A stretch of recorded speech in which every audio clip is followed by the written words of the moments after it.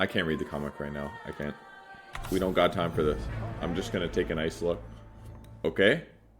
Looks nice. Look at all this stuff. This looks great. Anyways, where are we at? Where are the patch notes? And Crownfall Act 2. Let's click this because it's gonna have some text for us to read. Oh, dude, he's punching. Crownfall? Is that ability draft? Crownfall Act 2's fishing game is live. Woo! Massive new gameplay patch. Some new characters and some favorites. Okay, that's good. That's what we just read. We're good to go. Oh my god, it's small. Is that too small? That's pretty small. This text is small, guys. Alright, we're gonna do alright, look at this little bar here. We're just gonna do a quick scroll. We're not sleeping tonight. We're definitely not sleeping tonight. We're not sleeping tonight. It's just there's no fucking way. And I'm thinking I'm gonna have to go fast. I think I'm gonna have to go fast. I think there's no other way. Okay, so the website very shows stuff. The website shows stuff the in-game doesn't. Since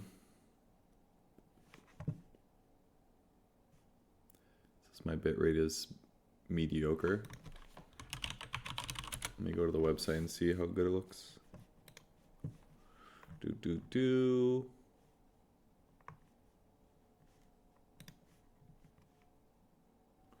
Yeah, it does look nicer. Alright, what I'm going to do is go over here. Add display capture. Thank you for the sub.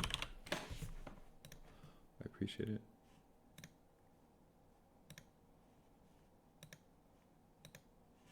Okay, and then I gotta go this down here. The gameplay update. Those were Necro 3s. Oh wait, no, those were just the leveled up one.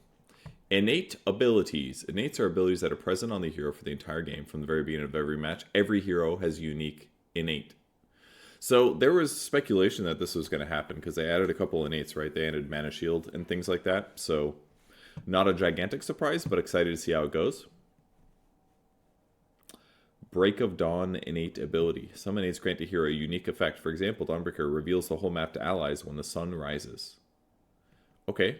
Just innate, just in there. So if you play Dawnbreaker, you get vision. Cool. Other innates change a hero's ability to have 5 levels and get a free ability point at level 1. For example, Kunkka's Tidebringer now starts at level 1 and can still be upgraded 4 more times like normal. So how is it innate? Oh, it has 5 levels. Oh, okay. He's used Tidebringer without skilling it. Okay. So it has 5 levels. So you could have Tidebringer at level 1, which does 10 damage. Or you could skill like this, Torrent. Okay, good to know. Interesting that they did this, but it's probably to make space on the skills. Free level. I mean, it's kind of a free level. It's only 10 damage, though. It's not bad. It's by all means not bad, but kind of cool. Hero Faces? Faces. Hero Faces. Facets are a hero customization choice that provide the ability to better align the playstyle of a hero with a specific match or player preference. Facets are specific to heroes. I'm going to be fucking deranged. Each hero has at least 2 facets, and every player can choose the facet they prefer during strategy time at the beginning of each match. What?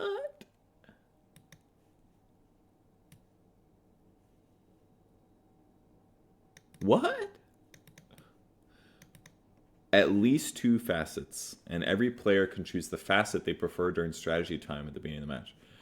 Can choose between adding AoE damage burst to poison attack or increasing defensive buffs while Viper remains and Nether Toxin. Wraith can choose between summoning skeletons or dealing additional curse damage when attacking. Curse cooldown heroes. Curse cooldown creeps. Interesting. Curses units that spec Wraith King attacks, dealing a flat amount of damage and a percentage of the attack damage again after a delay. Vampiric Spirit's lifesteal applies to the curse damage, and a unit cannot be cursed again for a short period of time. Okay. So it's basically like a way to pivot a hero. Obviously, this would be helpful. In some cases, it's going to make a hero better as a support or a core. In some cases, I'm sure. For example, Viper might want AoE damage burst if he's against some illusion hero, for example. If he wants to farm better, he's probably going to want AoE damage burst from poison attack. After poison attack stacks expire, enemies around the target take additional damage equal to 100% of the magic damage dealt by poison attack. So yeah, if you get this facet, you could attack one thing 4 times, let it expire. It would do an explosion based on how much damage was dealt. So it would allow you to farm basically without having to use another toxin. Or just give you like another source of magic damage. Or you could just clear jungle camps pretty easily. Maybe not easily. It'd probably still cost a lot of mana, but you could potentially jungle better as Viper, for example. The patch itself. This is now looks the same as the gameplay, so I'm going to minimize this probably and turn this off. Yeah, that looks right. Although the size is something that I could make bigger. Unfortunately, my webcam is going to block something here. Oops. Unless I put... I don't know, man. Should I put it down here?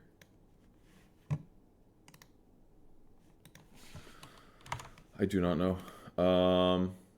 Press 11 to have more real estate. True, that helps. Thank you. We're just going to stick to this, I think. Okay. Innate abilities, we read this. Facets, we read. Other, strategy times extended by seconds for the weeks immediately after a number patch. Okay, I'm really into this. This is a really smart idea because people are going to need more time to figure things out, especially with the deciding the new abilities. You're going to need time and strategy time. Glyph no longer refreshes in the first tier 3 tower. This is needed because games are going too long right now. So giving an extra glyph when the first tier 3 tower is destroyed means that after you win like an early team fight, it's difficult to like take a really quick barracks.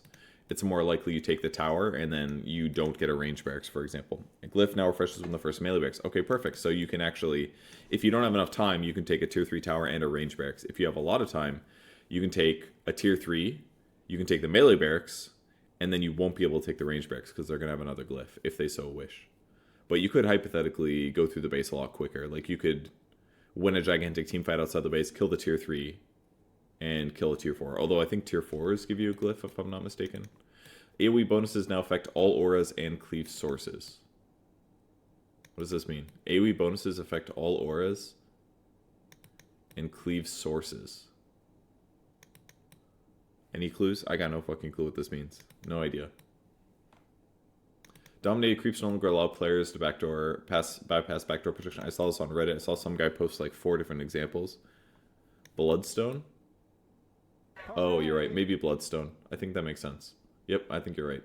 So it means that your Vlad Zora, for example, would be bigger, and cleave sources would be sources of AoE. I don't know if there are examples of this that are initially broken off the top of my head, but no Bloodstone buffs Vlad's. Bloodstone with Battle Fury increase. Oh, that's true. Yeah, Battle Fury.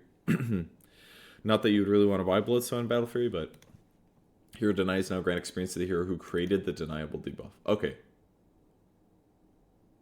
So, basically, if you deny a hero, it's basically a buff to Shadow Shaman and Quap, because those two abilities, Queen of Pain and Venomancer, because those two heroes are still deniable, and it's kind of annoying that it's like the only way to still get a kill. Another example is actually Dazzle right now.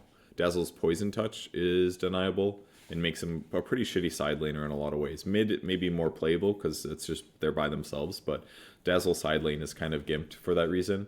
So at least now, if they do get denied, you don't get the gold, but at least you get the experience, which I think is fair.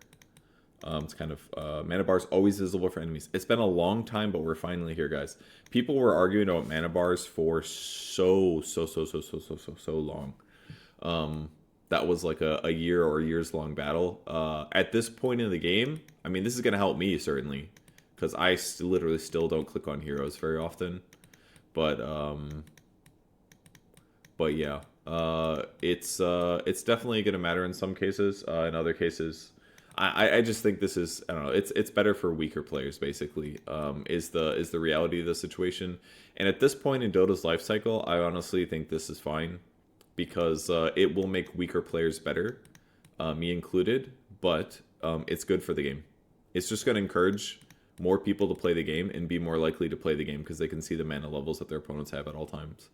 It lowers a little burden of entry, which is good for keeping the player base healthy. And I think at this point in Dota's life cycle, that is one of the most important things right now. Obviously, you don't want to completely sacrifice gameplay, but something like making visible mana bars, I think, is still fine. You know, it is very good for AM. Like, that will literally be a buff to AM. Bad for pump fake heroes. That is true. That is true. Pump fake heroes, it is a nerf. So it does take that set of buff of skill away, which is a bummer. But again, if this increases the player base by 1 or 2%, it's worth it. It's genuinely worth it. Fountain buff grants couriers haste movement. Okay, so couriers get out a little bit faster. If courier has no items, pressing the deliver courier button sends couriers back home. I do that shit all the time accidentally.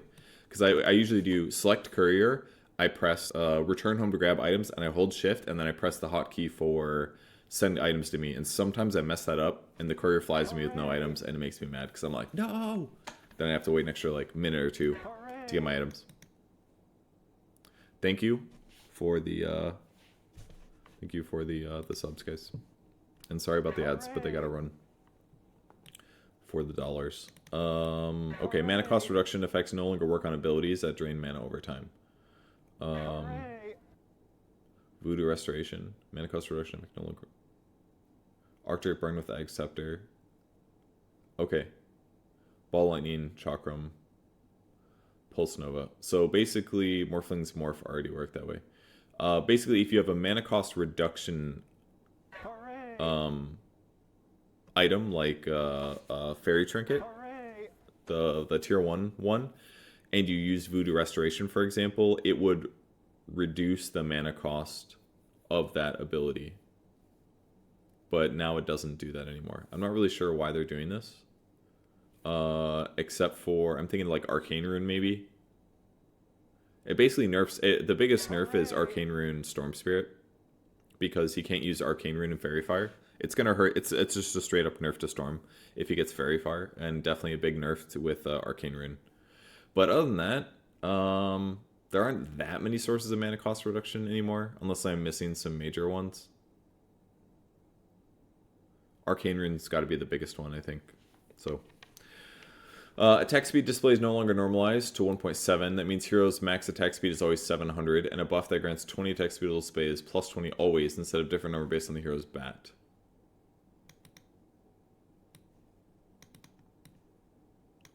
Okay, so this is basically going to make it look less confusing for players, but as mechanics nerds that we are, what we're going to know is that if somebody has a bad BAT, that this number is not going to be as good as we think it is. Players might be like, why does Doom have 700 attack speed, but he just attacks so much slower than Anti-Mage or Juggernaut? And the answer is because his BAT is different. But this is probably better because an average player is going to be just maybe more confused. I think the attack speed buff or icon is something that I need to pay more attention to because there is valuable information here. Sometimes I need to look at this number more often when I'm playing. I don't often do it. I almost never do. I do it occasionally, but not very often. But could be helpful. Spellcast range now always listed with the new icon, which is located near mana costs and cooldown. Does that mean it shows in the icon? In that little thing? I'm not sure. Holding Alt displays the vision range of all watchers in the map. Cool. Experience gained from abilities and Wisdom Rune will now show up separately in the post-game XP breakdown for Dota Plus users. Okay. Add a levels width parameter for ability description. Show which ability needs to be upgraded to level this one. This must be a passive related thing. Ability tooltips. Show icons. I wonder if we should read all of these or just move on.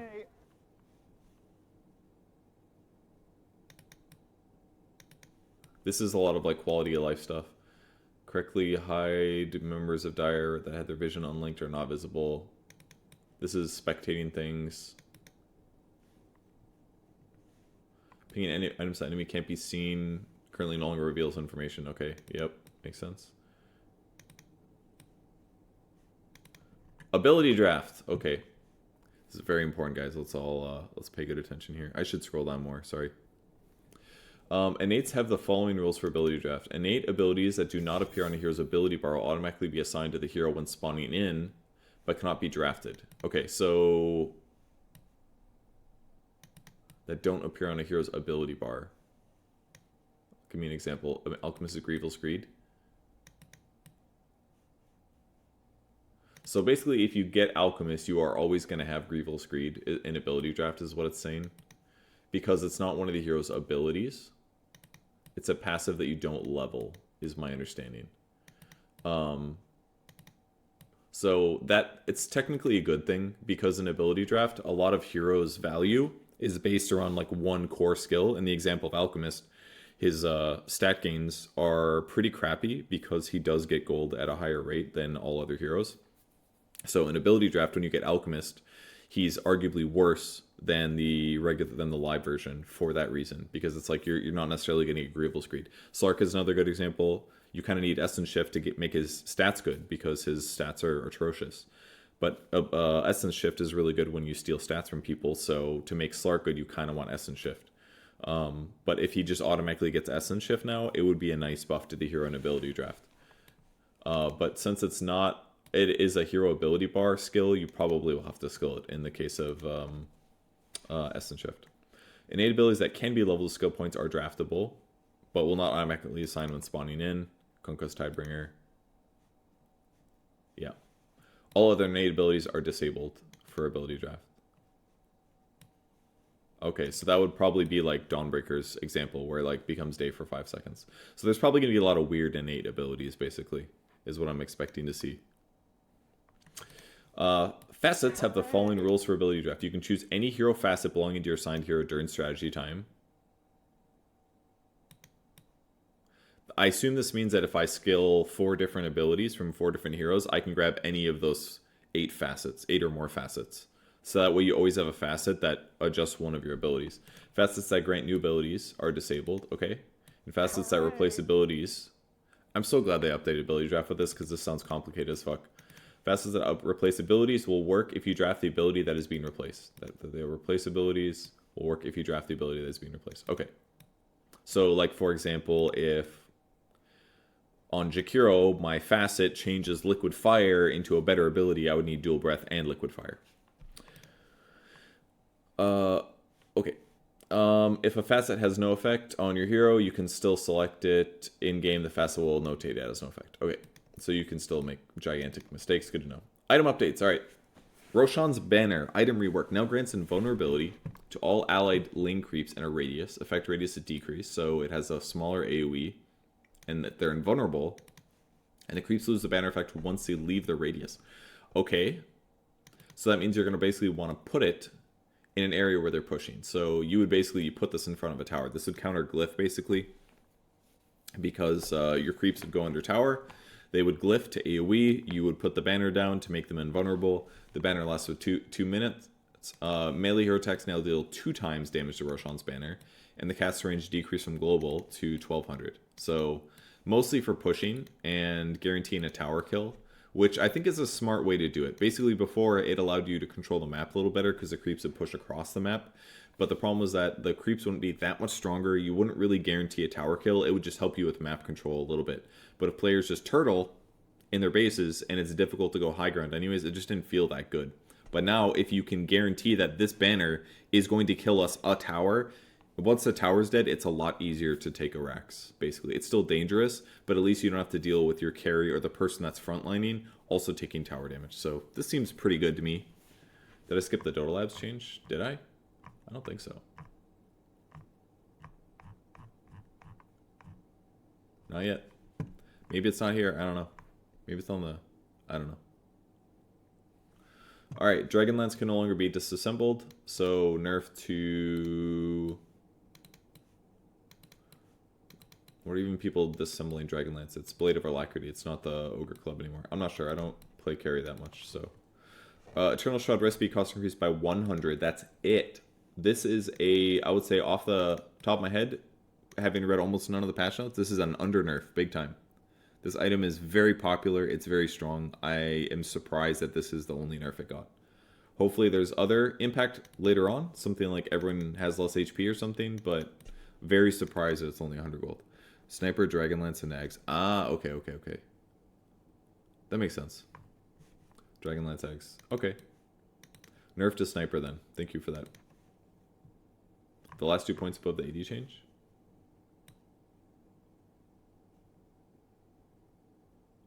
Are these the last 2 points? What are you talking about? I read these. Above? Oh, I'm sorry. Oh, thank you. New Dota Labs feature. Sorry, I was speed reading through all this shit. New Dota Labs feature dynamic health bar focus. The health bar of any hovered unit will always draw on top of other health bars. What does that mean? The health bar of any hovered unit will always draw on top of other health bars. Does that just make it easier to click on heroes? Added the ability to type in a hero name to jump. It's probably so you can better see creeps that you're last hitting, is my guess. Like the one that you're about to last hit, sometimes other health bars go over it and you have to estimate. Like a hero or something is probably what it is. Body block to hide HP. Oh, okay. Persistent range alt. When right-clicking on either your experience indicator, attack, range indicator, or ability item, the game will draw a persistent range indicator in the world for it. So basically you can like click this on your hero to leave your cast indicator up. That'll stay a ring on you while you can click the ground. Usually when I do it is I right click the ground and I hover my mouse over my ability to see what my range is, and then I move my mouse off, which makes the AoE indicator go away, and then I cast my spell. But now it looks like you can basically right click it and it's just there. And until you attack cast or your AoE range changes. Lowers skill ceiling for dagger? I mean, yeah, but not by like a gigantic amount. That one doesn't bother me that much. Again, if this increases the player base by 0.25%, that's great. That's great. Pros are pretty good about not short blinking these days, you know? Orchid Malevolence, fixed status resistance, sometimes eliminating soul burns damage. Very good. And same for Bloodthorn, totally fine. Just a use case where the item was bugged and shouldn't have been. Maelstrom chain lightning damage nerfed by 10. Pretty popular item, especially Gleipnirs. It's not as popular in carries anymore, but at the start of this tournament and the end of the previous one, Gleipnir was pretty popular. But it's fallen off a little bit. People are just buying Deso instead. Octarine Core getting nerfed. Relatively popular items. Some cores buy it late game. Sange, recipe cost increase. Total cost up. No longer provides status resistance at all. Wow. Okay. Doom is buffed. But it does provide slow resistance, which can be good. This is one of the first items you can buy that provides slow resistance. Previously, it was just like there was a couple neutral items, 1 or 2 neutral items that gave slow resistance. That axe that gives you 35 attack speed, Vindicator's axe, I think. That one gave you slow resistance. Sven ulti gave you slow resistance, but they're just Gyro's rocket barrage gave you slow resistance, but there weren't a lot of cases of slow resistance.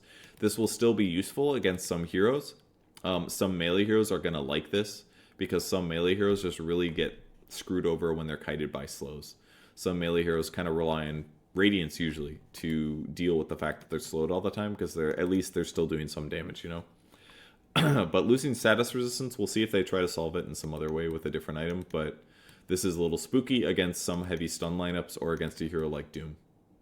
And Sange and Yasha is sometimes bought right now, but it's not super common. So a little change I think is probably fine, but we'll see how it impacts stuff. Yasha also going up in cost. And Kaya also going up in cost. Kaya, I mean, raising the cost of these I think is fine though. Manta is still very common as an item. Sange and Halberd is a little bit more popular right now. Sange is the least popular of these three, I would say. Because Yasha into Manta is so common, and Kaya is just such a good mana regen item, giving 50% mana regen increase. Heaven's Halberd. Recipe cost decrease, this makes sense because this item is the weakest of the upgrades. So keeping the cost the same is fine. This no longer provides status resistance, and it does provide slow resistance. So, do I have this correct, that Sange was giving 20 status resistance, but if you make a halberd, it gives less status resistance? Was it really like that? That seems kind of goofy. Manta style total cost increase, totally fine. Item is very strong. It's great on universal heroes, and it's very good on agility heroes. It's very, people buy it on strength heroes. Up the cost, that's fine. Meteor hammer recipe cost by 100. Total cost unchanged. I could have seen them definitely buff this item more than this, because this item is not popular at all. I haven't seen somebody buy it in a while. I think I heard that somebody bought it recently, but there's very, very few use cases for purchasing this item right now, because it is a Kaya into a meteor hammer. So it's just like, and it doesn't give you HP regen anymore, I think. So it's just you can't like build it as a laning stage thing. It's like, why would you buy Kaya into meteor hammer? Most supports can't afford it, for example. Maybe there's some core cases, but like almost always you're better off just buying like a right click item, for example, and killing a tower that way, you know. All right, Sange Yasha, 25% slow resistance, which is pretty high, frankly. There's probably some cases where this could be worthwhile, but up 200 gold extra is kind of a lot. Yasha Kaya, cast speed bonus. Okay, this is cool. This item has basically been unpurchased with a couple exceptions in all of Dota 2's history since it got put in. It's just not popular, but a cast speed bonus for some heroes is pretty legitimate. I'm thinking like Lina, Shadow Fiend is another obvious one. Yasha and Kaya, kind of cool. Makes his ulti come out a little faster. It's not going to be a lot faster, but Zeus, yeah, it's going to be good for Zeus for sure. Especially because he's attacking. The downside is that Zeus is probably always going to want to buy a Manta, though, because of the lightning hands that you get from the illusions. So maybe not Zeus, but maybe Zeus, because the cast speed is still nice. But yeah, if you're spending a lot of time casting in the back of a team fight, this could be good. Jakiro, guys. Ice Path, just going to fly out there. Nah, you won't buy it on him. But there's probably some casters that right-click a little bit where this could be valuable, but it's probably still going to be kind of few heroes. Maybe a hero like Leshrac, I could see it for sure. Considering there's no status resistance anymore, just slow resistance.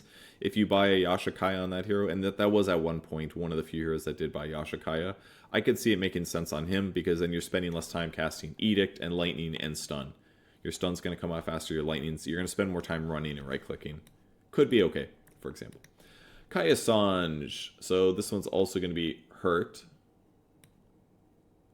Oh, but buffed. So this is just the best sword pair now, right? Doesn't give you status resistance, but you get slow resistance, and importantly, you get mana cost, mana loss reduction. How is this not just like the best sword by far? 25% is a gigantic number. It's not going to work on some of those abusive abilities, of course, like the Pulse Nova and the Ball Lightning and the, you know, Voodoo Heal, but 25% mana cost, mana loss reduction, while it also increases the mana regen you get, that seems broken. Isn't that just broken?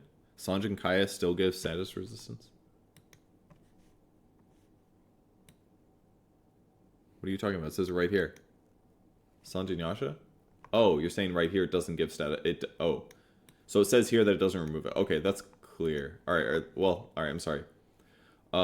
They shouldn't have had to list it because it said it didn't get removed. It got removed. So basically the status resistance got removed from Sange, but it didn't get removed from Sange Yasha. Okay, so it still gives status resistance and it gives slow resistance, which I think is frankly just a nice buff that helps offset the cost loss, especially because Sange Yasha is less popular.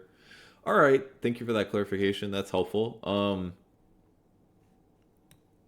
Kaya Sange no longer providing status resistance is probably fine and fair. The fact that it also gives this is just solid to help make up for that. So that's basically what it's about. It's still going to be a good item on a lot of spellcasters. It's just not also... I think that's basically the issue before that made Kaya Sange so good. It gave you HP, it gave you HP regen, it gave you status resistance, it gave you lots of mana, and it gave you spell amp. It's like all the things that any like nuking, tanky, want to initiate spellcaster hero wanted. And now it's like, it's more of a mana item. So it's going to be less incentivized to buy it if you are worried about being disabled. But the upside is that it's going to make your mana just straight up go farther. So it's probably still good on Storm.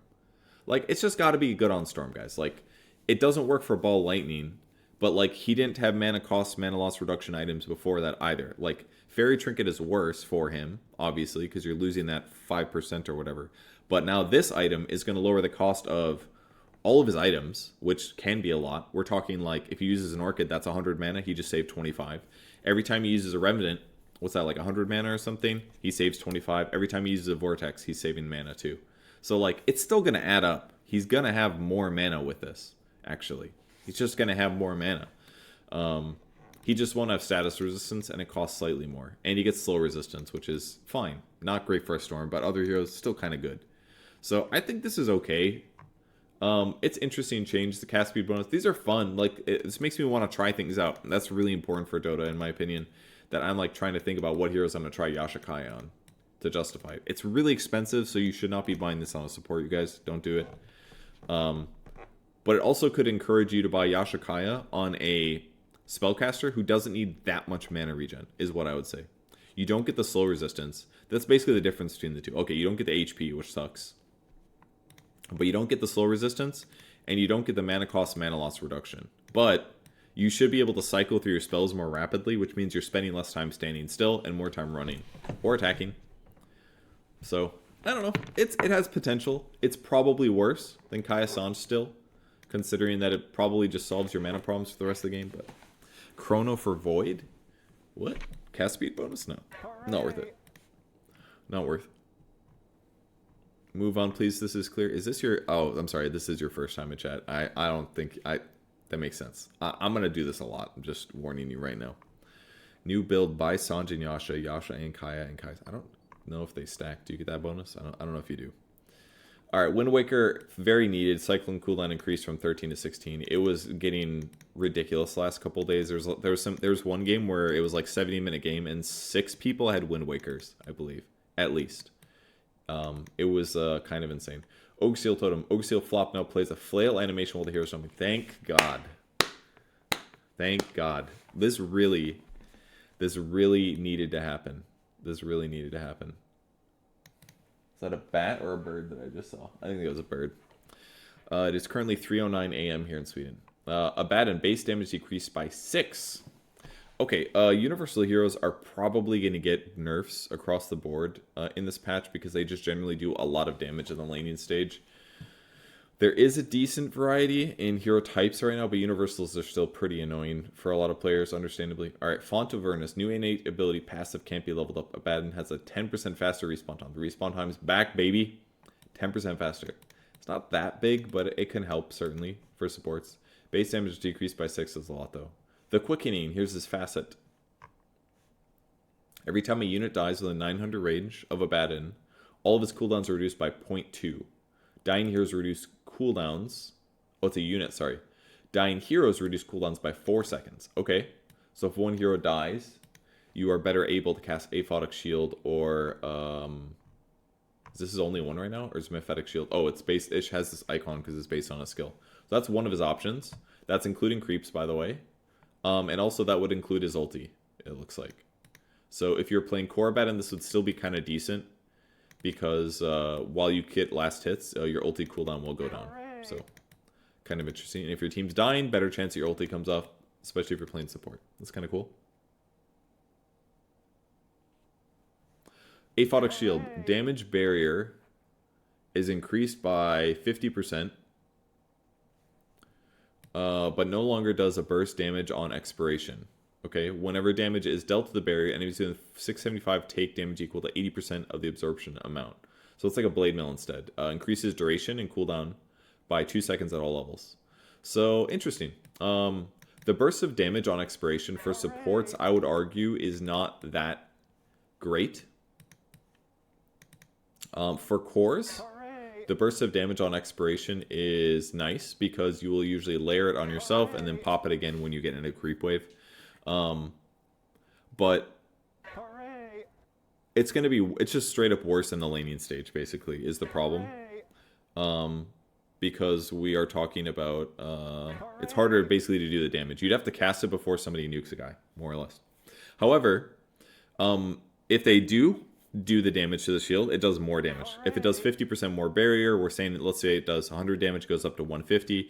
80% of that is 10% times 2, so that's 30 less, so it's 120. So it does, basically has 20% more reflection if you get this talent than it would otherwise. However, the duration and cooldown are increased by 2 seconds, which is kind of a lot, because I think level 4 Aphotic Shield has 6-second cooldown, so going from 6 to 8 is kind of a lot. But if it lasts longer and it blocks a little bit more, it's kind of good. And also, yeah, I guess it's the same. It still just does an AoE. So it's going to be worse for last hitting too, because it's going to be based on the damage, not just a solid explosion. So worse for last hitting. I don't know if people are going to take this. This looks a little bit weak to me, but I guess they're just, you have to take one of them, right? So can you delay the facet? I don't believe so. I think you have to pick it in the strategy time at the start of the game. So you have to make the decision at the start. I would say as a support, you're probably getting Aphotic Shield, you're the Mephetic Shroud, and if you're worried about that, then you just stick, especially if you're playing to Dispel, then you would probably not get Mephetic Shroud because you want the cooldown as low as possible, and thus you would get the Quickening, which would lower your cooldowns. You're definitely going to have faster Aphotic Shields on the left with the Quickening. Abilities. Curse of Overness no longer silences the target or as an attack counter. Now the full effect is applied on the first attack. Each hit resets the duration. Bonus attack speed much decreased. Movement scale movement slow rescaled. So it's just like an Orb of Venom kind of, and the damage per second just ticks, and the duration is lower. So Ag Shard no longer proves slow. So it's basically like an Orb of Venom, like a strong Orb of Venom. Basically, it gives you attack speed increase. It slows them. And it does damage. So getting Orb of Venom with this is pretty fine. This is probably why his damage got reduced by 6, because it's just better. Because with 1 skill point, you deal 20 damage. So Abaddon might be a worse core because of this, because his base damage is just lower. But he's going to certainly be a better support, especially if you want to harass with Curse of Awareness. But I believe you have bad armor early game, so this might be a little bit problematic. 10 talent nerfed. Avernus DPS nerfed because this is the one that just applies no matter what. It's arguably better for a Manta because you could just spread the illusions out in a fight, put them on like different heroes, and you'd be applying that damage. But way worse for like you killing just one guy quickly because you're not going to stack the buff, I don't think. And then curse attacks are required to replace with 80 bonus attack speed. And so yeah, and then you can think of this as just an attack speed. He might work better as a carry because you can better jungle with this. You just walk into the jungle and you hit like one creep, hit the next creep, hit the next creep. You might get attack speed increase for all of them, but at the very least you're doing 40 damage per second. So you could hypothetically jungle with this pretty quick. Alchemist base attack speed up by 10. Innate Grieval's Greed. Seed Money. So as predicted, he's the one that starts with 250 bonus gold. This is one of the things that was... and this is one of his facets, actually. So you could just choose to do this. Mixologist Chemical Rage now decreases Berserk Potion cooldown by 50%. And Unstable Concoction by 30% for the duration of Chemical Rage. So Unstable Concoctions, you're stun. Cooldown's around 10-ish, like 12 or something. And Berserk Potion cooldown is not often purchased, but... I don't know. I don't know if people are going to get this one. 250 bonus gold can be a lot. I mean, if you're talking 850, that basically means you get to go to lane with, like, boots regen if you really want it. For support, that looks pretty good to me. You could play support, get seed money, start with like boots or venom. It's kind of weird, but you could with stun. Like, seems like but in the same vein, if you're playing support and you have Berserk Potion cooldown by 50% during team fights, that's pretty sick too. You could throw those out like 2 or 3 or something. Or just lowering the stun cooldown. Like, both of these could be viable. It definitely makes support Alchemist better, both of these. Core Alchemist, better. You know, getting a faster bracer means more last hitting. You're guaranteed to have like Quelling Blade plus lots of stats plus regens. So, Corrosive Weapon, you no longer reduces status resistance. Now reduces base attack damage. Okay, that makes them a lot more interesting. Stats are no longer multiplied during Chemical Rage. Yeah, because it was stronger while doing Chemical Rage and hitting people. Lowering base damage means that he's going to be good in some matchups. He'll be good against heroes like Terrorblade or Morphling if he's hitting them, for example. So that's kind of cool. The status resistance reduction was kind of mediocre at times. It still does slow people's movement speed, by the way. So yeah, against some cores, this is going to make you better at fighting them to the death. Because I think you get up to like 7 to 11 stacks or something. So if you're reducing somebody's base attack damage by like 60%, they're just not doing much. And then a little base health regen. I don't see people getting this in the laning stage, most likely. I can't remember how many seconds that corrosive weaponry lasts for, but it's still probably not worth getting this. But maybe if you're doing seed money and doing like boots, orb of venom, corrosive level 1 or corrosive level 2 probably, because you're probably going to want stun level 1. I could see this maybe working where you run people down and hit them with corrosive weaponry. It's not going to get a lot of stacks, I don't think. Again, I don't remember exactly how it works since nobody skills this until later. But they're basically trying to make this valuable to skill early, and this would be one way to potentially do that. Ancient Apparition, Death Rhyme, new innate ability. Oh, this is the innate. Passive, can't be leveled. Abilities now apply frost stacks that deal 10 damage per second and 1.5% movement slow for each stack on the enemy. 10 damage per second. Okay. Each stack of Death Rhyme also reduces target's strength by up to 1.25. Is this with 4 stacks? Is that how it works? Improves with Ice Blast level? What?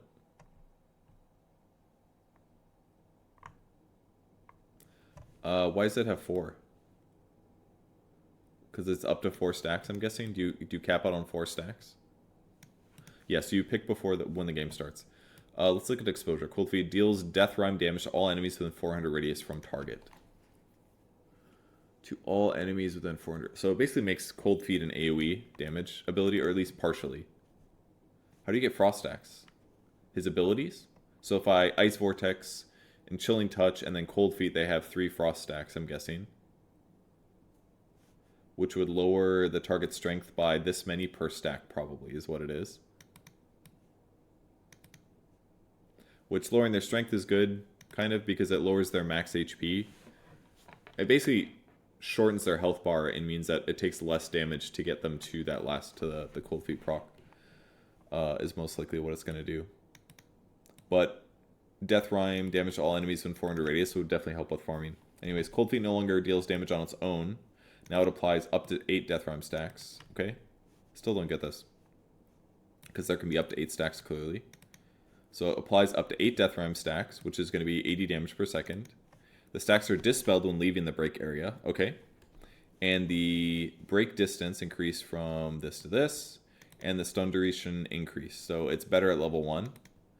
The break distance is higher, and now it applies a slow. So this is going to be, it's a shit slow. It's 3% at level 1. So it's a 3% slow, but up here is 8, it's 12% slow. So Cold Feet 12% slow, the radius is bigger, the stun duration is better early, and hypothetically this would be, level 1 would be, if you get this talent, this would be 20 damage in an AoE. So it would deal, it's actually the same. So basically, whatever damage you're dealing in Cold Feet, you're doing over here, because the Death Rhyme stacks are the same. So basically, if you get Cold Feet, you have an AoE Cold Feet, which is pretty sick, actually. It won't stun them, but it'll deal the damage at least. So yeah, 80 damage per second, lasts for like 4 seconds. It's pretty good damage. 80, 160, 320. So Cold Feet is 320 AoE damage. Could make core AA way more viable because you actually have, not that you're going to do much because you're squishy, but you know, more viable. And again, this one, does it start at 0.5 and then with Ice Blast it becomes this, and then level 2 Ice Blast is this, and level 3 this is my guess. So if you have 10, if you have 8 Death Rhyme stacks, or let's say you have 10, that's 10 less strength. That's pretty big. Starts at 0. Okay. Can we get 8 more people to write yes in chat, please? If you hit them with a Cold Feet Ice Vortex ult, it's like 14 Death Rhymes. Okay, it's good to know. It basically helps you with solo killing, Bone Chill, or Cold Feet for AoE. That's awesome nose. That's not cool. Ice Vortex no longer deals damage or slows movement speed on its own. Now applies up to 4 Death Rhyme stacks to targets in its area of effect. Stacks are dispelled when leaving the AoE. Okay. 4 Death Rhyme stacks is not that much. It's a 12%, sorry. 6% slow. 6% slow here, 12% there. 2 Death Rhyme stacks for Chilling Touch. Still does 100% movement slow. Bonus damage decreased a little bit because it does 2 Death Rhyme stacks, which again is 20 damage per second for 4 seconds. That's kind of a lot. Just seems good. Especially if you get Death Rhyme, a Chilling Touch build looks way better. It's a cool way to diversify the heroes again. It's basically like we have new talents. Like Facets are basically talents that you pick at the start of the game to adjust your build. God, it's gonna kill every guide in the game.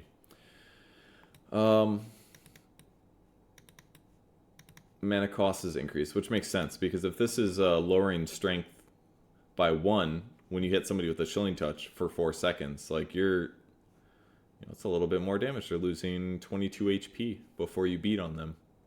So, seems pretty good. Even just doing like Cold Feet and Chilling Touch at level 1 and level 3 just looks way better for killing somebody because you're gonna drop their HP by like 2 strength or something, which is kind of cool at level 2. At level 3, strength and half, or 3 strength. No longer deals damage over time on its own. Applies 2 Death Rhyme stack for the duration of the debuff. Oh, that's it? Really? Interesting. So it's going to do way less damage. This basically means that like Ice Blasting across the map is just not nearly the same. Because 2 Death Rhyme is not much. It's 20 damage. So this part is really underwhelming. And it's going to hurt A's ability to contribute from long distances. But, let's take a look at the talents quick. 40 damage per second replaced with +2 Cold Feet Death Rhyme. And Cold Feet AoE replaced with +50 Death Rhyme slow damage. Okay, so it just makes it a better single target ability because AoE Cold Feet hypothetically happens here, just not for the stun. So basically, Ice Blast does not do very good damage. It doesn't do damage over time. It still does burst damage probably, but it just lost its damage over time. So it still does a chunk of damage, but it doesn't like tick for like 12 seconds anymore, except for this. But this only ticks for how many seconds? How long do these last for? Does it say? Just says 10 damage per second. It doesn't quite say. But this basically encourages you to battle a little bit more on A, which I'm into. I'm into that. Duration of the blast. Alright. Oh, because Cold Feet is based on when they leave the break area, right? These stacks are dispelled when they leave the area. These stacks are dispelled when they leave the area. Okay, and these ones last for 4 seconds. Okay, that makes sense. Okay, good to know. Anti-Mage. He's got Mana Break innate. Passive can be leveled up with skill points. At level 1, it burns 16 and 0.8%. So you will always have Mana Burn on Anti-Mage, which is annoying. No longer slows the target on full drain by default. Okay, so it must be one of these. Mage Bane's Mirror. Counterspell reflects spells when activated. Counterspell ally reflects spells when activated. So this would give you the ability to reflect an allied spell. Counterspell. Counterspell. Mana Thirst. Grants bonus attack damage when an enemy hero within 2,500 range has less than 6% mana, increasing as their mana depleted further. So it's like a Bloodseeker, but for mana. Up to a maximum of 20 to 70 bonus attack damage at 15% mana. In which case, he gains Vision and True Sight out of the hero. So it's Bloodseeker for mana. Okay. Some bonus attack damage.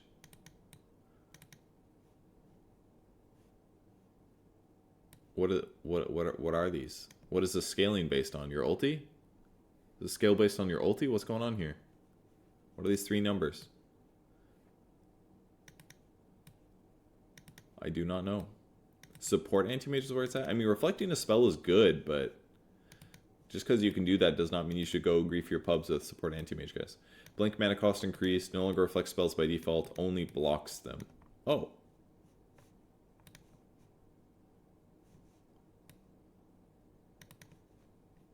Oh, okay. So base counterspell will just block a spell, like a Lincoln's. If you get Mage Bane's armor, then you can reflect. And reflect an ally. And it looks like you just always get counterspell ally. If you get this. Well, or no, maybe this is just the shard one, right? So if you buy shard, this is what this does.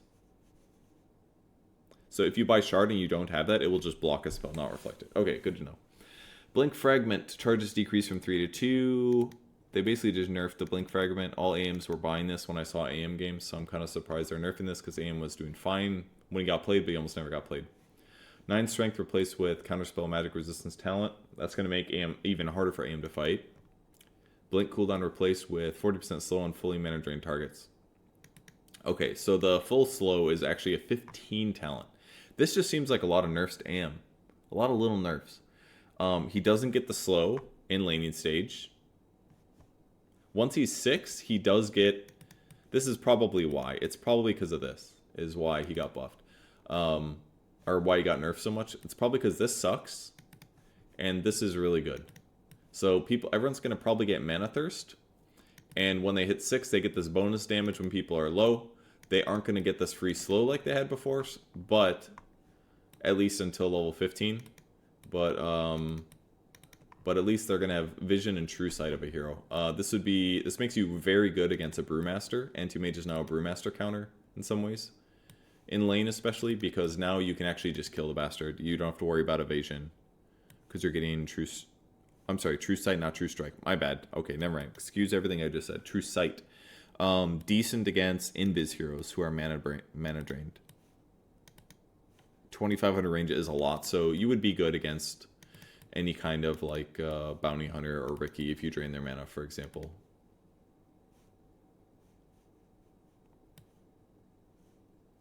If they're below 60% mana, that just seems really good. Really good against those invis heroes. Okay. And then magic resistance counterspell talent replaced with blink cast range. Okay. Arc Warden ability effects no longer depend on the side Arc Warden plays for. Thank God. That was confusing and weird. Runic Confusion. Upon activating any rune, gain the regen buff for 4 seconds. Cool. Any rune. Bounty runes and stuff. This isn't a huge amount of heal. I think it's only like 10-ish%, but still nice. Duration reduced by 34%. Oh, never mind. Just weaker for bounty or water, but still, it's still going to give you some extra regen. Makes him a better mid-hero without a doubt. Alright, Order. Arc Warden and Tempest Double have their respective ability effects, and Arc Warden and Tempest Double have their ability effects swapped. Okay, so basically what this allows you to do is it basically says like,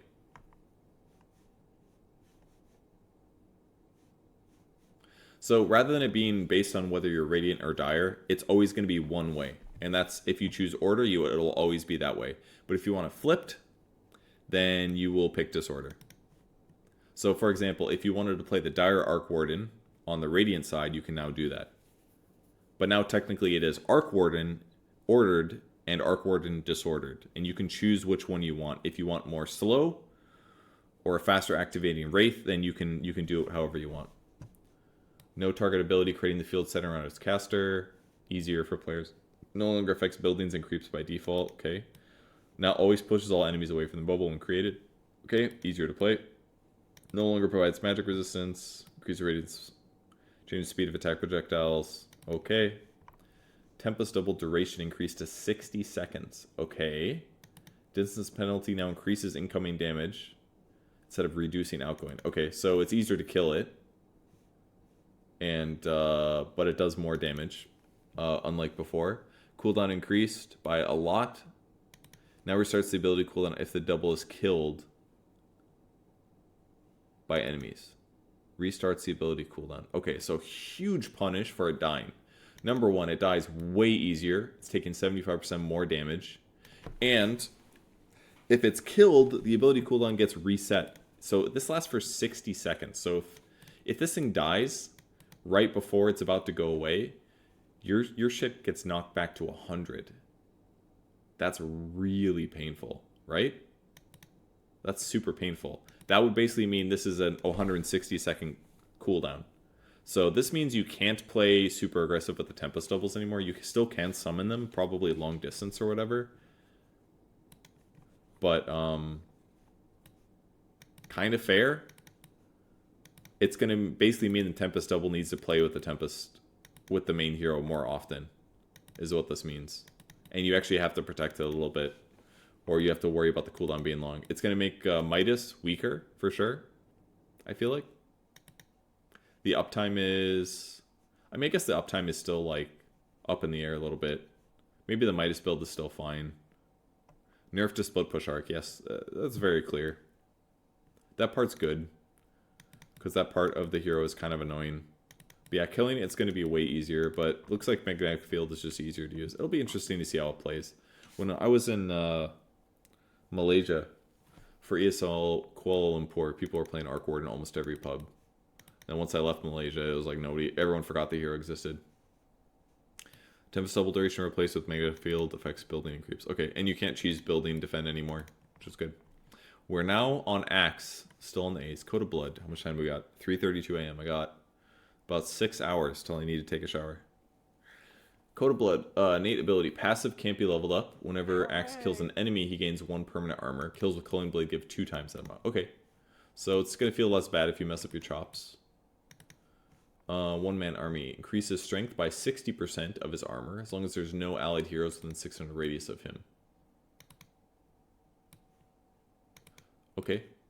Makes sense. Effects linger for 5 seconds after the ally walks in range. Okay.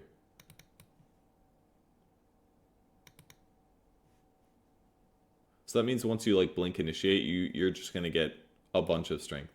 This seems kind of broken, kind of. Like if you're literally by yourself all the time, you're just getting... I mean, it's not that much, I guess. If you get a kill, you're getting 0.6 strength, which is like 12 HP or something. 14 HP. It's not that much. It's not that incredibly high.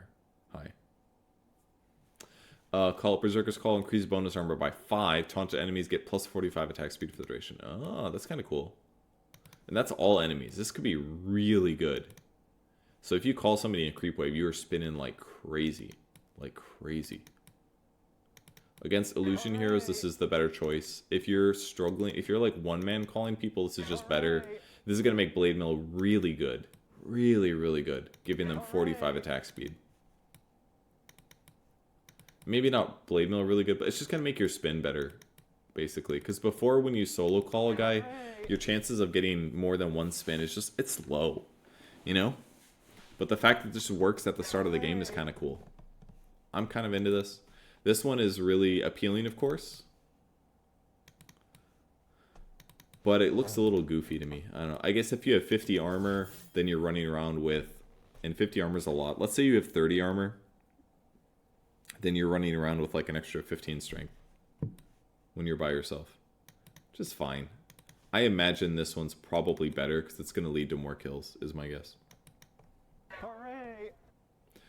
Alright, Berserker's Call armor is worse. Ag's Scepter upgrade move to Ag's Shard. Still applies Battle Hunger to all affected units, but it doesn't reduce cooldown anymore. That seems really good. Now applies immediately after applying. And every half second ever.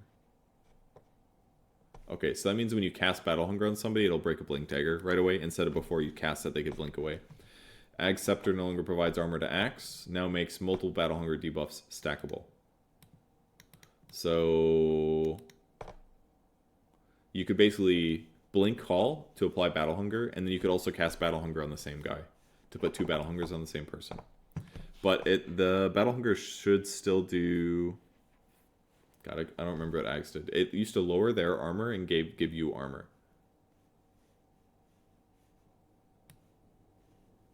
But it doesn't reduce the cooldown anymore. Did it lower the cooldown of Battle Hunger? I can't remember. Ag's Shard upgrade move to Ag's Scepter. Damage reduction per stack increased from 15 to 20. So that's the spin one that would reduce their damage when it affects them a bunch. Max stacks decrease from 6 to 5. So it's easier to cap out the damage reduction that they're dealing to you. And Ag's Scepter now allows counter Helix counter to decrease when Axe attacks. Ah, this is that old shard, right? Hooray! It's kind of cool. Thank you for the sub, everyone. Axe carry viable again. Bonus armor on kills move to innate ability. +1 bonus armor for Culling Blade replaced with +12 Berserker's Call armor. It's probably fair, considering you should just have more armor now. It's going to be a lot better for weak players. Is Axe carry really better? You'd have to buy an Ag's Scepter now, which is much more expensive than a shard. I don't necessarily think that this is just going to be better. It's probably better. I'm kind of confused on the Ag's Scepter, though. I'm gonna open it in game, I think.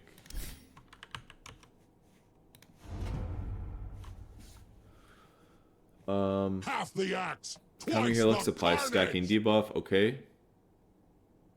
And then Ag Shard, Berserker's Call applies Battle Hunger to affected units.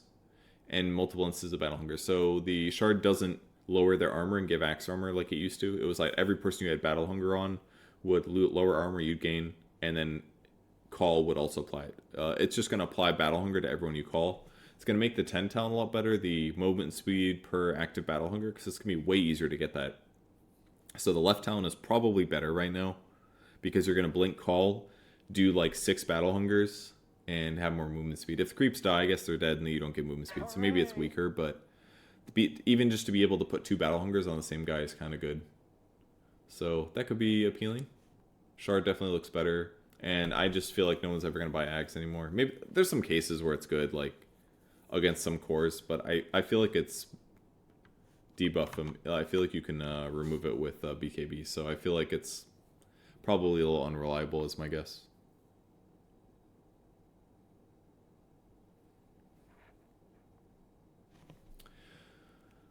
Okay, where are we at? Bane. Strength gain increased from 2.5 to 2.7. I think you're right about the reading from the bottom thing. I should go up here. Strength gain increased from 2.5 to 2.7. Agility gaining... Wait, then I have to move the alert box. There we go. Ah! I hate doing this. Everywhere here. Danger zone. Alright, his stats are up. Bane is pretty popular, by the way, so we'll see if he's very changed. Ichor of Nektasha. Bane's attribute gains are always evenly distributed across all 3 attributes. Okay. So does that mean if you buy an only int item, that it's spread out through all of his attributes? I think that's what that means. Kind of cool. Makes Gleipnir good on the hero. No joke. It actually makes Gleipnir a good item. Gleipnir and Scythe of Eyes and Meteor Hammer are quite good. It also means you could buy any of the Sanj Yashas or Sanj Kayas that you want, and it's always going to give you the stats you want.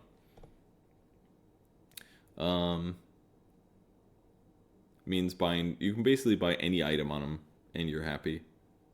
Kind of, because it'll give you even everything. Maybe that's not good in some cases, but like Dragonlance would probably give you everything. But yeah, getting tanky on Bane probably is doable. Although, if you want like a heart, it's kind of a bummer, right? 444 if you buy 12 strength or agility or int. Yeah, that makes sense. Still better to buy all stat items because you're going to get way more value than the individual. It isn't necessarily a good thing. It just means that in some cases, it's better off for you. Pretty much. Means power treads on Bane are like kind of bad, I would argue. Because no matter what they're on, they're the same. They're actually the same for all of them on Bane. Okay. Nightmare. Bane gains attack speed when attacking nightmare units. Okay. And then Nightmare is a vector target ability. Affected unit starts unobstructed movement in the chosen direction at 75 speed. If the effect is passed by attacking, the newly affected unit also move. Okay. So you can use Nightmare to force a hero to move the wrong direction, which is kind of cool. And Nightmare no longer grants bonus attack speed by default. So this is kind of the nerf to the hero, right? He got stat bonuses, but this is now one of his facets that he has to take. I would assume that pros will take Nightmare, personally. This, or Sleepwalk, sorry. Dreamstalker is pretty good because pros do use Nightmare to get some extra hits in the laning stage, but I feel like after the laning stage, that this facet is just not good. So I would assume that pros will go Sleepwalk, because this could be... I mean, if Nightmare still lasts for 8 seconds, it doesn't look like they nerfed it. The duration was abnormally high. I thought they would reduce it. If this still works and they can get somebody to run the wrong direction for like 5 seconds, that's kind of good, because we're talking like 150, 300. It's like 375 units for 5 seconds. So you can definitely get somebody a little bit more out of position. It could matter, especially when going high ground. I could see this being better, but pro players will probably just break it with illusions or something, or summons. So Not huge buffs, if any to the hero, but we'll see how it changes. I just to quickly say, even though Bane has been picked decently by a lot of teams, not all teams, but some, they've been picking him consistently. I think it's okay to like slightly buff some of these heroes because these are like pretty big changes, and you just don't know what's gonna fucking happen afterwards. Honestly, just want to point out it's getting light out in Sweden, 3:42 a.m. You just don't really know what's going to happen. These are going to change the game in a moderate way, I think. And it'll take a little time to figure out what's good. So this will make things weird. Alright, Bat Rider, Smoldering Resin. New innate ability. Passive can't be leveled up. Its attacks apply a debuff that deals 15% of the attack damage every 1 second for 2 seconds. Every 1 second for 2 seconds. Damage over time pierces damage block. Okay. So it's dealing 30% damage bonus with your fire attack over the course of 2 seconds. So it's effectively a 15% damage increase. It makes right-clicking better. It's a 15% damage increase per second. So if you attack once every 2 seconds, it's better. It's a 30% damage increase. But once your attack speed goes higher, the damage goes down a little bit. But it should make your laning better. And then if this stacks with Napalm, then it's really good. Because it basically means that a napalm stack doesn't just increase your damage by 5 or something. It would increase it by like 15. Because it would be 3 sources of damage. So stoked.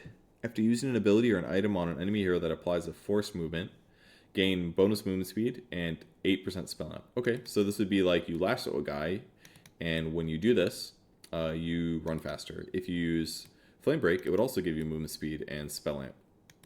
Doesn't stack, so this would be either Flame Break or your ulti, but it would certainly work in the laning stage because it's hard not to get stoked in the laning stage. Napalm makes it apply to buildings, dealing 25% damage. Okay, so won't necessarily siege the buildings with just the napalm damage, but it would potentially help you be a right clicker. Both of these make, especially this one, would make Shard a lot better. This would make Shard a lot better too. Maybe this is what they're trying to do. Damage per stack increased by a little bit. Damage to creeps decreased by a lot. 20%. Interesting. Creep penalty now also applies to application damage. Okay, so last hitting with it's going to basically be impossible. So we're talking 4 damage. Flame Break speed increased. Damage per second is down. And the lasso damage is up by a lot. Probably because attacking seems to be a big part of your dealing damage now. So because the attack damage is better, they had to lower the damage to creeps because it was going to be too good. You would just be able to wreck creeps too quickly. Because if you did probably like 2 napalms on a creep and attacked it, you would do 3 sources of damage, which would be way too high. So they had to really tank it down. So if I have this, it's doing 1 damage per instance to creeps, which is really bad. So a napalm on a creep is a 1 damage increase. Is that really it? Against heroes, it's 5, but against creeps, it's 1 plus 2, 1 twice. So I guess with the burn, it's doing up to 3 damage, but it's tick. That seems kind of bad. 1 damage isn't nothing. It's 1. That's true. It's really close to nothing though. I mean, if you get 2 stacks, it's good. If you get a level 2 and then you stack it, it's 4 damage. But seems kind of goofy. But against heroes, it's just way better. This just seems like a trading buff to Bat Rider to me. However, if they get a stick, they're going to offset it a bit. But if you do like 2 stacks of napalm, that's 10 damage. So your attack does 10 more. And then the 15% of their attack damage, which is going to be like, what? 9 damage for 2 seconds. That's going to be an extra 30. 9 plus 10. Times 2, 40 damage. So that part seems good. Napalm right-clicking seems good. I don't know. This just seems like it's going to be viable as a support. Like, your ability to harass just seems better. You don't have to use Firefly to get a kill necessarily. You still got blood grenades with Napalm. This just seems good. I feel like Bat support's going to be good. That's my first read. And then you definitely don't get this talent. You definitely get this one. So Bat now has debuff that does damage over time with his attack every 2 seconds. If he repositions somebody, he gets 10% movement speed and 8% spell amp. And Napalm is going to give him 3 sources of damage against heroes. Again, against creeps, it's way worse, for sure. He just does way worse against creeps. So maybe that's the issue. Maybe in your mid game, you just farm way slower and you can't kill those stacks as much. But in the lane, you're going to right-click better. And maybe this isn't a good trade-off. But Bane is a better laner, but he's going to be way worse at clearing creeps. Because the damage increase from Napalm on creeps is atrocious. So, okay, good and bad. Good and bad. But in lane, it should be really strong. Beastmaster base agi increased. Inner Beast is innate. 5 attack speed AoE, good to know. Wild Hunt, bonus attack speed from Inner Beast is increased. Per unit controlled by him. That is currently under the effect of Inner Beast. Up to 5 per unit. Okay. So if you have a boar, 2 boars, 2 hawks, that's 4. Helm of the Dominator, that's 5. That's 5 times 5, that's 25 attack speed. Okay. So when it's maxed out, you're talking 25 extra AoE attack speed. It's good. Inner Beast can be activated, increases attack speed. Okay, so this would be like a right-click option with Ags. Well, it's active, his attacks will apply Wild Axe debuffs to the current level. Ooh, it's really good. Okay, right-click Beastmaster is probably going to be semi-viable with Ags.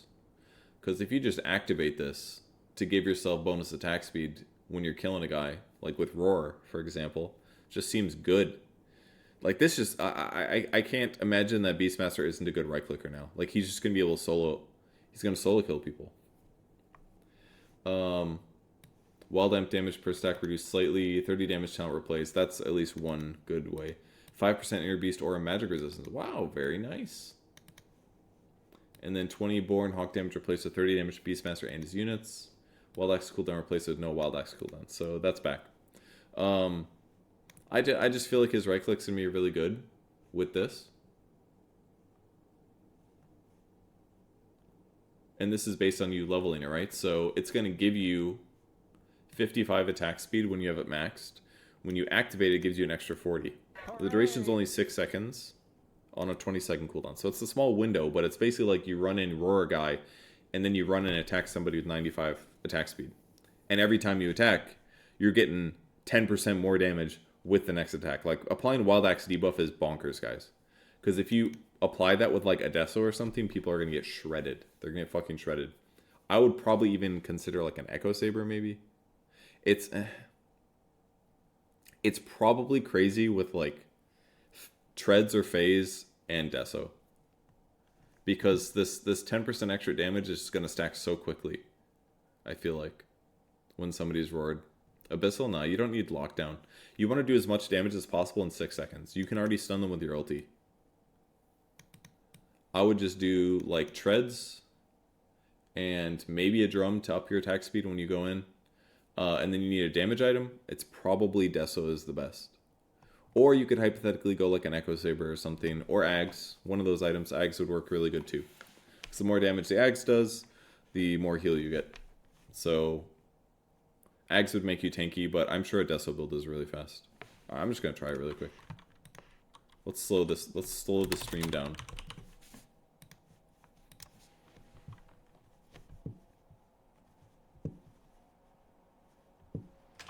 My beast and I hunt our prey. 12% damage per Prepare stack. for battle. 14% per stack. We'll say phase. We'll say wand. We're probably going to need some bracers because it's Dota 2. And then I'm going to do like a Deso or something. And then I want an enemy. On the trail. Rest is for the dead. Let's give him 2 bracers. The phase boots or something.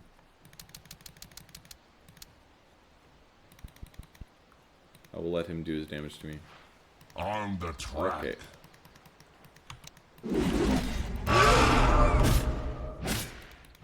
Oh. How do I choose? To battle. How do I choose this? Anybody know? Top left. Oh.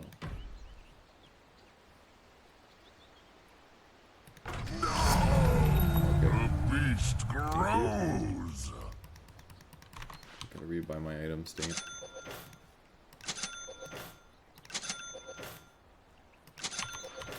A short migration. Okay, here we go. Your middle tower is under attack. I'm under attack. See what I mean? It's just a lot of damage. Blood. That's an equal level hero. Like, you know, he maybe... I did press it, guys. You just can't tell because it was a refresher. I did press it. This way. Pretty sure. I can do it one more time. He's right there. Wouldn't have done that much damage otherwise. So, Mask of Madness is good. Yeah, Mask of Madness is probably really, really good too. Because then you're getting crazy attack speed. That's probably better. Because rather than a Deso, which does increase your damage by a lot, you would just get more stacks, and every stack would do an extra 12. So yeah, I think that's a good idea. I think Mask of Madness is cool. Alright, we're going to move on. Bloodseeker base movement speed dropped. Sanguivore improves with his level. Whenever he kills a unit, he restores health and 1% of the unit's max health per Bloodseeker's level. Okay, restores for half values when denying, or if the ally kills an enemy hero within 300 range. So you still get a heal nearby. Healing is classified as lifesteal and is amped by lifesteal amp. Lifesteal from creeps reduced by 40%. No fucking clue if this is good. There's a lot of numbers that I have to double check. Arterial Spray. Rupture. When attacking a ruptured target, Bloodseeker on the target, push 50 units in the direction Bloodseeker's facing. Ooh. So you're doing 50 times his rupture damage, which I believe is blood. Your blood is 35 to 55. So it's doing like 17 pure damage to 25 pure damage, which is pretty good. So basically bonus damage when you attack the ruptured guy. And Thirst can be activated to grant bonus movement speed for 5 seconds. Does not grant passive movement speed while on cooldown. So you'd basically use it to go super fast for a bit, and then afterwards you'd be normal movement speed for 15 seconds. Not terrible. It's basically, it helps you gap close or escape in fights. Either could be good, because you could disengage for 5 seconds and then run away. Or you could run in, rupture a guy, activate Thirst, and sprint in. But if they're not low, then it's going to feel bad. No longer has a max HP threshold, starts at 100%. Max Thirst, movement speed decreased, and healing on kills moved to the innate ability. Okay. So, yeah, you don't have to skill for heal, but skilling for Thirst will still be something. Ag Shard, heal damage increased. Oh yeah, that's the pure damage. That was pretty low. 30 was really low. Blood Mist now increased healing by Sanguivore instead of Thirst. Okay, so basically the same, but between Rupture and Shard, you're going to do a little bit more pure damage per right click, and this would be good for jumping in or getting out, but sacrificing the cooldown. I'm not really sure which one is better. Maybe the Rupture one just for damage, but probably depends on the heroes. Bounty Hunter, innate passive. When getting a kill or assist on an enemy with a kill streak, Bounty Hunter gains 10% extra gold. Okay. That's cool. I like it. A little bit better comeback mechanics, so the games never end. Shuriken Toss damages and slows all units it passes through. Oh, that's cool. It's like a frisbee. It flies through them all. Through and through. That's a nuker token. Cut Purse. Bounty Hunter steals gold every time he targets a hero with a spell. Value depends on current level of track. Okay. Starts at 4. Oh. So if you use Shuriken Toss at level 1, you're stealing 4 gold. Okay, that's kind of cool. So he's got 2 ways to steal gold now. He's got Shuriken Toss or Janata as ways. And once you level track, it becomes 8. Targets the spell probably means the hero it directly hits. But I guess you can't have both of these at the same time. You can't have the AoE one and the targeter. So I was going to say that, oh, if he's not targeting, it goes through him, it doesn't work. But yeah, it doesn't matter. Okay. But also if you track somebody, you just steal their gold. 16 gold. Boom, gone. It's not a lot.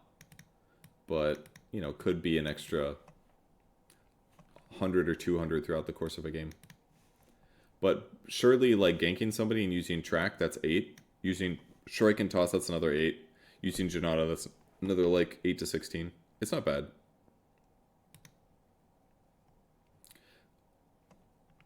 Does an item count as a spell? No, it does not. Damage is going to be better, actually, by level 4. The mana cost is worse at level 1. That's probably to help with the fact that it is so little gold, that you steal gold on top of that now. No longer slows attack speed. Okay, good to know. Mana cost is better. No longer grants bonus damage Shuriken Toss. No longer provides a critical strike on attacks. Okay, now increases all damage taken by the target. Ooh. That's huge. Huge buff. Okay, so now Bounty is a damage amplifier. Now he actually does do teamfight things. Because he's increasing all the damage that a hero takes. Makes getting to level 18 amazing. Because then tracking to increase the damage to take by 20. That's a lot, guys. That's like between Veil and Shiva's in terms of damage. I mean, level 2 is basically a Veil. To all damage, physical and magic. This is a big buff to the hero. I mean, the hero's had garbage teamfight for a long time. I'm not saying this makes him viable. Especially because his laning's a little bit worse with Shuriken. I like maxing Shuriken myself in lane, and you just spam the shit out of it. It's 100 damage for 50 mana. It was really good. It's worse damage per mana now, but you're stealing a little gold. But we're talking like 30 to 50 gold over the laning stage. It's not much. It's one last hit. But this is a big deal, I feel like. Carry Bounty is just worse, because before the critical strike was like, what? It was probably like 30% damage increase or something like that, or if not more. 8% is less than that. But your Shuriken is doing 8% more. Your Dagon is doing 8% more. Like, plays with a Nyx Assassin. Nyx Bounty. Track the guy, hit him with a Vendetta, stun, Shuriken, Mind Flare. That guy's exploded. He's super exploded. Extremely exploded. Friendly Shadow, mana cost decrease. That's the shard one that nobody buys, but it's not bad. Level 25, 2 Shuriken Toss charges replaced with plus 20, 275 Shuriken Toss damage, which makes sense. You don't need 2 Shuriken Tosses if you have an AoE Shuriken Toss. But this is great. If you're tracking a lot of heroes, then throwing this through and it's bouncing through heroes is quite good. It's also stealing gold from them. So, I don't know. Seems cool. This is probably not great. This is by far the best buff he got, though, I feel like. But this isn't terrible either, because you can basically like throw a Shuriken, or sorry, you can track a ranged hero hitting your tower.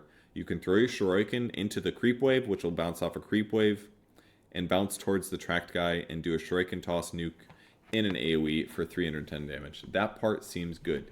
You have AoE now. So if you're playing Bounty Hunter core, this is just straight up good. The cast range is really low though, so if there's no hero, then throwing it through creeps is going to be hard. You can probably throw it through melee creeps because they're pretty clumped in short range, but you can't like throw it through the creep wave to hit a range creep. But there is some AoE, which is good.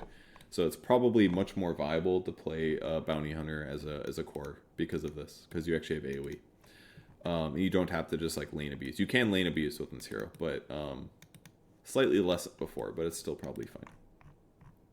Brewmaster, Innate Drunken, can be leveled up with skill points. So he has a free armor, a free magic resistance, a free evasion. If you're on those things, I suppose, with movement speed and crit multiplier and attack speed and void status. And you just have this at the start of the game. I assume they're going to lower his base movement speed, but maybe not, because 4% is not that much, I guess. 10 evasion is not that much at the start of the game. When casting Cinder Brew, this is the Facet. Is anyone else? Oh, look, I've been really struggling to say it. It also looks like Facet. It looks just like Facet. So I think face. I see face, and then I'm like, ugh. Facet. I don't know if you guys say it in a more convenient way in British English, but I'm struggling. When casting Cinder Brew, he rolls the whole barrel in the targeted direction, dealing damage and drenching enemies with Cinder Brew along the way. This is Underlords right here. Dealing damage and drenching enemies with Cinder Brew. Enemies hit by the 75 range wide barrel take physical damage. The barrel always rolls for a distance of 950 and then explodes, drenching all enemies within 400 radius. Does that make it a skill shot?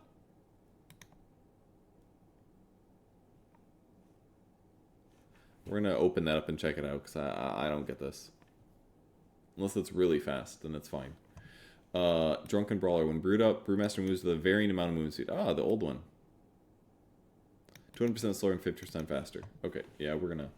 No longer from physical damage. This does physical damage, by the way. So basically, Cinder Brew won't set off itself, is what's happening. The rescaling Thunderclap. This is a skill that a lot of brews leave at 1 point. So they're making it worse at 1 point to encourage players to actually level it rather than get stats. Demolish damage is decreased because it's really annoying to just brew split and kill buildings when you're ahead. Cyclone Hero Duration nerfed again, down to 3 seconds, pretty small. Windwalk cooldown is mega nerfed. This is a huge deal, because using double brew Windwalk is an easy way to do a ton of damage, because the Windwalk did like 150 to 200 damage or something. So you could trigger it, hit a guy, hit a second time, and then 5 seconds later you could do it a second time. So you could get like 4 Windwalk hits in. Now you can only get 2 if you do it correctly. Pretty much no matter what. And you also couldn't like Windwalk to hit and then Windwalk later to chase a guy down. So it's going to be... You have to pick one. You could hypothetically Windwalk to go invis and then use the brew to walk forward to go like Cyclone a guy. But basically cycloning heroes is just way worse. And doing damage is weaker for sure. Which is probably fine for me. I'm bad at cycloning. I'm good at doing the Windwalk. So for me personally, I don't care that much. But pros will definitely notice this. So they're going to get less catches here. And the Windwalk bonus speed decreased heavily too. So way harder for them to like split. If they have a bad split, it's going to be way harder for them to get value out of it. Way, way harder. Because by the time they break and do the Cyclone, they're visible for like 15 seconds. So this is a nerf to brews and a lot of weird, in some circumstances. No longer have any movement, cooldown, or casting penalties. Oh, that's for the Ags, I think. So this basically means they can be anywhere on the map and function as normal. So kind of a big buff. Basically means if you go Ags on Brewmaster, you're going to farm stupid fast. Because your Fire Brewling is going to be max movement speed and have a burn aura and be able to attack. So this seems like a huge buff to Ags. And in some ways, maybe you don't have to buy Radiance now on Brewmaster. Radiance is still better because then your Brewling is doing damage. But like if you want a split push, for example, this shit's going to be really good. Let's go look at the thing. I want to see Cinder Brew.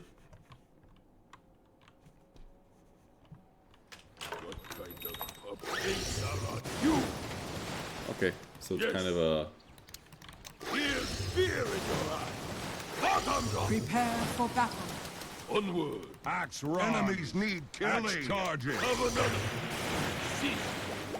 Other troubles you straight.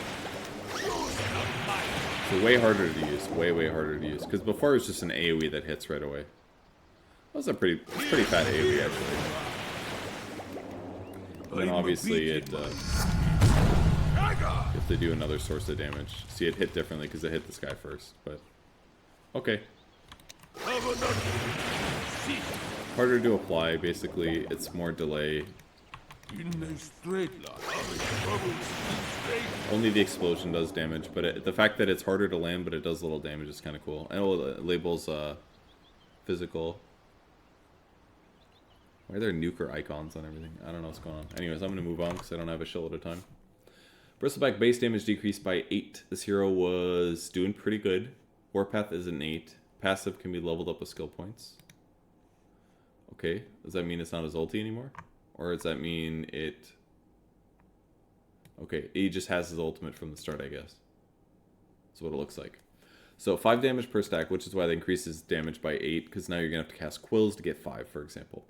So 5 damage per stack, no movement speed per stack until you hit your ulti. Stack duration is 12 seconds, and max stacks is rescaled down to 4. So, yes. So basically, Bristleback in the laniest stage is going to be less scary. Because the best you can do is 4 stacks of Quills. That's not true. That's not true. The most damage stacks you can get is 20, is what this means. It doesn't mean the Quill stacks. So the most right-click damage you can get is 20. Okay. So if you use a lot of quills, your right click is good. This is fine. This is really not that crazy to me. And it only lasts for 12 seconds anyways. So it's not like you can sit there and like keep the stacks up super high. This is only 3 stacks basically. So if nobody's hitting you, your max damage is 15. Pretty much. If you have unlimited mana and nobody's hitting you, the most damage you get from this is 15. Which is still better than 8, but yeah. Warpath increases attack speed per stack. Okay, this is going to turn Bristol into a real carry. Damage per stack decreased to 5 at all levels. Oh! So you'd be sacrificing right-click damage for attack speed. Interesting. And the number that you're exchanging it is what you get. You lose 20 damage per stack, but you gain 20 attack speed per stack. Which is kind of interesting. So if there is a build that has a lot of damage built in, but you want attack speed for free, you can do that. Very interesting. But getting attack speed is kind of bad when... I feel like damage is better than attack speed. Am I missing something? Unless you want to kill a tombstone or something? Kill a tombstone or a phoenix egg? Like, I don't see why this is better. Attack speed is just cheaper. Unless you just want to buy strength items. They changed it to nerf him. I mean, you don't have to take this talent though. Nasal goo over here, stack limit increased from 4 to 6. Armor reduction per stack increased. Instead of quill spray, shoots viscous nasal goo in a 900 radius whenever the damage threshold is met. Weird. He's booger back. Instead of quill spray, you're booger back, dude. You take too much damage, you do a nasal goo.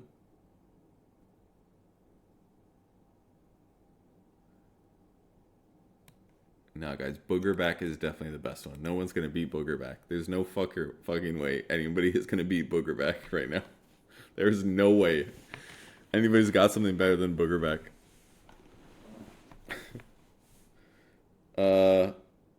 Alright, if you are a carry, I don't think this is that bad.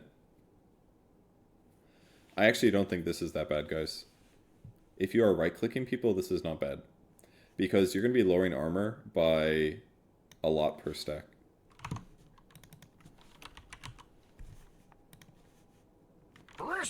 The base is up to 3. So we're talking 7 armor and then 4 for each additional. And the most you can get is 6. So if you're nasal gooing and people are right-clicking you and you're throwing out more nasal goos, and yeah, the shard is still the same, so that does 2 nasal goos. You're going to be lowering the shit out of people's armor.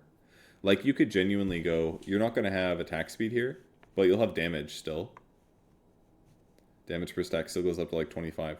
So that means that if you buy attack speed items on your hero... Like, if you buy like, Sanj Yasha on this hero, I just feel like it's good. And you go this, and you go Boogerback. Boogerback, Sanj Yasha. And you just right-click people. It's probably not that bad. And get, like, an AC afterwards or something. That sounds like a build. You're not going to farm as fast, certainly. Like, you're going to farm way slower, actually. That's the downside. The biggest downside is that you won't clear stacks well. You won't have good AoE farming. You genuinely might want to buy a farming item, which sounds weird, but sounds really weird.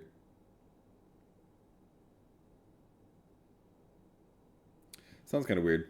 Rush Ags. I guess you still could get Ags, yeah. And still do quill damage that way. So you could still farm stacks, I guess, with Ags. But it sounds kind of goofy. But it might work. I don't know. You think Bristle's dead? I don't know about that. Ag Shard no longer increases stack limit. Quill stack damage nerfed a little bit. Ag Sprite interval up. Like, he's effectively the same hero, guys. He's literally, like, his last hitting is worse without using mana. Sure. But he's basically the same hero. Well, I guess that's not true. You have to pick one of these, right? So, you're probably not going to take Boogerback if you're doing normal build. You'll take this if you're doing normal build, and thus you only get attack speed, not damage. I don't think it's that big of a deal. You just might change one of your items, you know? You just are less likely to buy an AC, or more likely to get like a damage item in there. Bloodstone Cheese or attack damage. Bloodstone Cheese is going to be better with this talent, is kind of the downside. over Snot Rocket. When do I need to run it? I actually don't know when the next one was playing. Oh, it says in 5 minutes. That was a good 5 minutes if you want to watch during the ad. Silken Bola replaced with incapacitating bite. Spider Milk. God, I love Spider Milk. Whenever Broodmother kills a unit, she and all units under her control in a 600 radius receive a fully stackable buff that heals them for 4% of the victim's health each second for 3 seconds. Okay, so basically helps the spiders heal while you're jungling. Healing is classified as lifesteal, amped by lifesteal amp. Lifesteal from creeps is reduced. So it's kind of like Bloodseeker's Thirst. Enemies within the Spinwood have their health regen reduced. Cool. Applies bonuses to all spiderlings under Brood's control for insatiable hunger. Okay. Cool. Hooray! Bloodthorn Broodmother, guys. It's going to be crazy. Probably already is crazy. But really cool with this. Move speed bonus no longer decreases with unit's current health. Okay. No longer provides health regen. Okay, so you're just going to be fast as hell, but you don't regen with Spinweb, is what this is telling me. In-cap bite, it's back. They had this beautiful icon. They brought it back. On attack, she applies a debuff that slows. So it's just a casual passive. Debuff that slows gives a mischance and increases all attack damage received. Okay, so incapacitating bite. They just removed Spinner's snare or whatever. Is that what's going on?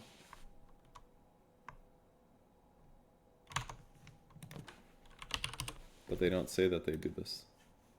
So they just...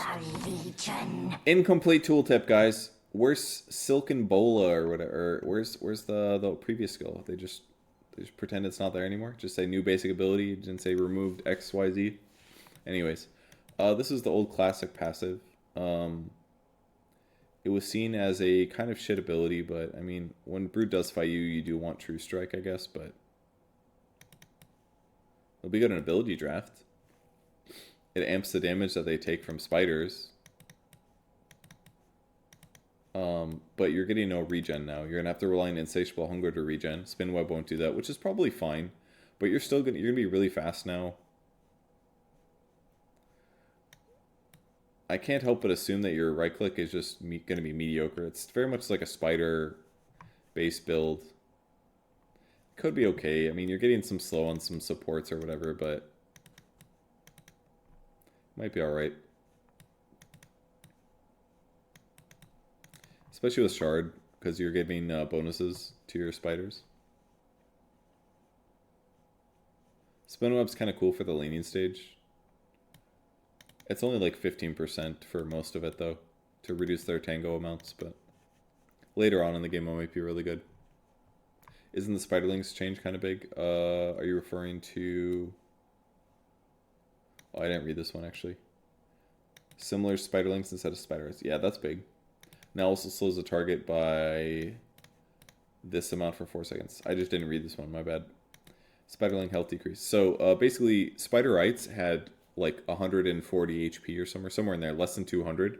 So usually when you nuke them, these are the ones that pop out when you ulti and kill a creep or a hero. These are the strong spiders. When those ones attack something and that thing dies, it makes Spiderites, which are weaker. So now they're all going to have the same HP. If you can't deal 300 damage to them, then they will live. So usually the way to slow down Brood is you come forward and you throw like one good nuke and it'll kill all the little ones. And it takes time to build these ones up, basically. So it basically limits their death ball. But now they're going to be harder to kill. They're also going to slow you, as does this. So that's going to be 2 sources of slow that are pretty strong. 25 and, I don't know, maybe 20 or 25 when it starts ganking you. So the slow will be annoying. If you don't have an AoE stun, what's it called? Disengaging is going to be hard. So yeah, it's kind of spooky. All the slow is kind of a lot. 45% slow is a lot of slow, but you got to remember that's level 18. So this is very long into the game. When everyone's level 18, you have like a Glimmer and a Force Staff as a support. So yes, it's a lot, but you have solutions at that point. Although not fun to have to use those just because a spider comes and attacks you. But yeah. Let us move on to C. Alright, I got call time just under 6 hours. If I can get like an hour and a half of sleep at some point, that would be sick. We're about 20% through. We started like an hour or 2 hours ago. Ish. We might make it. Base health regen decrease. Movement speed decrease. Centaur Warner permanently gains 40 max health every 120 seconds. Okay. Just gets tankier. Every 2 minutes. Gains 40 max health, which is equivalent to like 2 strength. So over the course of 10 minutes, that's half of that. So 5 times 40. It's like 200 HP. Okay. It's kind of cool. Double Edge Counter Strike. They're really... This one's just for Suns fan, basically. Damage increased by 25% of his... that he's taken in the last 6 seconds from enemy heroes. Up to a maximum of 100% bonus double edge damage. Damage counter... I mean, Suns fan is so happy. He's gonna like get this tattooed on his body right here. Horsepower. Gains 40% of his strength as bonus movement speed. Does not stack with movement speed bonuses from boots.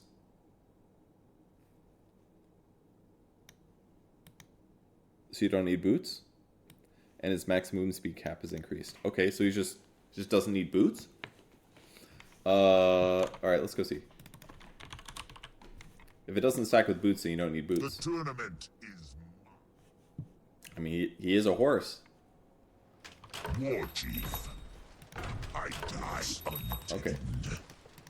So I'm 315 movement speed. This is why they reduced the movement speed. Because it was 310, now it's 315 at base. So if I buy gauntlets, I'm increasing his movement speed by a little bit. It's not a lot. So here's the trade-off. You probably just sell your boots later, I would guess. You probably buy boots. See, this only gave me 35. It's kind of bad. For that reason, I would say Windlace. If this only gives you 35 with no items, then you probably buy Windlace. Because this is half the cost, and it gives you 2/3 of the movement speed. So Windlace Centaur probably makes sense, and then you sell it later. And then with 2 bracers, you're at 339. Oh, I should level up too. I'm getting like 1 to 2 movement speed per level. So here I am at level 7, and I'm the same movement speed as if I have boots.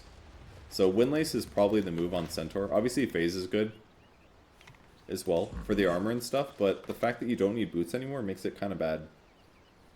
I would almost rather this just be like, this is your build. Yes. Like this is your armor, this is your build instead, this is your armor item. Some Centaurs do buy Blade Mail anyways. You might see some Centaurs still buy boots, but my hunch is that they're not going to buy it. If a Windlace gives you almost all the same movement speed, and then when their items get full, like let's say, what's your next item? You can even buy a wand if you wanted. And now from here, they would probably sell this. No, you'd lose 20 movement speed. How much does this give you? 4 movement speed? Death run. I don't know.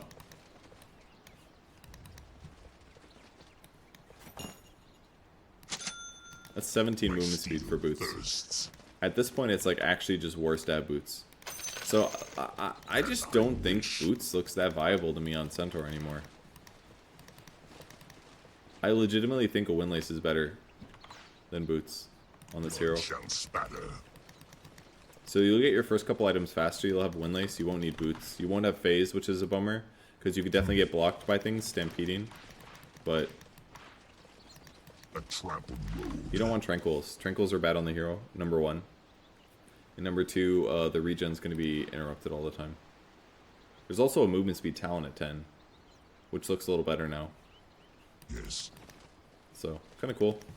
Let's see what's like when you level up. Just faster. As the game continues. A trampled road. Yeah, I think this makes sense. No boots. And if you buy boots, you probably sell them, unless you really need Phase. Stampede cooldown is up. This is a cool talent, though. Definitely helps you fight. Of course. If you get horsepower, you don't need boots. If you get double edge, then you will want boots. So I think people will get double edge, is my guess. Because the benefit of being able to buy a windlace over a boots, I don't think is necessarily worth getting over this. I mean, obviously the movement speed scales as the game continues. You think horsepower is crazy? Okay, this is good. The max speed cap is good because this is when you use Stampede. You're going to be 50 faster, but you would get horsepower. The max movement speed is good, but legitimately what this is, it's 5 extra movement speed at the start of the game. 5 to 10 extra movement speed at the start of the game. That part's pretty quite good, actually. And then you don't need to buy boots, so it's a little gold accelerator. And then as the game continues, you're just a little bit you're faster, but not like by a gigantic amount until you buy like heart. And this one could be kind of insane for getting kills, basically. Like if you're double edging heroes in fights, 100% bonus. That's a double edge, guys. That's a quadruple edge. You're doing quadruple edges instead of just double edges. Like this damage is probably fucking crazy. Like legitimately crazy. If you're fighting into enemy heroes and you double edge a guy for like 25% of the damage the centaur he took in the last 6 seconds. Increased by 25% of the damage he took. Up to a maximum of 100%. So your double edge could probably easily do what, like, all right, let's just try it really quick. But I feel like your double edge could easily do like 1,000 damage every 4 seconds. Let's level up to like 12. Prepare for battle. Enemies need killing.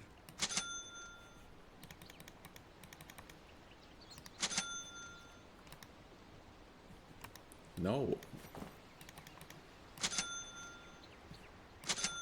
Yes. Okay. Yes.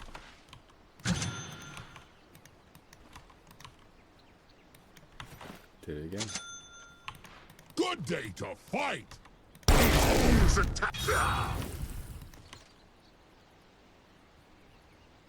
Why didn't that do what I thought it was gonna do? I feel.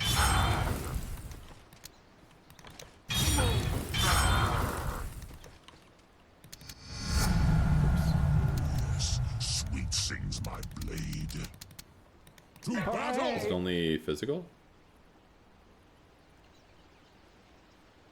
From enemy heroes? Sent has to take damage. He took damage. Rest of the dead. By 142? Oh, it's 25%. Okay, yeah, it's got to be a lot more.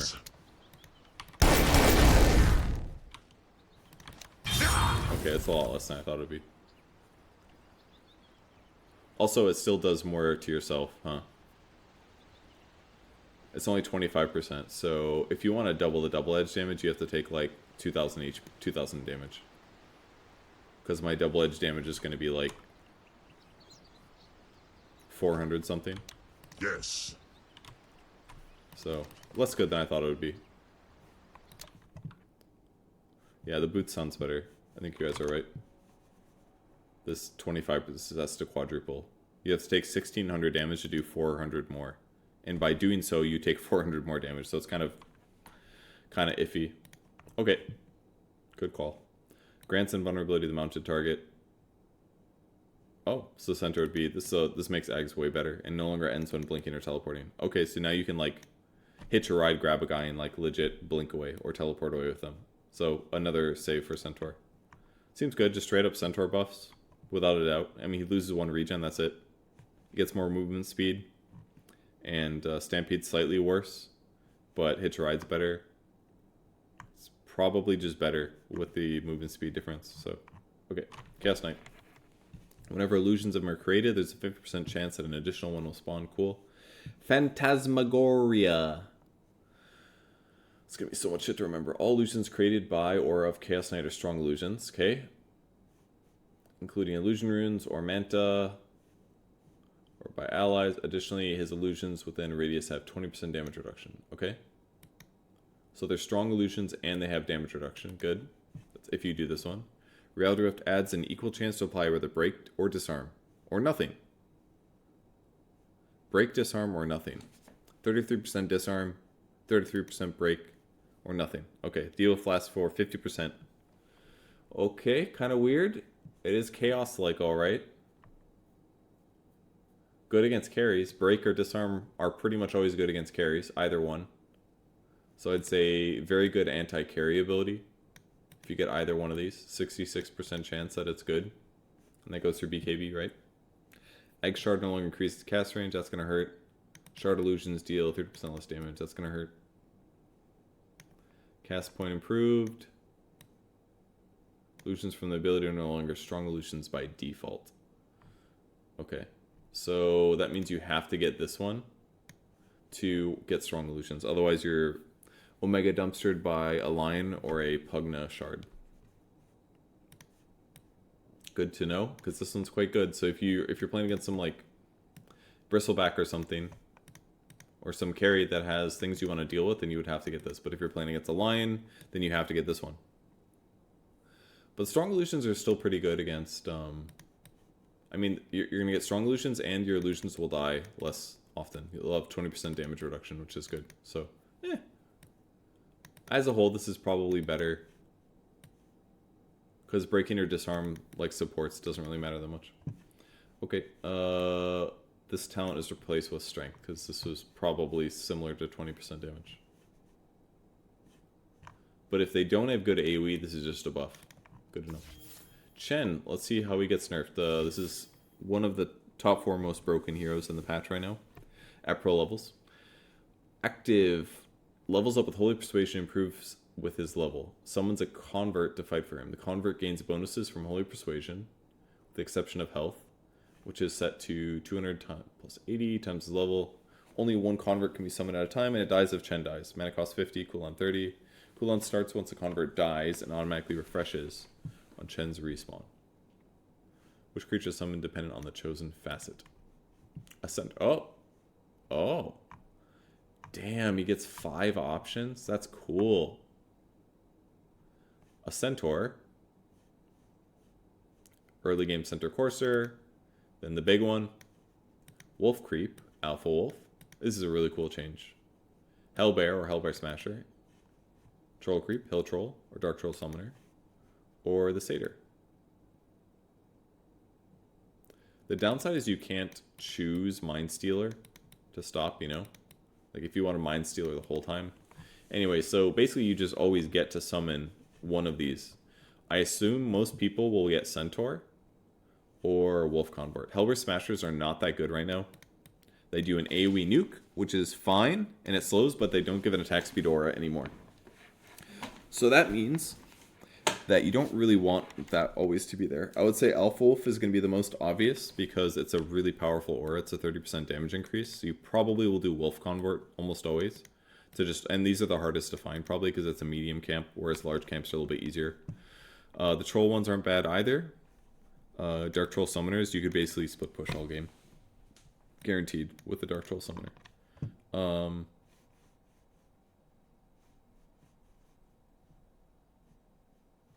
This is a lot of health, actually. 200 plus 80. Oh, it's 80 times his level. So level 10 would be 1,000. Okay. Level 20 would be a lot more, like 1,800. Only one can be summoned at a time, and it dies if he dies. Okay. I assume it stays up. Ogres are actually insane. You could not take Holy Persuasion at 4 to keep the mind, so yeah, I guess so. But you probably leveled up. Anyways. That's cool. No longer minimum health threshold. Dominate creep health set to this. Basically, scales worse, but has a higher base, probably. Base damage is just worse at all levels. Movement speed bonus is worse at all levels. Gold bounty for dominating it is just worse at all levels. Used to be 100%, that was too high. Ag Scepter Martyrdom ability now is a global cast range. It's something that nobody uses. It's the one where you like sacrifice one of your creeps to do a single target Hand of God, basically, I believe.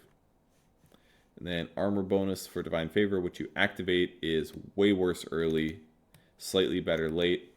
Active Heal Amp now also has health regen. Is that when you cast it on somebody? Healing and regen amp decreased. Okay. I did not know it did this.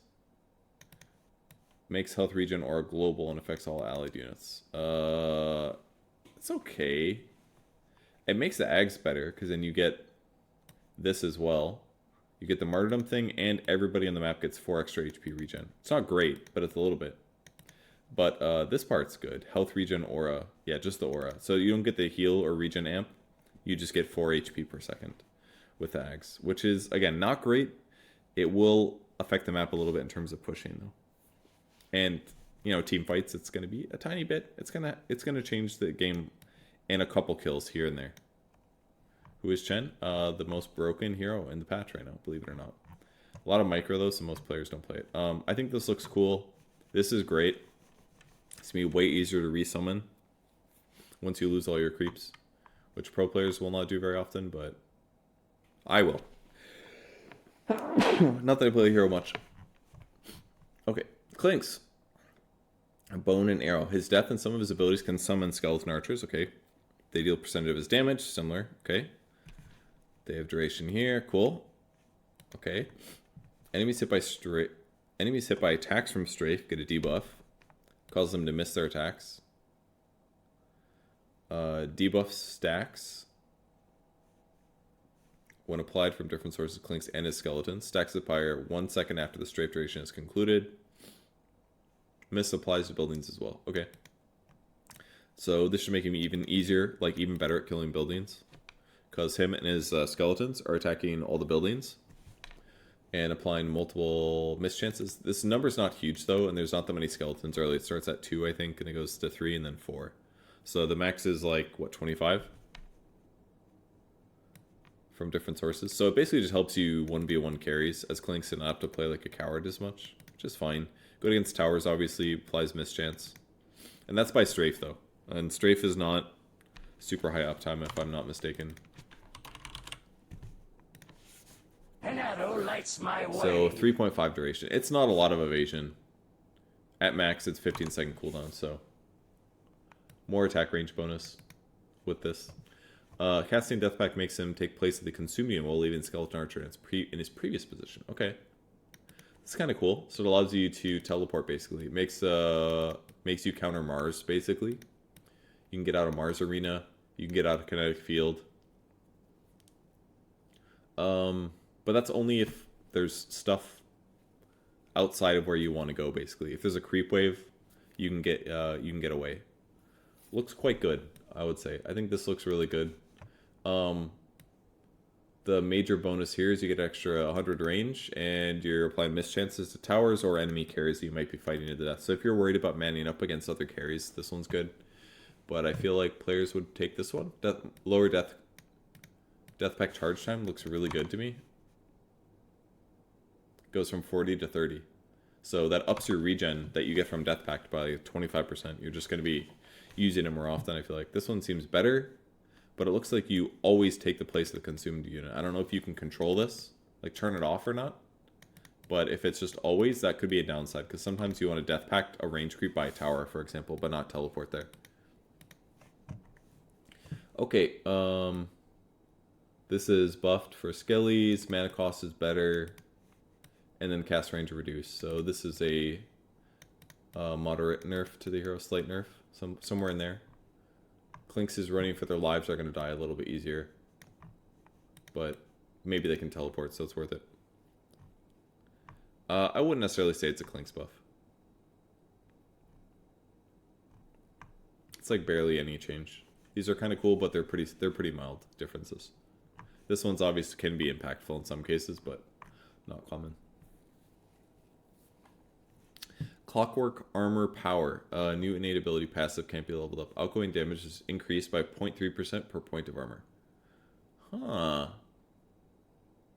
That's really cool. So 10 armor would be 3% damage increase. Not massive, but it helps. If the hook hits an ally to pull into, cooldown is reduced by 75% and stun damage rate is increased massively. That's cool.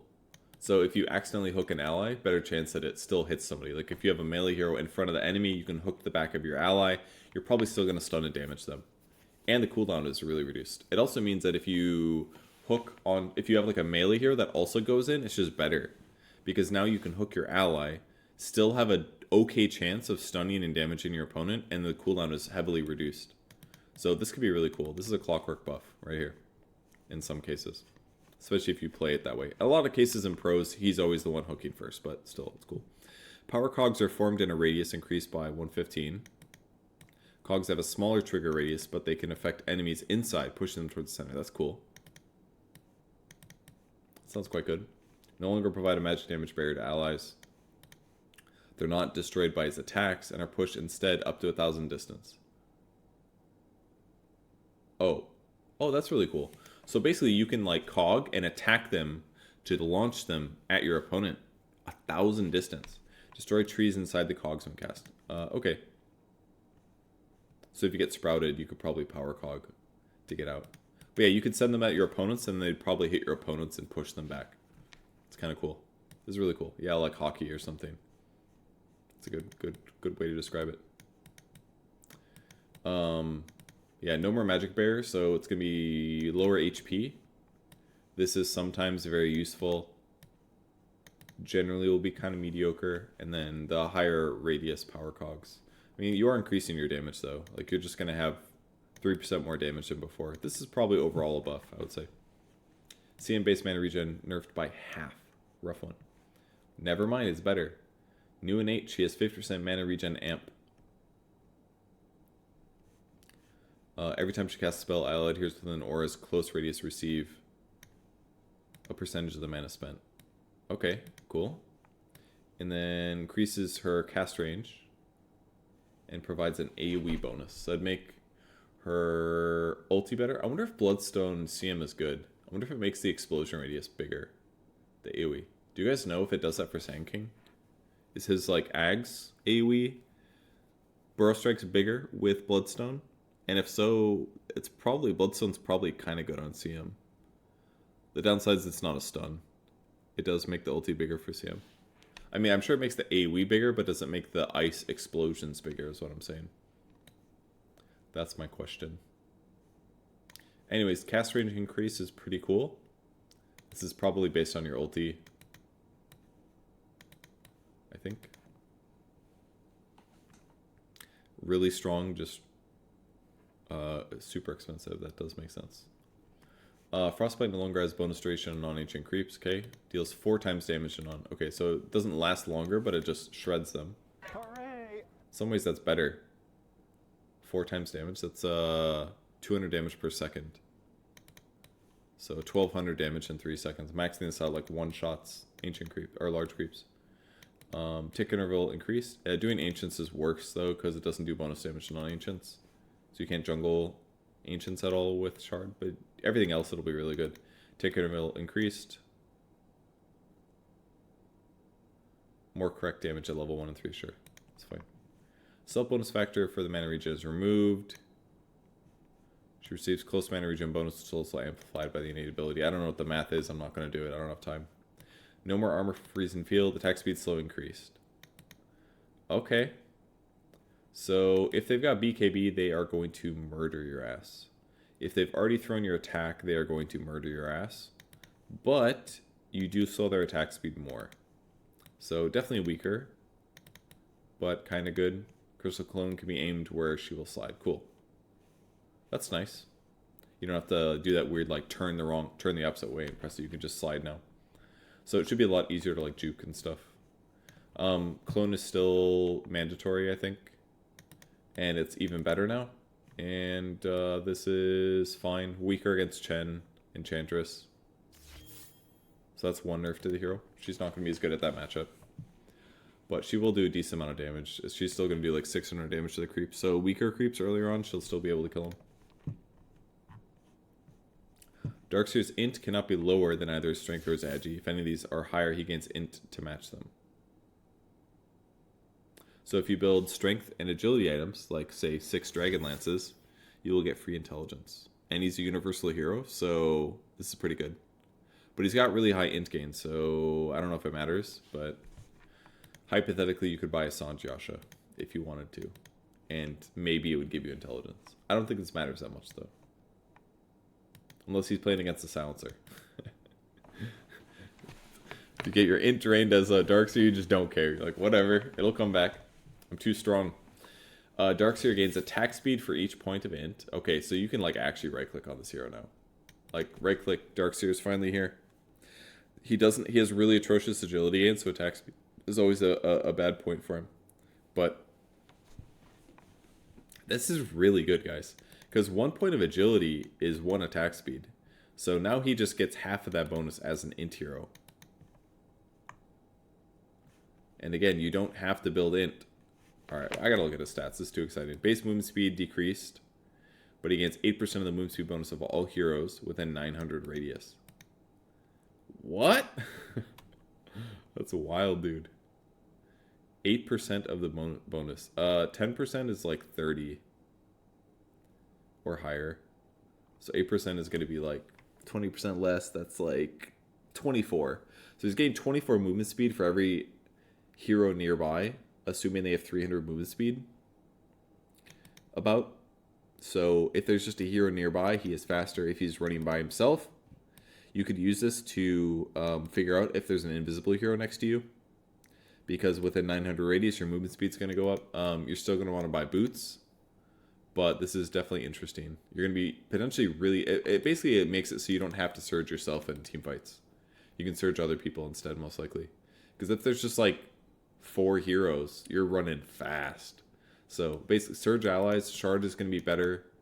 Because you can just surge carries, I feel like. But this one's cool. It's just not going to be viable, I don't think. I assume you will just always take this one. Yeah, it counts teammates too. Yep. Start of the game, you're going to be quick. But yeah, this definitely makes right-click builds more viable on the hero. If you want to go some like Radiance build. Radiance, Bracers. Alright, I gotta look at his stacking. 2.6 strength. Okay, it's not going to be hard to have more strength in it at all. I thought his int gain was going to be like a lot higher, but considering that he's universal, if you just buy agility and strength items and then go for this left talent, then you can actually get you can get some free stats. It might not be like a huge amount, but something like a Sanjasha could be cool.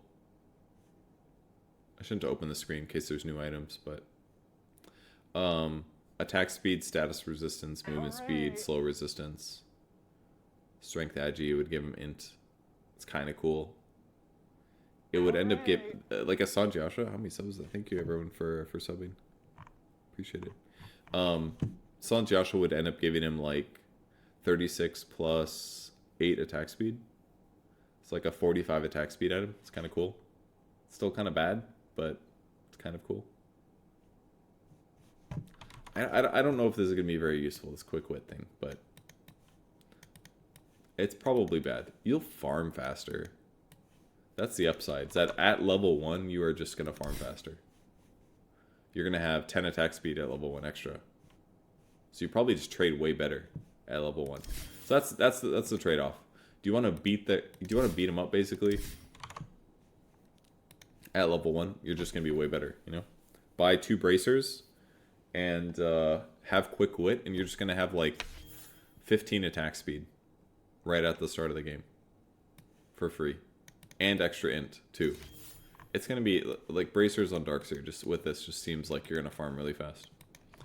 Alright, let's move on. Dark Willow. Whenever a hero ability makes her untargetable or hidden, she gains 100% health regen, 100% mana regen while in that state. Okay. Interesting. Tranquil Boots. Sounds kind of cool. Upgraded Tranquil Boots sounds amazing. Because you're going to get like an extra 20 HP regen. Does the salve count as regen? I'm not sure. But this is kind of cool. It doesn't last super high duration, but while in Shadow Realm, she emits a radius aura that increases damage that she deals to enemies affected by it up to 25%. Damage scales based on how long she remains under the effect. Okay. kind of cool. Deals the damage affected for it. So if you Bedlam yourself and Shadowrun standing on your opponents, you're just... I mean, this is going to be insane with, like, a Veil build. If you go, like, Veil, Dark Willow, and this increases your damage by 25%, and you have a Grove Bow or something, you are doing sick, nasty damage. So if you're trying to play core Dark Willow, this shit is going to make it more viable. Your kill potential is so much higher. Even as a support, if you get this, your kill potential is so much higher than it was prior. Alright, creates 4 additional brambles on the outer ring that last 50% less. Enemies rooted by any bramble take 10% more spell damage. Oh, that's kind of cool.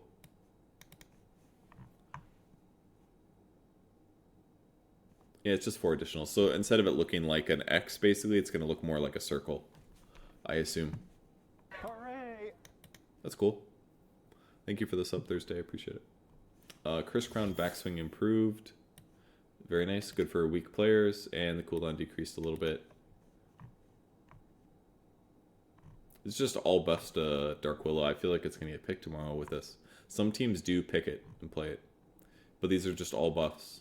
Not huge, but buffs. People haven't really been maxing Shadowrun, but like, I don't see why they don't just do this, you know? Radius increase for this. Curse Crown talent nerfed slightly. Attack speed talent is nerfed, so... Or replaced. Replaced with Terrorize impact damage. 500 is pretty good. I'm kind of into that. She didn't need the attack speed. Cheese shit. Dawnbreaker Sunrise. She gradually reveals the entire map to allies over 4 seconds. Fog of War returns in 1 second after that. Okay. So it basically makes it easy to gank. It's every 5 minutes. So not often. This is fine. I'm sure it's going to impact things sometimes. Teams will have to pay attention to it. Luminosity, whenever she hits a target with a powered up Luminosity, she decreases the cooldowns of all of her abilities by 1 second. Okay, non-items. Kind of cool. Whenever it's on the ground, it emits a weaker pulsing effect in a 200 AoE. Its efficiency is reduced by 50%. What efficiency? Increases the duration that the hammer can remain stationary to 4 seconds instead of 2. Okay, so basically it increases your AoE damage. Oh, a weaker pulsing effect of Solar Guardian. Oh, I missed that. In a 200 AoE. Okay. That seems quite good. So, a 50% Solar Guardian on the ground, basically. And it sits there for 4 seconds. So you can basically use it to heal and deal damage. So if you throw Celestial Hammer on top of a stun, it's really good. It's not so much just a gap close now. So pairing Dawnbreaker with like a stunning hero looks pretty solid to me. Just extra damage and some heal for fighting to the death. The downside is that the hammer's on the ground and you aren't doing Starbreaker. Prevent swipe damage from being applied. Okay, just a bug. Healing affects Dawnbreaker herself if she's in the target area of effect. Oh, it didn't before. I didn't know that. So now you can cast it on yourself, basically. For benefit. And you can cast it while Celestial Hammer is out, forcing the hammer to return when the spell is cast. Okay. Whereas before, you probably had to jump forward and then cast it. It was just like a little annoying thing. So, yeah. Little buffs to the hero, basically. Looks fine. Dizzle. His abilities apply Weave to both allies and enemies they affect. What is this Weave? It's an old ability, of course. It's ultimate, but it doesn't say it down here, so let's see what it says. Allies and enemies they affect, increasing allied armor and reducing enemy armor. Multiple instances stack. Stack duration is 8 seconds. Armor change per stack is 1. They each have independent duration. Oh, it's his ability. I see. So, bad juju no longer applies armor, gain or loss. The negative to this is that, before I read everything else, is probably wrong, but bad juju used to scale how much armor it gained or lost to allies or enemies. So the fact that it just stays at 1 at all levels is possibly a negative, but could be better early. Alright, Poison Touch. Every 4 times he attacks a target affected by Poison Touch, they take a burst of damage. They prompt additional Poison Touch projectiles fired at enemies within an AoE to the target. The amount of additional units affected is equal to the Poison Touch number of targets. As in, like, how many people get hit by Poison Touch? Is that what it is? Based on the level? I don't know what that means exactly. Whenever he overheals himself or an ally, it grants the hero a physical damage barrier. Oh, that's cool. Target already has a large barrier. From Nothel Boon, it will be refreshed instead of being added onto. That's cool. Physical damage barrier, I'm into that. Makes the hero a little bit easier to play. When you heal an ally, you'll have a little bit of a barrier on yourself. I'm into it. And then Bad Juju armor reduction talent places +1 weave armor. That's a big difference. It goes from 1 to 2. So the amount of armor that you're lowering on your opponents is probably just worse. Is kind of what it feels like. But maybe not early. Death Prophet, Witchcraft. Ability returns as an innate. Love them reusing these old icons. Occult Knowledge deepens with experience, gaining movement speed per level and reducing cooldown of abilities per level. Okay. This is nice. Her ultimate cooldown is really, really high, and it's kind of hard to get there. You don't really buy Octarine, really, these days. Refresher isn't really that important on the hero. There's just a lot of other items you buy. Suppress applies movement slow to affected units. Okay, like an extra. Oh, no longer slows by default. Okay, so that skill's worse. Whenever a hero dies, she traps her spirit as a charge. Allies and enemies within 2,000 range, it's like an urn, can be disabled by break. Actually, it's not like urn, you can't earn your allies, but can be disabled by break to prevent her from gaining charges. Casting Exorcism consumes all Spirit Collector charges to replace 1 standard spirit per charge with spirits of fallen heroes that deal more damage, basically. If any hero is killed during Exorcism, their spirit will instantly replace a standard spirit. Okay, so if you are owning people, basically every time you get a kill, you're going to have 1 more spirit that's stronger. Which is kind of cool, because this means it's pretty much the same at all stages of the game, because it's just replacing 1 spirit. In early game, you only have 8 spirits max. Late game, you have like, what, 24 without the talent. So just like a cool little way to make her a little bit stronger from kill streaks. That's all it does, basically. If you're not getting kills, then this is useless. Otherwise, you could have slow from silence. This is probably just better, because the spirit damage is not that different, I don't think. They do 64 damage, actually. It's really not that different. 64 damage. People were picking Death Prophet today, though. So it goes from 64 damage to 75 to 80, basically, to like 77. So they do 10 more damage. This is garbage. This one's garbage, man. Allied deaths count? Yeah, I guess that's true. Seems kind of garbage, but yeah, I guess allied deaths are good. A big team wipe gives you basically just 25. It's basically late game. It's like you get 75% spell. It's not as garbage as I thought it was. It's not necessarily garbage. Late game, it's like you're getting 75% spell amp from your ulti damage, which can be used on buildings. So that could be useful.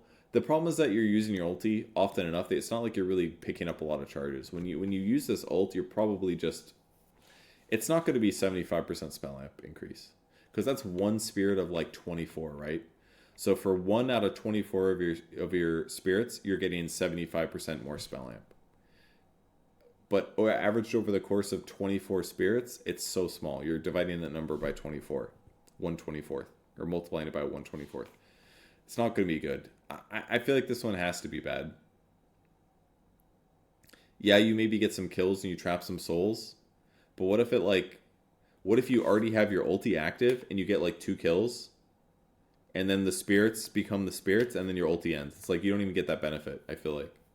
But in the same vein, if it kills somebody extra and you get another spirit, you do more damage. You just test in the biggest part of the gameplay is that it replaces the ghost model with the model of the hero's soul, which can be hilarious. Okay, it's funny. Yeah, I mean, that part's going to be the case. I just feel like this is probably just bad. And this is just the reality of this. She's probably buffed with this. Level 10, she's got 5% more movement speed. This ulti used to give her, what, like 8 or something? She's probably slower early game, but that's about it. And it reduces the cooldown of her abilities. So these are just really mild because of this. So this is cool. These are mild. That's it. Anyways, attack speed talent at 10. That looks way better than 30 damage. This is so much better, you guys. Because now it makes the Ags build actually viable. because now you have 40 attack speed here. With Ags, every time you attack or deal damage with one of your abilities, like Silence or Spirit Siphon or the Nuke, not your ulti, then you'll shoot out a ghost. So getting damage on 10 was kind of mediocre, but with 40 attack speed, now you can like pump out the ghosts a bit faster. So that's cool. I like that. Yeah, I'm into this. 15 health talent decrease, because that one is picked almost always. Spirit Siphon damage is overpicked a little bit, and it looks like 15 silence movement speed slow replaced with plus 50 crit swarm damage. That is one of the worst 50 or 20 talents I've ever seen in my entire life. This is so bad. It is so bad. 50 AoE damage. Like, who cares? Anyways, yeah, I get that this looks a little weird that it's a 10 talent, but yeah, this has got to be good. 40 attack speed's a lot. That looks really good to me. Anyways, let's move on. The other one's magic resistance, which is definitely the better talent, but 40 attack speed might justify this because you could be able to jungle a lot faster. Electromagnetic repulsion. Whenever he takes more than 250 damage from enemies within 400 range, all nearby enemy units are pushed to a 400 unit distance from him. So melee heroes, basically. 4-second cooldown. Damage counter resets within 7 seconds. It seems pretty good. Basically defends himself when he gets jumped. Strikes all enemies within kinetic field. This used to be something that happened, actually. That was kind of under the radar. Kinetic fence. Ah, this would be the replacement one. Spell is vector targeted. Creates a single flat wall, so like an Earthshaker. To create after a formulation delay. Has the same duration. Has 2 charges. Ooh. Seems quite good. Seems very good. I like this. I mean, it's probably harder to use, but there's probably some circumstances where it's better. I mean, a circle is pretty all-encompassing. The problem is that the circle is not very easy to use when you're running away from a hero, I guess, because it's kind of hard to time. But a flat wall is just a little bit more direct, I guess. I guess time will tell to see how good this is. This could be kind of good if you have Shard going for a while, but Force Wall from Heroes of the Storm, that makes sense. Yeah, I'm not surprised that there are other heroes and other MOBAs that have abilities like this. It makes sense. Alright, no longer has any kinetic field interactions by default, which I guess it did before. Ag Shard bonus range decreased by a lot. Still long range, but it's way worse. Bonus strikes decreased by 1. Shard duration on ground decreased. Just needed. It's still good. The Shard's still going to be decent, but way less good. Cast range is dropped by a lot. 1 less nuke. Glimpse max damage is down. Kinetic field cooldown is nerfed. This is also one of the top 4 most broken heroes right now. Disruptor's pick and ban rate. Its ban rate is like every game basically. Almost never gets played because when it does well. So these make sense. This is just a lot of little nerfs. Justified. Doom also nerfed a lot. Base damage decreased by 2. Base health regen is up. And strength gain is up. Pain. Deals 10% bonus attack damage to enemies whose level is lower than his. Okay. This helps make Midas a lot better. Because it keeps your levels high. Feeding is going to feel bad. Because this just is always there. I see the trains have started at 5 a.m. Good to know. First train. Nobody on it. I'm still awake though. Devour replaces 70-second cooldown with 2 charges with a 90-second restore. So that would be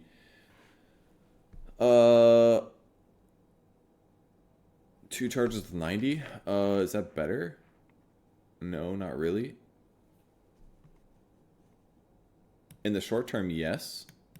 Like at the very start of it, but over time, it's just going to be less golden experience. It's better if you're dying though, because you won't have like a passive Midas type situation. It's going to come back.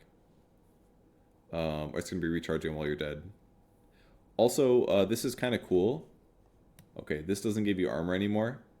But there is a 10 talent that gives you magic resistance. So if you get 2 charges, you could also eat 2 creeps to get 2 sources of 15% magic resistance, which is quite good. That would lower the magic damage you take down to 85, and then 15% less of that, which is probably like, it's probably around 25% magic resistance. So the 2 charges would be good for that, but you don't get armor anymore. Which is why they buffed his regen, his strength gain, and his base damage. Or sorry, they reduced his base damage. But more regen and more strength gain. Because he doesn't have this armor in the laning stage anymore. And his laning stage probably tanked a little bit too much. Oh, this is just bonus attack damage. This isn't bonus damage, so it's not even that amazing. It's good, but that's his right click. Like, he does hit people for level death and stuff, or Infernal Blade. Scorch Earth cooldown is nerfed, so just weaker in the laning stage, but people usually max this anyways. This talent's nerfed because everyone gets it. This talent's nerfed because everyone gets it, and this talent, I don't remember what people get at 20, but they probably get this one.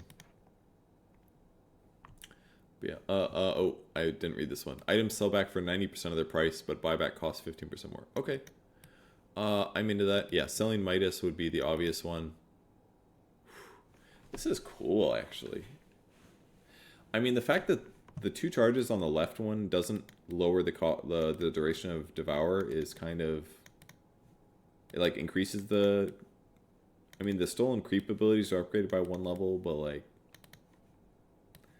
Maybe there's some cases where that matters for like mana burn or something like that, because that could be helpful for the early game. And you get 2 Devours right at the start of the game. You could eat the first 2 range creeps, basically. Guarantee your lane goes kind of okay.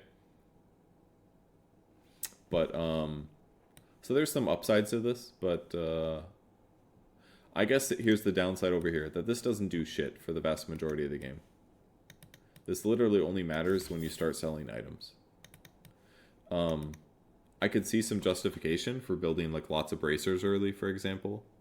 I guess in that way it pays off. That you're buying a magic wand every single game on Doom, because when you sell it, you only lose 30 gold or something. Just seems worth it to fill out your item.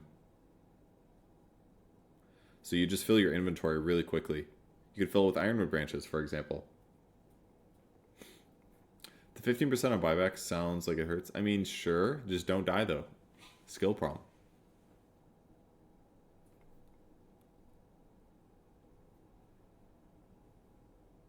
So, anyways, fill your items. Buy a lot of bracers, wraith bands, stuff like that. Sell them as time goes on. And then, so it basically makes your power curve, like, really smooth all the way up as you're growing in levels, because you're just constantly... You should basically always have full items. Once your itemization gets full, it's still not even that bad, right? Because like when you sell a bracer, you're getting almost all the gold back. So you're going to catapult. Your power curve is just going to be really smooth with the gold that you get, I feel like. So buy a refresher, use sell. Yeah, that sounds pretty good. You're basically spending 500 gold to refresh. There's some good usages for that.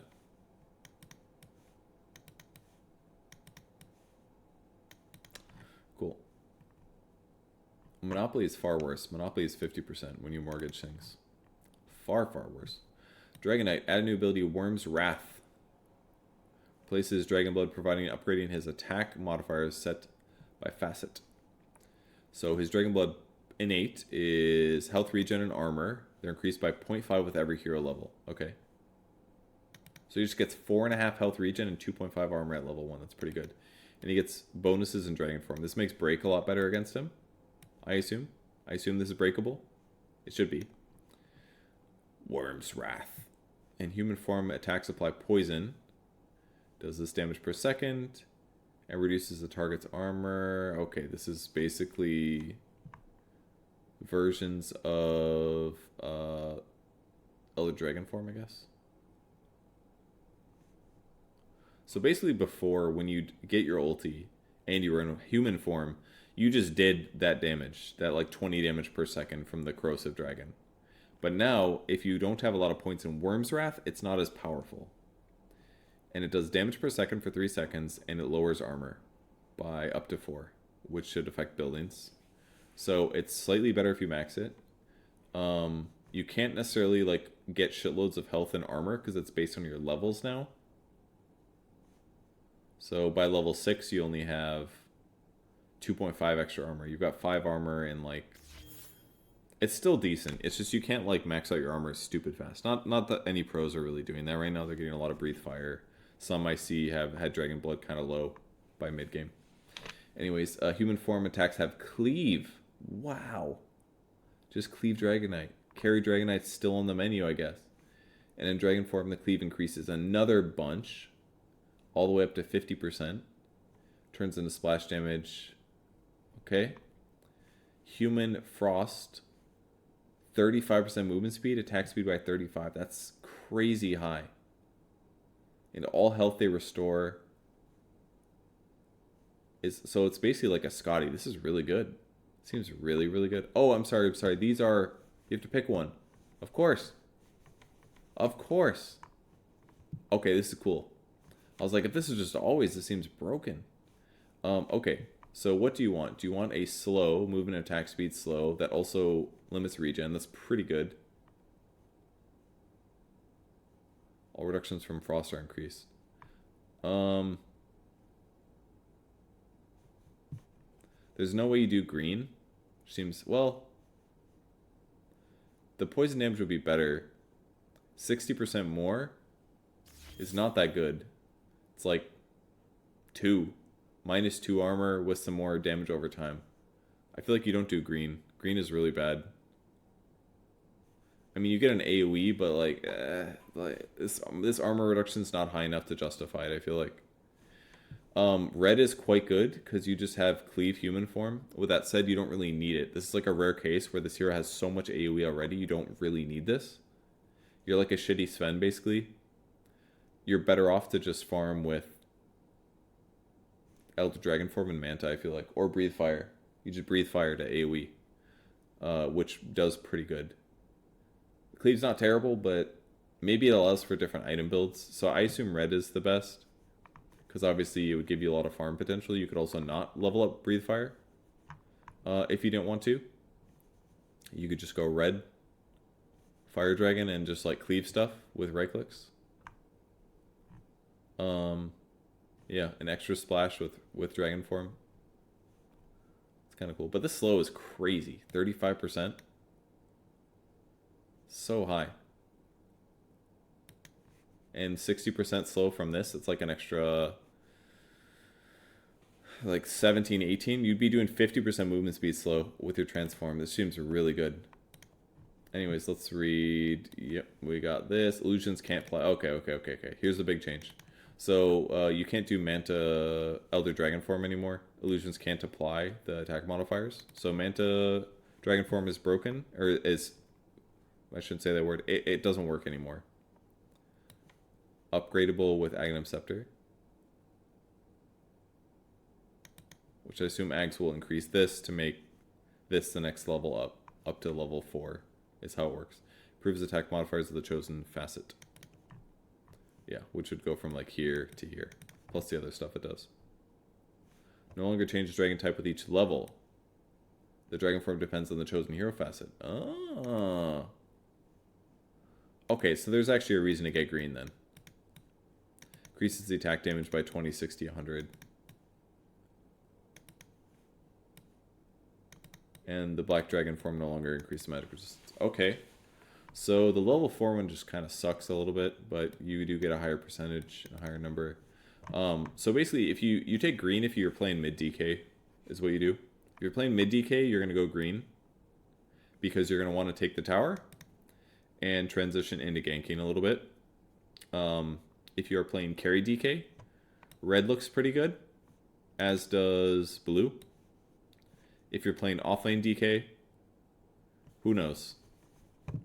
But I assume green DK is what you would actually pick if you're mid, because you want to take the tower and gank.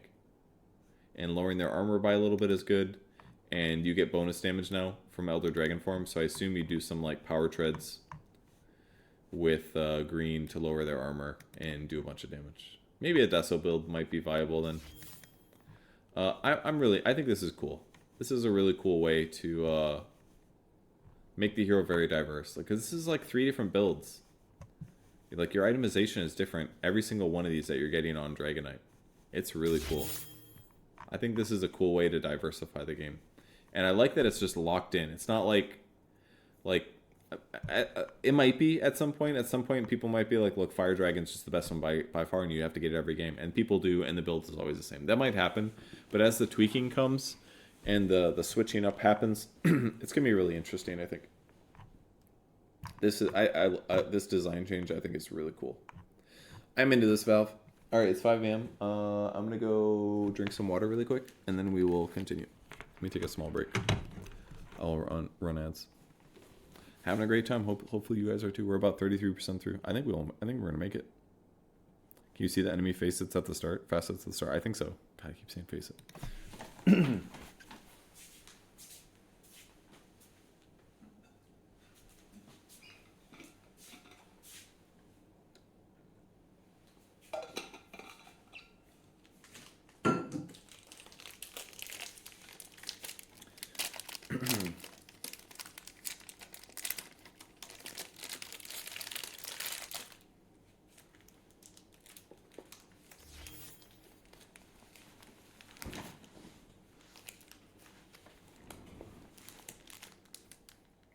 I'm just eating a protein bar quick.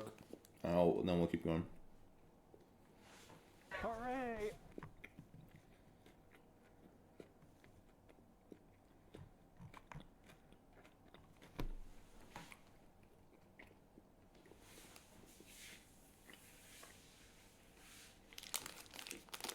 Sorry, can't sleep.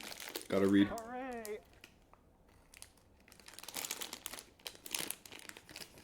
That's not a Snickers, it's a protein bar. It's got 20 grams of protein. And 200 calories.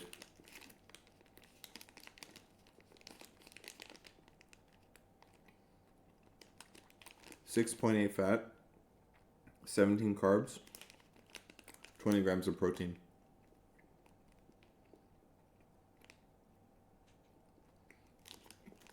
And it tastes good.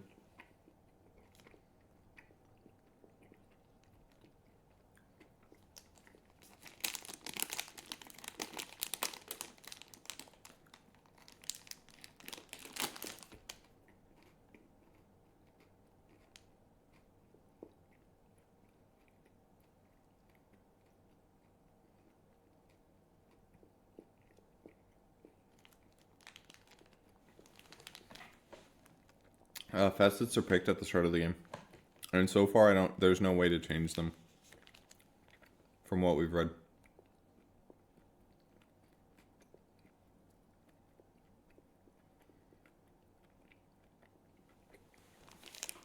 Hooray!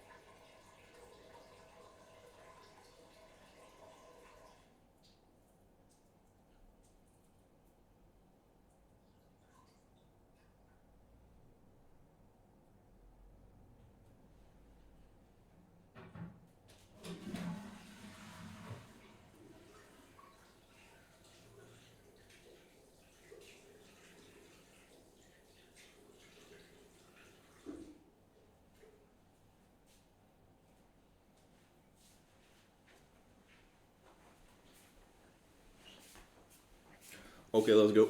I'm gonna put this headset on even though I'm not hearing anything. Drow Ranger. 10 more movement speed. Precision aura as an innate. Bonus agility to her and allied ranged heroes within range. Starts with 1% of her current agility, increased by 1% with every level. Okay, bonus is doubled for Drow Ranger herself. So at level 10, she's at 10%, so giving 10% agility to allies, and 20% for herself. Okay. And at level 6, she's at 14%. So she probably does less damage at 6, is my guess. But as the game continues, it's probably way higher. Didn't it scale somewhere like 20 to 40% or something like that? I think. Deals 20% more damage with attacks on the high ground, so that makes Glacier way better. Way better defending too. This is pretty cool. And Drow Ranger can use items and move during multi-shot with a 40% movement speed penalty while aiming at the initial target direction. This is really nice. Basically makes multi-shot a lot more useful. I imagine people are going to want to do this in a lot of cases. 40% movement speed is not that bad considering she used to be stationary before. Makes the talents much better too. No more movement speed from Gust, which makes sense because she's got more mobility here, and she's got 10 more movement speed here.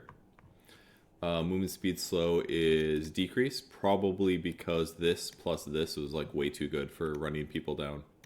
Because basically, I mean, she's going to be using multi-shot on you and still killing your ass. Like, because this is only 30 times 4, so that's 120 movement speed. So if she's like a 300 movement speed hero, she's still going to be running at you at like 180 movement speed while she's using multi-shot. So she's, and you're getting slowed by this, so like she's catching your ass. So in the laning stage, this is probably really punishing when she's winning, is my guess. No longer has a bonus slow duration, instead applies to normal frost arrows duration. I did not know this. So this is 2 ways that it's, I guess it did scale up to like 4 seconds of slow or something, but anyways. Bonus strategy for allies, yeah, we got that. Gust cooldown. Gust cooldown replaced with Gust movement speed. 40% is a lot. That's level 20. That's really good though. 40% is crazy high. Like I said, like 120 movement speed. Without boots. So with Yasha, it's more like, it's like 160 movement speed. This talent when you use Gust. That's crazy high. It's really, really good. I think that talent's amazing actually.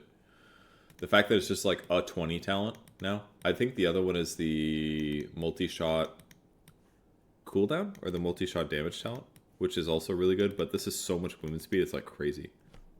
You need level 15 to get the same equivalent of old level 1 marksmanship. Okay, so basically you have far worse agility bonus from marksmanship, but there's other ways that the hero just plays better, basically, and is a better fighter.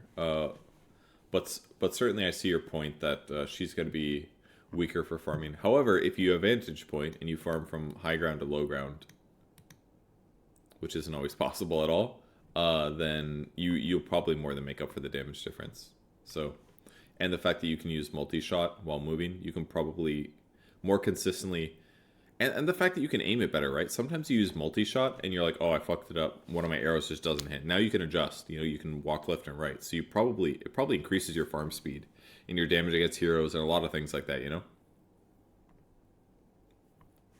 I think these like nerfs to her, I think are just going to be fine, is my guess. Earth Spirit, Stone Remnant is his innate ability. Improves with his level. Okay.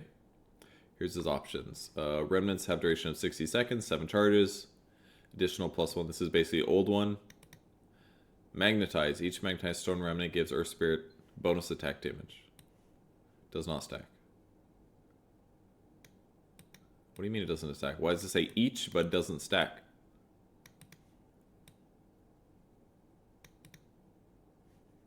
Why each and no stack? I don't get.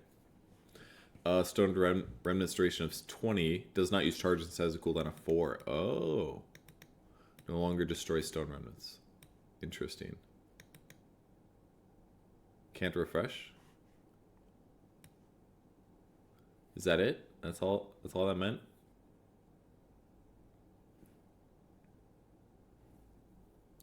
Seems kind of goofy.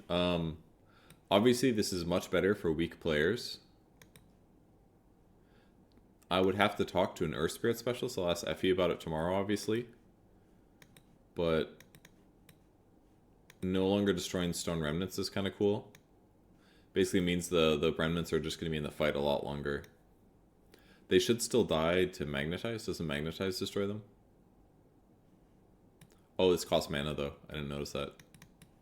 Interesting. So this one must be better, is my guess, if it costs mana. But the main issue is that you can't... If you roll through a remnant, does it come with you though, or does it stay?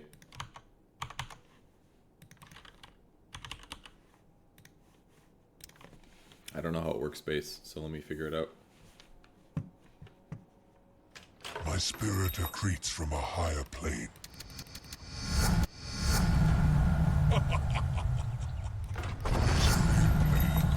Ends. I'm going. Set. Yeah, it just stays there. So that's kind of shitty. Yes. I feel like this one's just kind of bad. I mean, it's always there. Wait. An even better spot. But the problem is that a lot of times Earth Spirits want to go do shit when they go in, you know? Why am I As still must leveling up? be. How much? What? What? A perfect position. I'm level 7. What's going on? Anyways. They want to go in, and then they want to stand here and be like... I should stand there. And then they want to kick people, you know? Wait. Wasn't this vector targeting? Do you have to right-click it? Exactly so. It's really... It's directional like that? It's not targeting? Precisely. These players are so good at this hero. My spirit Anyways. is in harmony. They want to do this shit. Oh no. Ordered advance. Not that.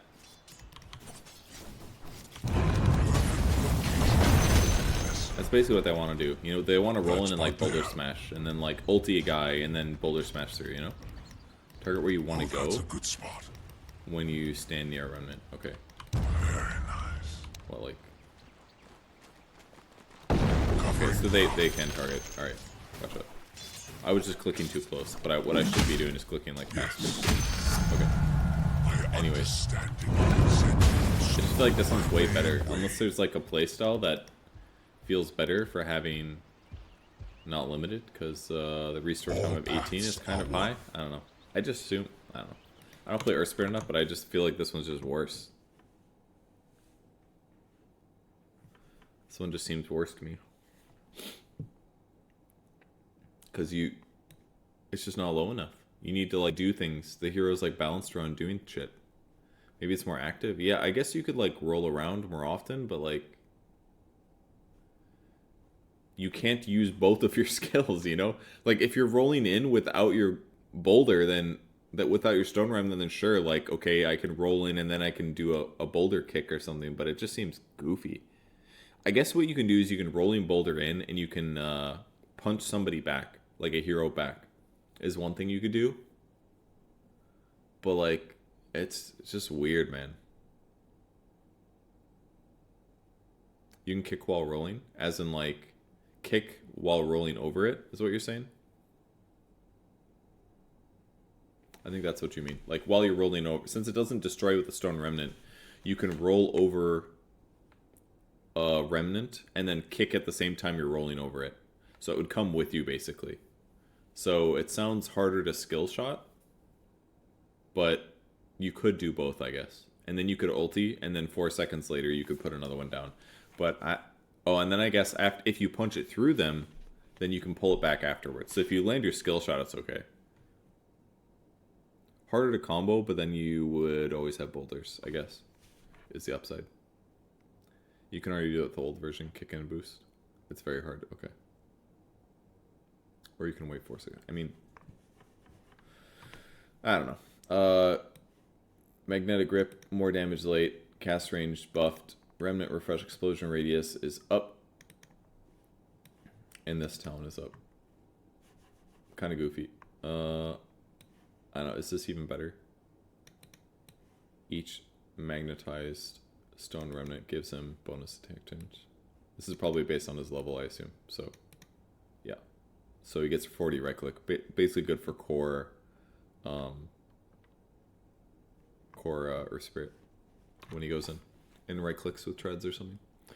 Earthshaker Aftershock is innate, passive, starts at 35. That means he gets a stun at level 1 with Enchant Totem, which is pretty cool. Stun duration is really good at level 1. Oh, I'm sorry. It's not. It's 0.5. But still, it's there.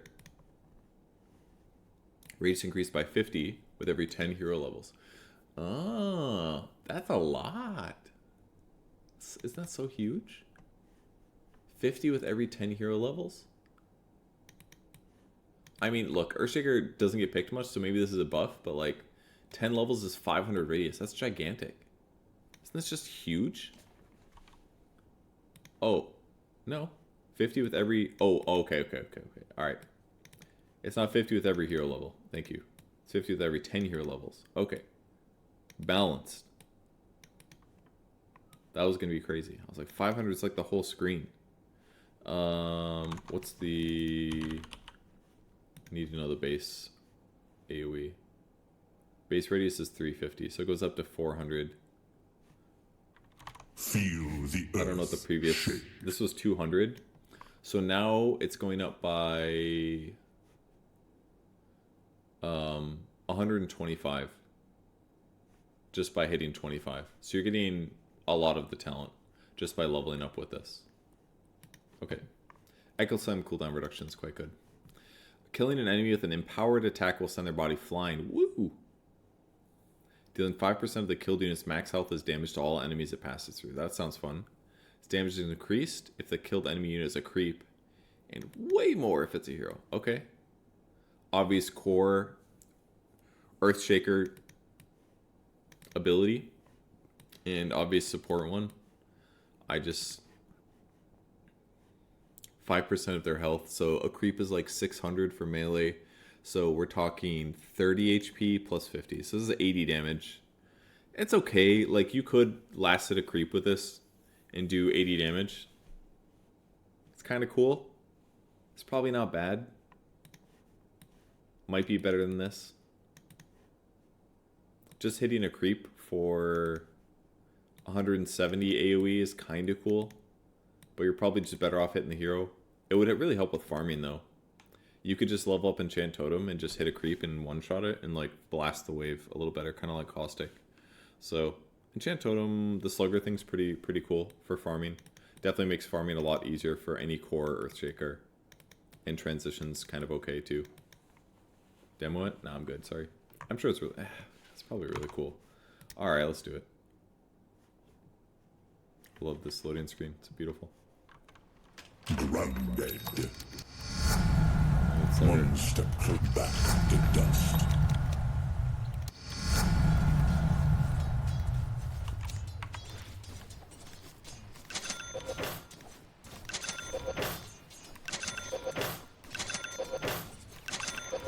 Moving.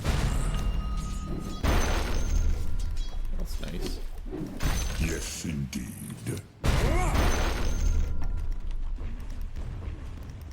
Forward. Oh, he's not dead. Oh, yes. Down. It just seems good. I don't know. I have 5 bracers or whatever, but looks nice. Elder Titan, Astral Spirit, innate ability. Active, can be leveled up. Always gets it. Bonus speed, damage per creep, damage per hero, armor per hero, mana cost pretty low, cooldown reduction, or it's slightly more. All right, natural order is a facet. Every second an enemy hero stays under the effect of the aura, they lose an additional 1 armor and 1% magic resistance. Stacks up to 20 times. It's kind of interesting. You don't really... I mean, look, you do park the aura on people sometimes. 20 seconds is a lot, though. I don't know if you'd be able to stay next to somebody that long. Eldertan's attack speed is decreased by 75, but he receives 20% of movement speed as bonus attack speed. Okay. So if I am 300 movement speed, I'm talking about 60 attack speed.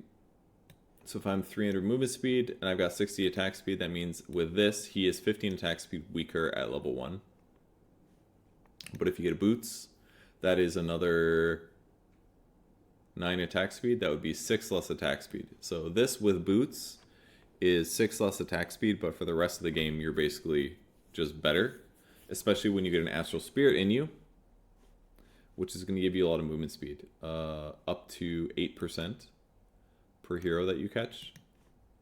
So that would just give you attack speed. Plus innate.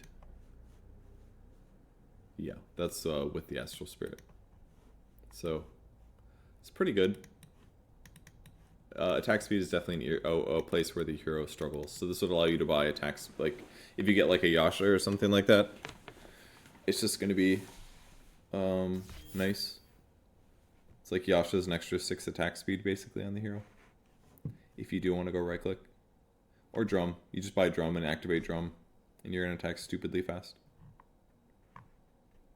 Kind of cool. Or Stampede. Stampede the Elder Titan so we can carry. It's kind of fun. Ember Spirit Flame Guard. Innate ability active, can be levelable skills. Passively deals 10 damage. Activating increases damage raised to 500. Increased damage per second. The barrier is only 30 if you don't level it. Else the duration is 10 seconds. So do a total of 100 damage in AoE. Sounds pretty fair. And then active damage per second rescaled.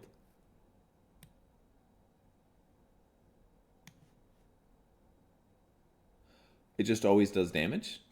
It just always does damage. 10 damage per second, always. Okay. So just permanently 10 damage per second. And then when you activate it, it goes up to 25. That's cool. Just always does damage. 30 damage in a 150 radius, which is really small. That's like melee range.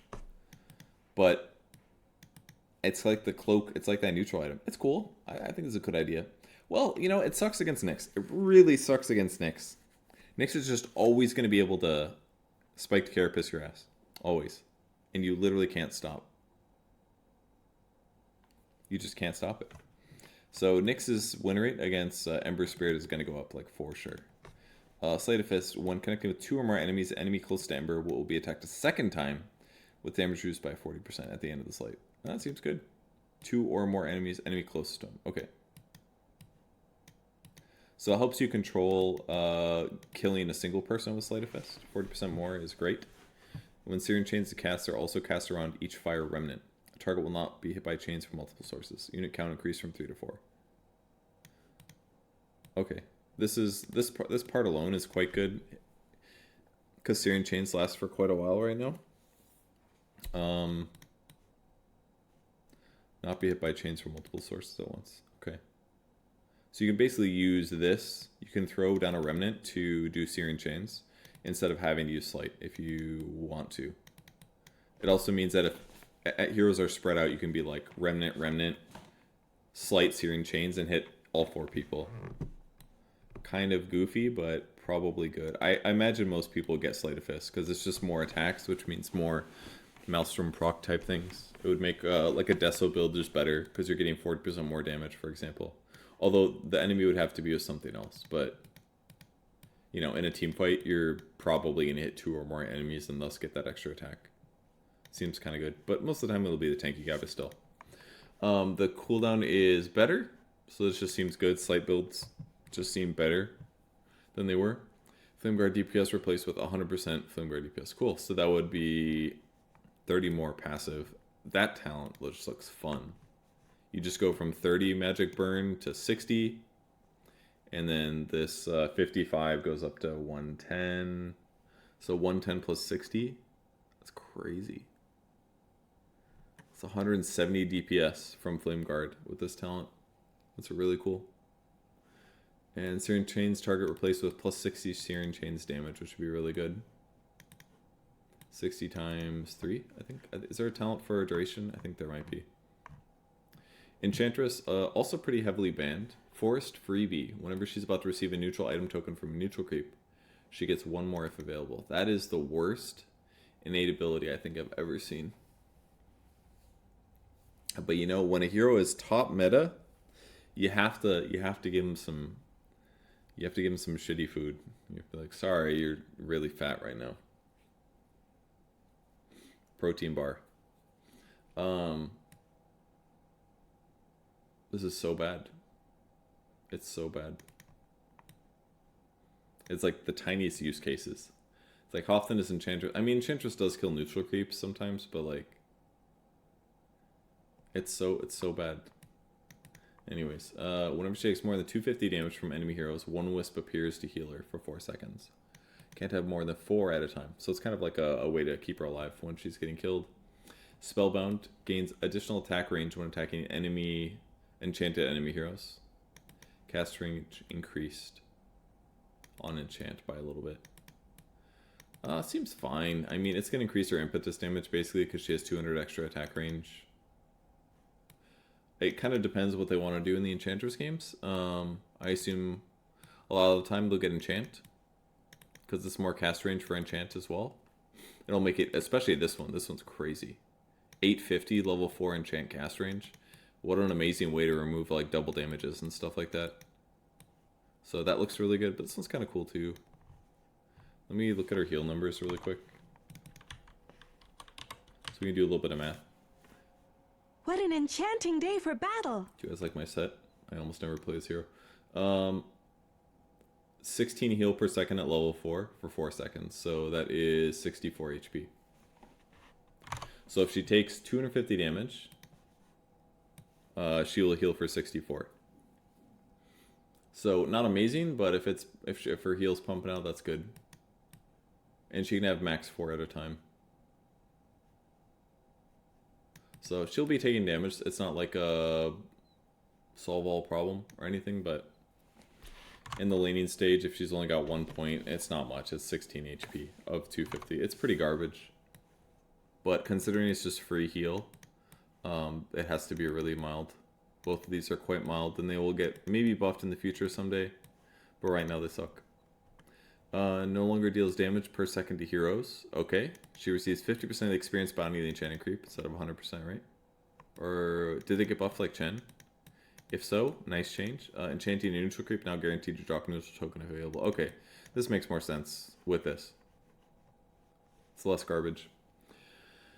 Because now right at 7 you can just try to take some creep and get a neutral token, and you can get 2.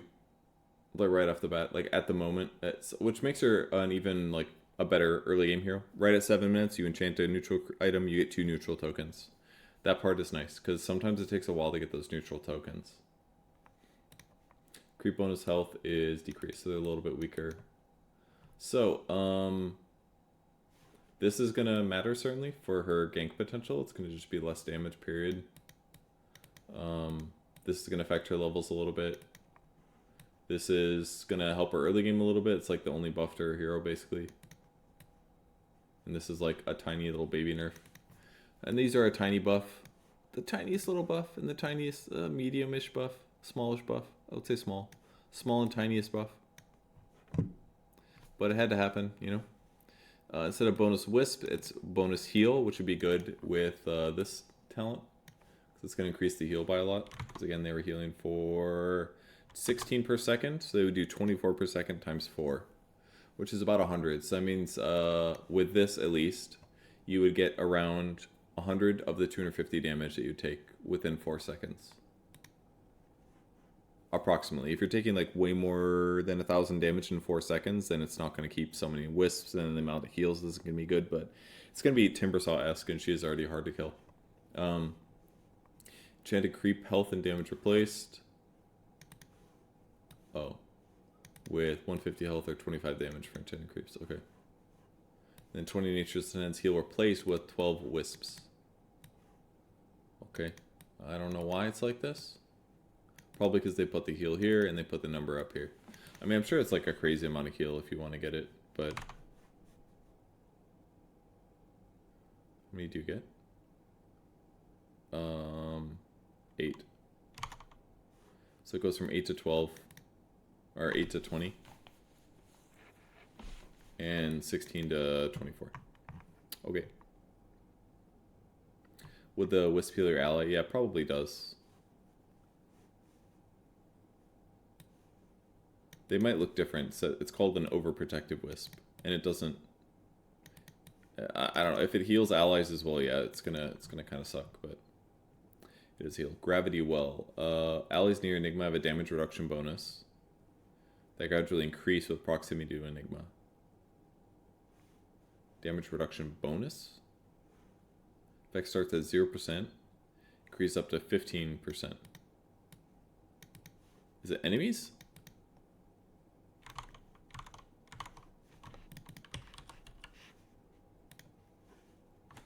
My current incarnation Allies have have up to 15% damage reduction. Why would they want that? Oh, did they take less damage?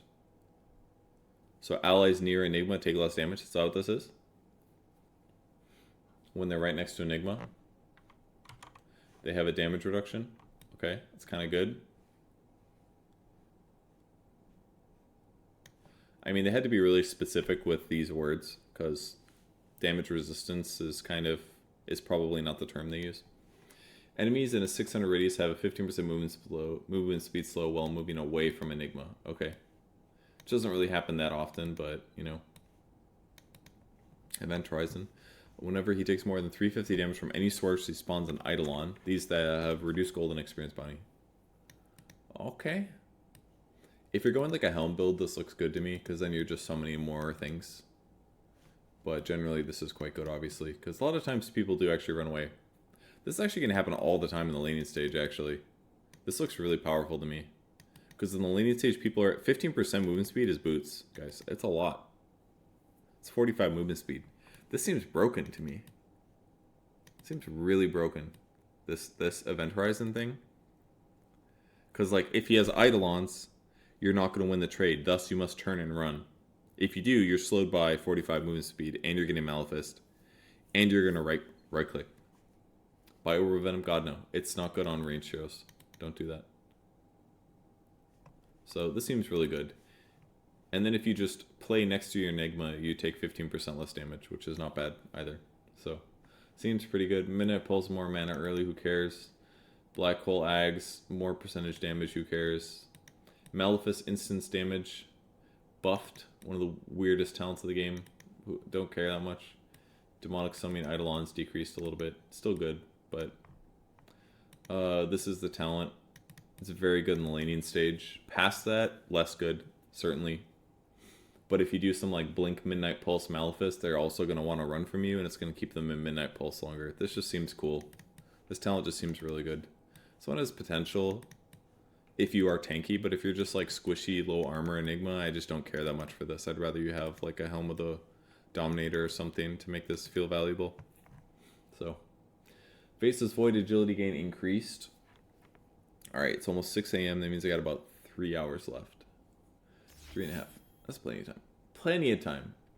Passive levels up with Chronosphere. Enemy attack projectiles are slowed when they fly near him. Somebody's been playing Hades affects projectiles even if Faces Void isn't the target. Okay.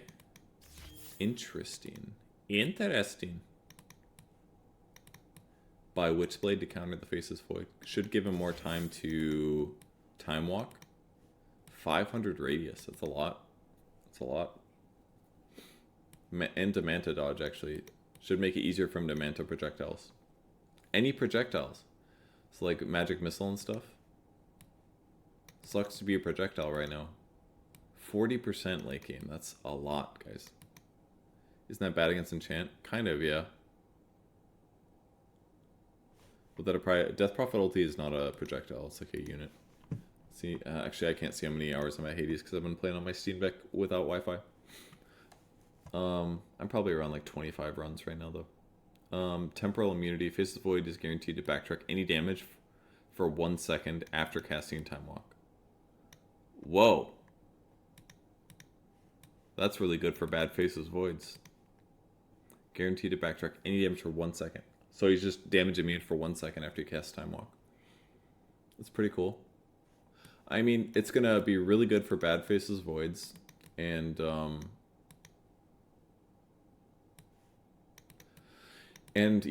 for good Faces Voids that are punished, it's going to be really good for them. Seems pretty cool. Do you need a buff? He's not the most played hero, but he's played sometimes, yeah. Replaces Chronosphere with the new ability Time Zone. Creates a blister in space-time, altering the movement, attack, cast, projectile, and turn rate speeds of all units inside. Allies have increased speed and enemies have decreased speed. Doesn't pierce debuff immunity. Okay, so it doesn't work through BKB. Attack speed manipulation, 50, 100, 150. Move speed manipulation, 50, 60, 70%. Cast speed manipulation, super high. Turn speed manipulation. Projectile speed manipulation. This is probably stacking with Distortion Field, by the way.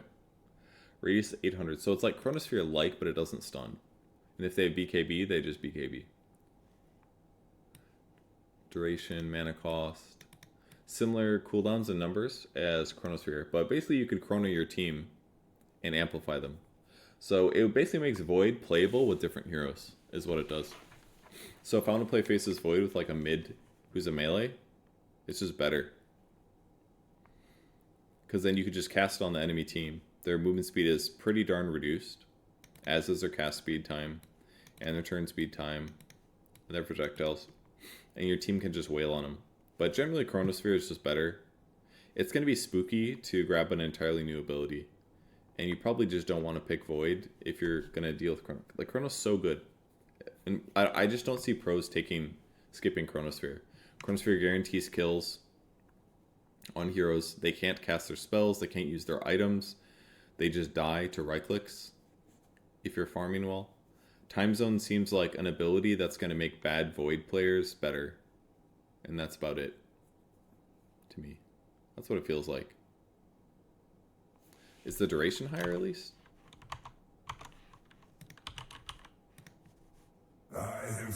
It is higher. So that's the upside. No clip, huh? Lasts for 5 seconds instead of 3.75. Hooray!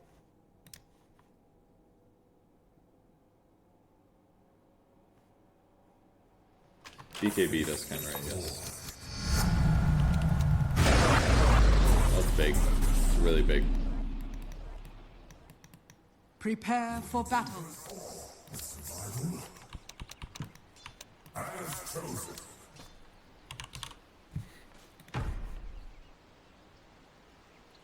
don't know what the fuck this does. Oh my god, there's one for Slacks. Jesus Christ. Yes.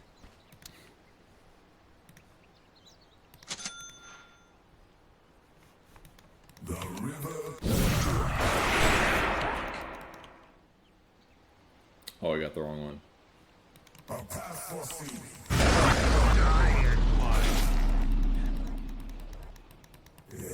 First blood.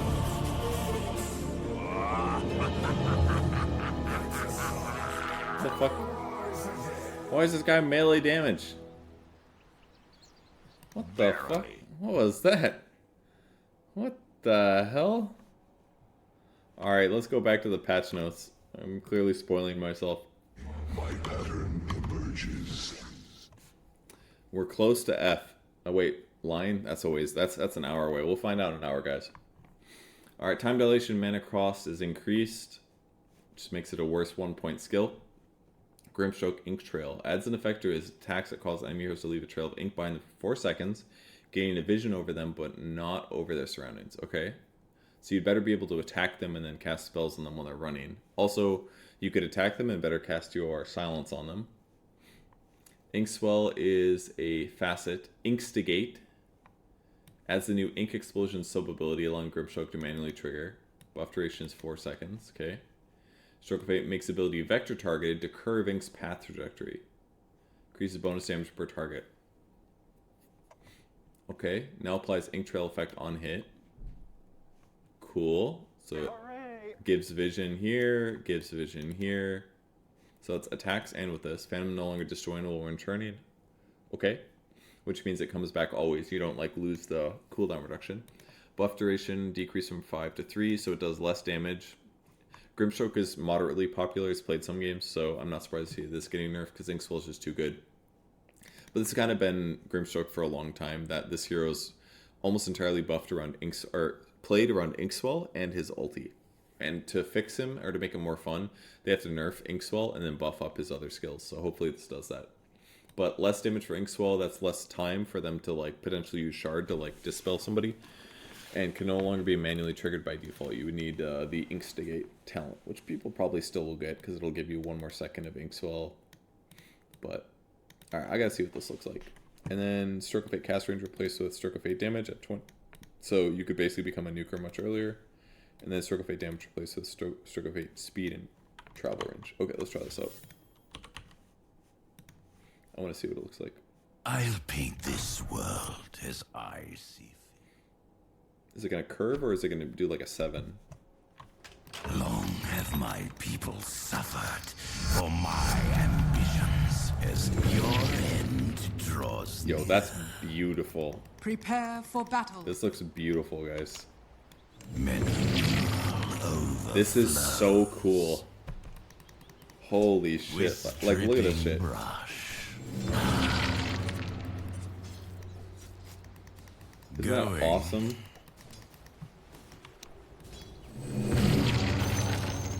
As I planned. Like, how could you dodge this now as an enemy? Unburdened.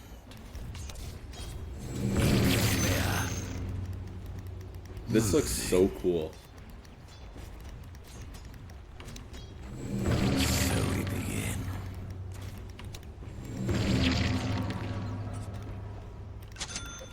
Aether, let the lines take you. Like, how can you predict this? Forward. Run all you like. It's like you're you know what this is like? It's like what was that show where they curved the bullet, that movie? By On my it? hand alone. It's like- Willingly. It's like bullet curving, swear to God. It's literally what it's like. Wanted? Yeah. I read the graphic novel. It's very brutal, but it's amazing. I thought the movie sucked ass. As expected. It's basically like bad guys win. And then someone's just gonna do a straight one, and you're gonna be like, what's happening? It's a lot faster. A new mixture for my pot. I like- set my brush. You just walk away. God, it looks so cool. Well now. So it makes the Immortal so much better. Lion is true. It looks so good. Masterpiece. I lift my brush. Well now. Oh, that felt kind of bad. So it's hard to do like weird angles Stroke of fate. because it has to curve. It has like a curve line. I paint my way. But like a pivot off of where it's hitting is good. So you don't necessarily, like, for example, if this is the person, if this is my creep and this is the hero, I don't have to stand directly like a power shot. I can now like hit it and bounce it. So now it kind of gives me this like range like this, where I can basically hit a cone. I mean, it could potentially hit this, right? Like, I could potentially do this. It's just going to be a little bit more obvious. Perfection. But it's a cool way to increase the damage. Steady That's grip. amazing. I'm definitely playing that. That is definitely one of the things I'm playing. And then the bonus damage for creep goes up by a little bit as you level it up. So, Grim mid, heaps more viable. Heaps more viable because you can actually just like blast a wave. Bonus damage per target. If you max that out, you're hitting the whole creep wave and a hero. It's like 65 times 4 plus the base damage, which is 280. That's a lot of damage. It's a lot of damage. Amazing. Amazing talent. The 25 talent. The speed and travel. I mean, it's going to be cool. It's going to be fast. But you got to hit 25. That's kind of hard to do. You can do it, but it takes time. That's all. But yeah, you're going to be able to do really cool stuff with that. I have to see the talent. Oh my god, fine.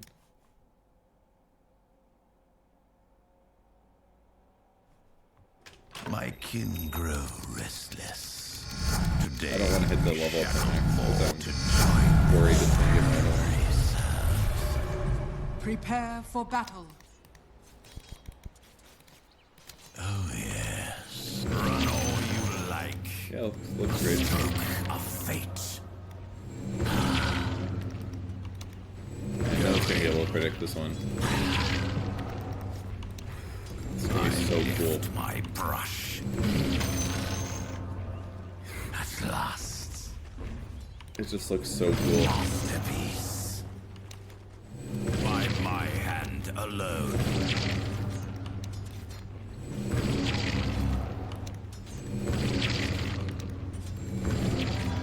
Fine. Perfection. I cannot wait for the highlight reels. I paint my way. The mural overflood. Let the lines take you. God damn, it's so cool. It's so cool. Beautiful. Chop shop. Gyrocopter can disassemble most items at all times and sells any recipe as for full cost. Huh. Interesting. Disassemble most items at all times and sells any recipes. So, what does most items at all times mean? Does that mean disassemble his Wraithbands? And the Wraithband parts don't sell for full, but the Wraithband recipe does? Free boots of travel for single TPs. Can't disassemble Midas or Rapier, yeah, of course. Radiance and Divine Rapier.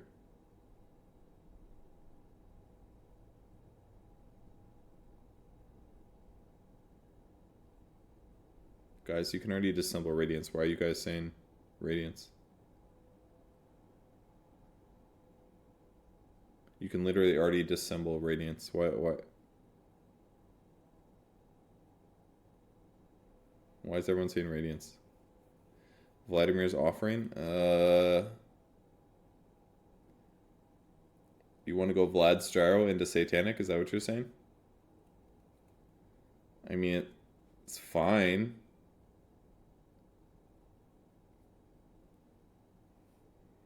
You think this is for Yashikaya? I mean, it'd be cool to get all 3 swords and then just switch it up.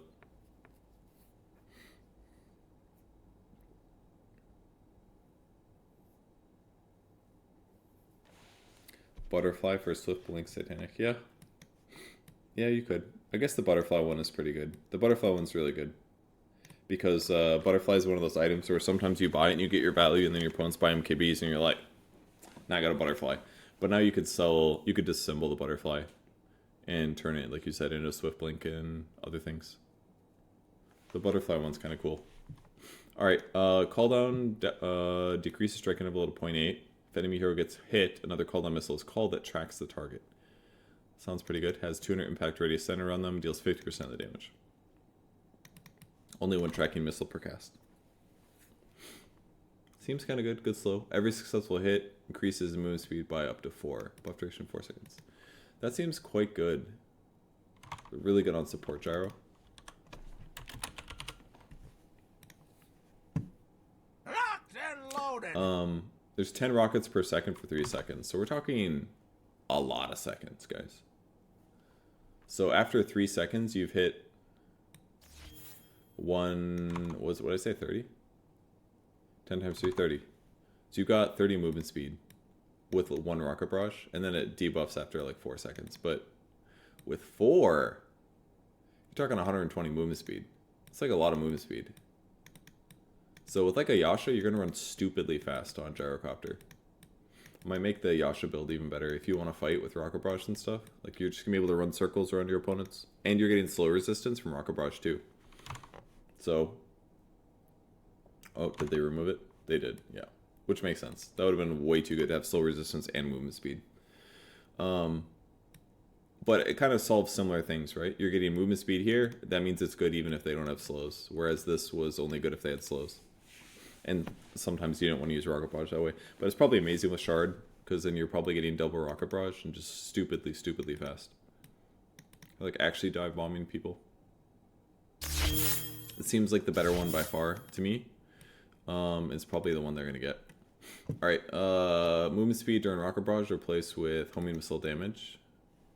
That looks fine. Like, it's... The movement speed during Rocket Barrage is good, but...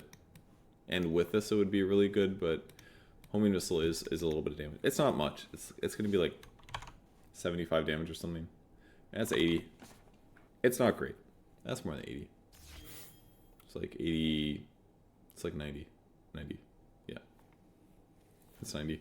So it's like 90 more damage. It's not great, but the other one's health, I think. Right? Health at 10? Yeah, 175 health. Call down, cooldown no longer grants global cast range. Okay. I gotta sneeze. Excuse me. Alright, Hoodwink passively has a chance to redirect attacks into a tree, destroying it. Seems really good.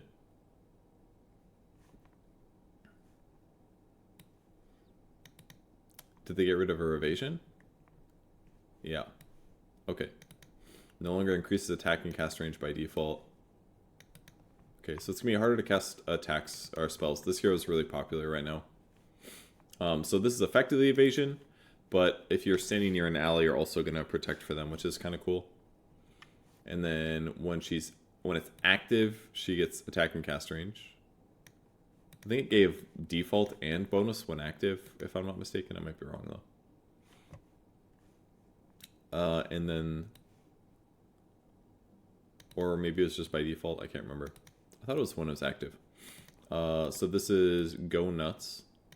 When it's active, you get the attack and cast range, make landing your abilities easier. And then if there's no available targets to bounce, it'll look for a tree within its search radius. Instead, bouncing off the tree sets the remaining number of bounces to 1. So if there's just one hero in the jungle, basically, you can bounce the acorn shot on the hero. It'll bounce off the tree, and then it'll hit the hero again. So this is going to be way better for trading at level 1, basically. And level 2 and level 3 with the enemy support. Because you just bounce it off a tree and you're getting 2 hits. So this is scary, but losing the attack and cast range means that your laning stage is going to be better. But your mid game, it'll make a Deso build better. If you want to play like mid Hoodwink and go with Deso, it's going to be way easier to kill a support. Because you can get 2 Deso hits on them. Acorn hits them, does tons of damage, bounces to tree, bounces back, does like huge damage. Plus your right click, that's like 3 right clicks instantly. Plus stun, plus ulti. Like you could definitely snowball with this. But for Hoodwink supports, which is by far the only way that people play it, losing this cast range and attack range is massive. Because it's going to be way harder for them to land disables and for them to follow up disable. So they will probably have to get this one, I assume. Otherwise the hero's going to feel bad. And then...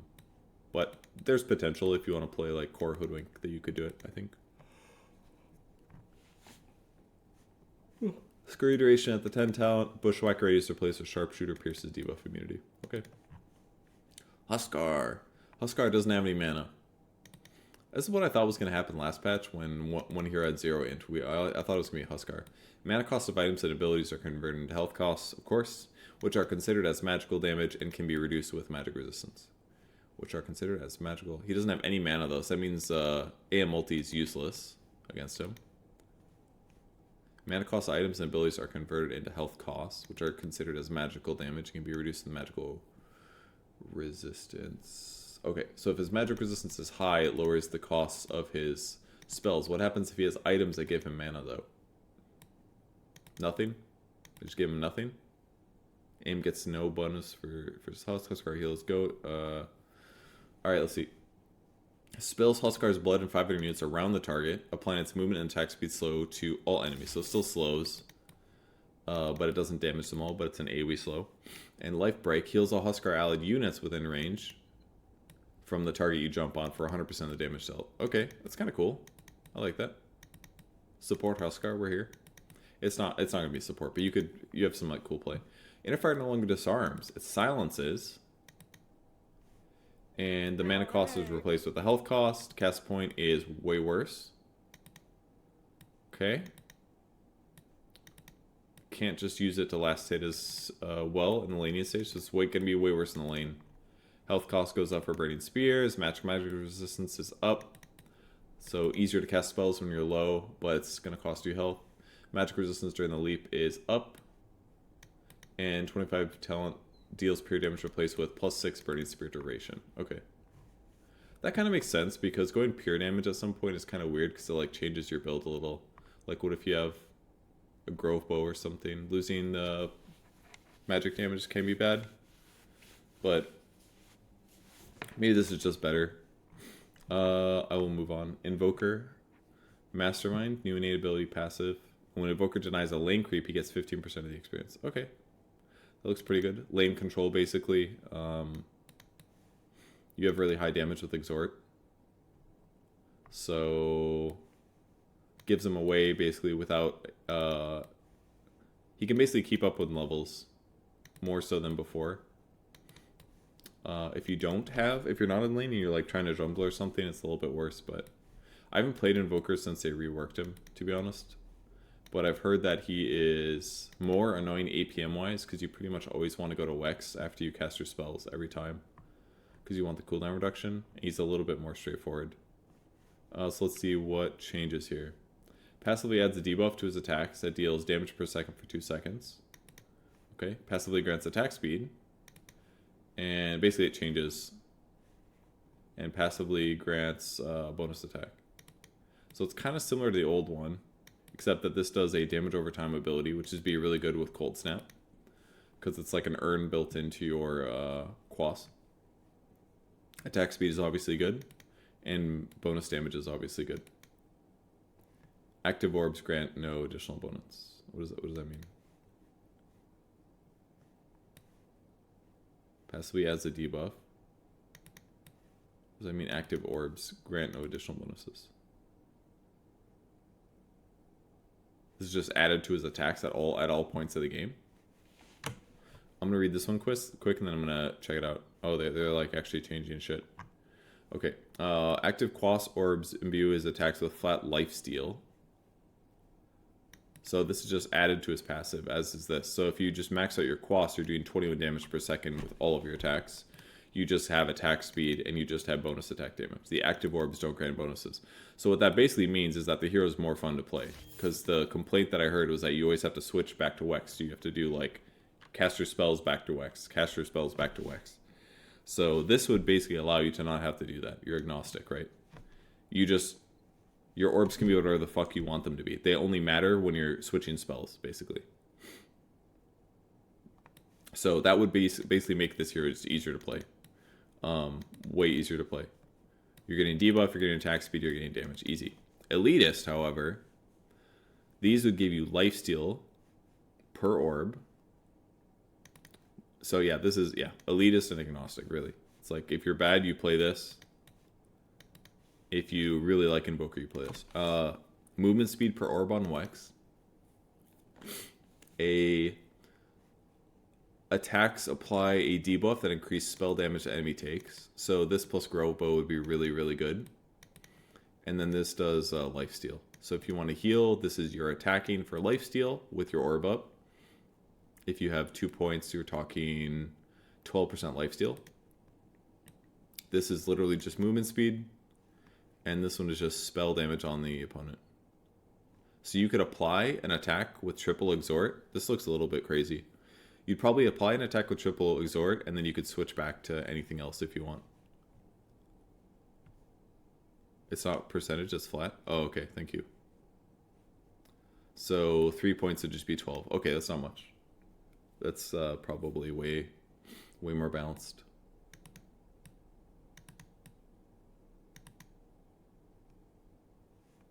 Elitist seems like a no-brainer choice. Better in lane and better late. Is it that much better late? Oh, thank you for the donation, Joe. I appreciate it. I mean, this one just looks easier though. Like if you don't play Invoker a lot, this one's just so straightforward, right? Your right click is good, is what you got over here, and then you can still play the hero. The lifesteal here is pretty mediocre. It's not that incredible. I guess it's okay. It's 28, 42. You're getting 42 health per attack. That could be a lot of HP. And I guess you're way faster. Losing the movement speed from Wex is going to really hurt a lot, actually. Because not being able to run around the map with 12% extra movement speed, you're going to really feel it. This looks almost losing the movement speed is almost too much, I feel like. Losing this and losing this, I don't think I care as much. But I feel like if you're like an average Invoker player and you're losing this movement speed, or if you're like a newbie Invoker player and you don't have this movement speed, it feels really, really bad. I like this design. I mean, it is good player, bad player. But it's also right click versus not right click. This is not right click at all, actually, is one thing. This makes your spells really good, and it gives you a better version of heal. And it lets you move around. This is spells, basically. This is like, I'm casting spells, and this is like, I'm a right click monster. Maybe not monster, but you're a right clicker. I mean, this is equivalent to like, what, 35 agility, basically? So it's not necessarily bad versus good. It's just that the Invoker playstyle has been a mix of right clicks and casting spells for a long time. And it still kind of is, it's just this is more right clicky. It might allow you to skip like an urn and This is gonna not make right-clicking necessarily as obvious. You might have to buy like actual damage items to do good right-click. But this part's pretty good. Hooray! 8% extra spell damage debuff per orb. If you have 3 of these, it's a lot. 24% more damage. Like, go Witchblade with this and just exhort right-click people with Witchblade. That just seems good. And Growbow. That part seems really good. If you go like a Growbow, even like a Dagon build with Growbow, this could work. Tornado, Sunstrike into Deafening Blast. Maybe not Tornado because 4 seconds, but if you like broke Invis with like Cold Snap, Sunstrike, Witchblade, and 3 exhort points, like you'd blow somebody up, I feel like. Anyways. No longer cooldown reduction, lowered the cooldown. And most of the time you're breaking Ghost Walk when you're yanking, of course. Lower cooldown. Okay. Interested to see what Invoker players think. The only thing I'm worried about is what if this one, Motif Agnostic, is just way better for some reason. And it makes the hero feel neutered. But, I mean, you still get to cast spells in cool ways, so it's just going to be less intense than before.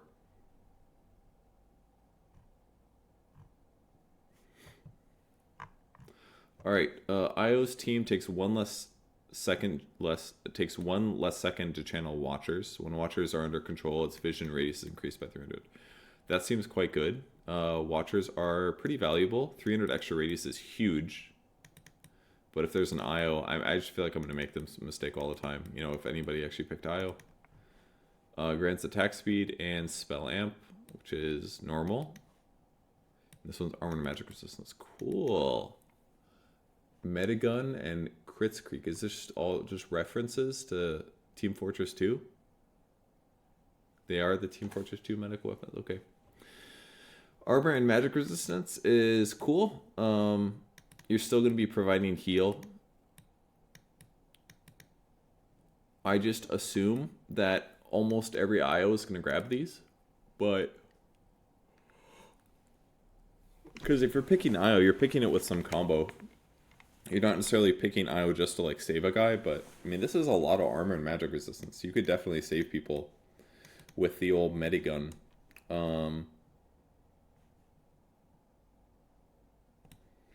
Definitely interesting. It might just work. Oh, and this gives it to you as well, actually. It'd make you a lot tankier as well. 12 armor and 25 magic resistance on your hero. In some ways, Overcharge is just better, right? Because you're keeping your ally alive and keeping yourself alive. Whereas the Overcharge, you don't really need your spell amp. It's a waste. And your attack speed is slightly a waste too. So in some ways, Metagun is better. If you are both dying, Metagun is way better.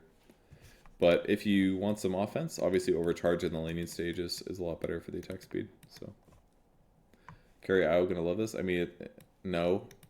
Well, that you think they'll love this? Maybe. I guess so. It's okay, yeah. But if I'm playing like Helm of the Overlord, then I still want Overcharge for the attack speed. So, all right, damage per second is buffed. Carry IO's even better, guys. They reduced the slow a little bit, but it's manageable. Creep collision damage is increased. They're buffing carry IO, guys. They're buffing the Helmet Overlord IO. This talent's nerfed because pros get it. This talent is nerfed. Both of these are nerfed. Well, the spirit hero damage, who gives a shit? I usually get the movement speed when I play it. Carry. Relocate cooldown reduction increased. Tether attack target now applies a 25% damage penalty on his attacks. That's fine. That's fair. Alright, I would argue buffed. The tiniest buffed. For IO Helm of Overlord. The tiniest. This is worse, but it's not that much worse. This is better. It's fine. Jakiro. Turn rate improved. Double Trouble. Attack launches 2 projectiles at the target with a 0.2 second interval, but each deals 50% less damage. Cool. One of these attacks ignores melee heroes' default damage block. This penalty affects bonus damage as well. How can we make this good?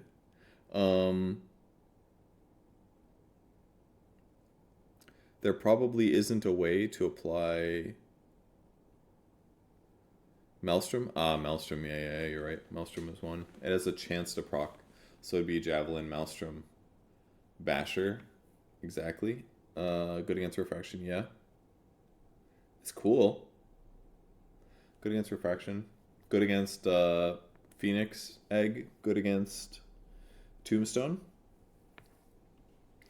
Doubly is good at Tombstone. And not that your agility gain is good. So you're attacking slow, but I think this is kind of cool.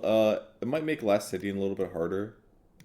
But the fact that one of them ignores the melee hero's damage default block is kind of cool. So it makes Jakiro... This is a really creative way. It's just a really creative way to make the hero a little bit better and more useful. It's like, if I am Jakiro and I'm against a melee hero, I'm just going to do more damage. Because half of my damage doesn't ignore damage block. With that said, does it fucking matter? What's damage block? 16? So if I'm doing 50 damage and 16 gets blocked, then I'm doing 34 damage. If I'm doing double attack and only half of them gets damage blocked, he's still blocking 16 of my 25 damage. I'm doing the same damage. So basically the only reason it says one of these attacks ignores melee hero's default damage block is simply so it's not a nerf against melee heroes. So basically this doesn't do anything except for make it slightly harder to last hit and makes items like Maelstrom or Diffusal Blade better. Aren't the Liquid Frost and Fire also duplicated? I mean, if those... I mean, I haven't read it in literally anything else yet, but if you could do both Liquid Fire and Liquid Frost at the same time, it'd be cool. Cool. Let's read what it says. Looks like you get to choose. Liquid Fire would be your third ability. Flaming Attack burns all enemies. Cooldown. Ag Shard now adds percentage of the target's max HP to each tick of damage. Doesn't affect buildings. So it would be normal. It looks like normal Liquid Fire would be your third skill, and the Shard would add the old percentage based onto it, but it won't work against buildings. Or you can go Frost. Freezing attack deals bonus damage and applies a chilling effect for 4 seconds. Movement speed slow, bonus damage. They take bonus damage from his attacks and other abilities. It seems really good. Does not apply to buildings. This just seems better to me. Ag Shard adds a percentage. So basically it just amplifies your damage. This is quite good. Liquid Fire does 5 ticks of damage. I'm definitely trying this shit out later. You know, after I sleep or something. We blow hot and cold. Yeah, 5 ticks of damage. So, if you get Liquid Frost level 1, it's going to increase your Dual Breath by 50 damage. Your Dual Breath will do 150 instead of 100. And this thing itself does 20 damage. So Liquid Frost level 1 would, with Dual Breath, would do 70 damage, which is actually the same as what Liquid Fire did. Level 4 would increase your damage by 125 and slows movement speed. So it gives you... It's worse for fighting to the death because you're not slowing their attack speed, but their movement speed is more slowed. So if you want more movement speed slow, then Liquid Frost is better. If you want some attack speed slow and the ability to siege towers, then Liquid Fire is just better. And you can't apply Liquid Frost to buildings. So I would say if you're winning your lane, Liquid Frost sounds better. Maybe Liquid Frost is just better because being able to slow in 2 different ways is kind of nice against melee heroes. But sometimes attack speed slow is good too. But Jakiro's base, I haven't seen Jakiro picked in a long time in the pro scene. Dual Breath cast range is buffed. Cast range for Ice Path is down. The formation delay is decreased, so it's easier to land it. This is going to help a lot. Macro power is wider. The mana cost is up. The cooldown is up. Health talent replaced with Ice Path cooldown talent. And macro power damage talent is nerfed a little at 20. Interesting. The 15 talent, I still got it a lot of times, but kind of felt bad. Just some plus 10 Liquid Frost bonus damage. I mean, Liquid Frost is going to give you way more damage. If you are a core Jakiro, oh, this is hard actually. If you're a core Jakiro, you probably do so much more damage with Liquid Frost because it's also going to proc on Macro Pyre. That's why there are these Macro Pyre changes. Because Macro Pyre with Liquid Frost is just going to do so much more damage. Because it's basically like, you know, it's like 25% spell amp. Yeah, level 1 Macro Pyre with level 4 Liquid Frost, it's basically like having 25% spell amp. So if they fight you in Macro Pyre with Liquid Frost on them and you dual breath them, it's just like insane damage. Like, it's going to be wild, wild damage. Into the dragons. So this makes a core Jakiro definitely better, potentially. Prepare for battle. And burn. I don't know, man. Axe runs! Onward. Good day to fight! Like, that's pretty good. Shall we? The fact that and it's the second slow for dual breath. Like, this seems Fists quite good. Forward! 4-second cooldown. Freezing flame.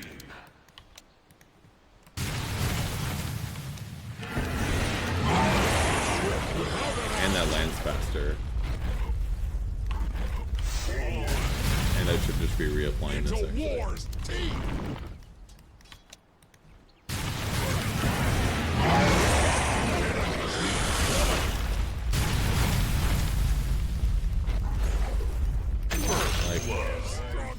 Alright, that just seems good. I feel like Liquid Frost has to be the way to go.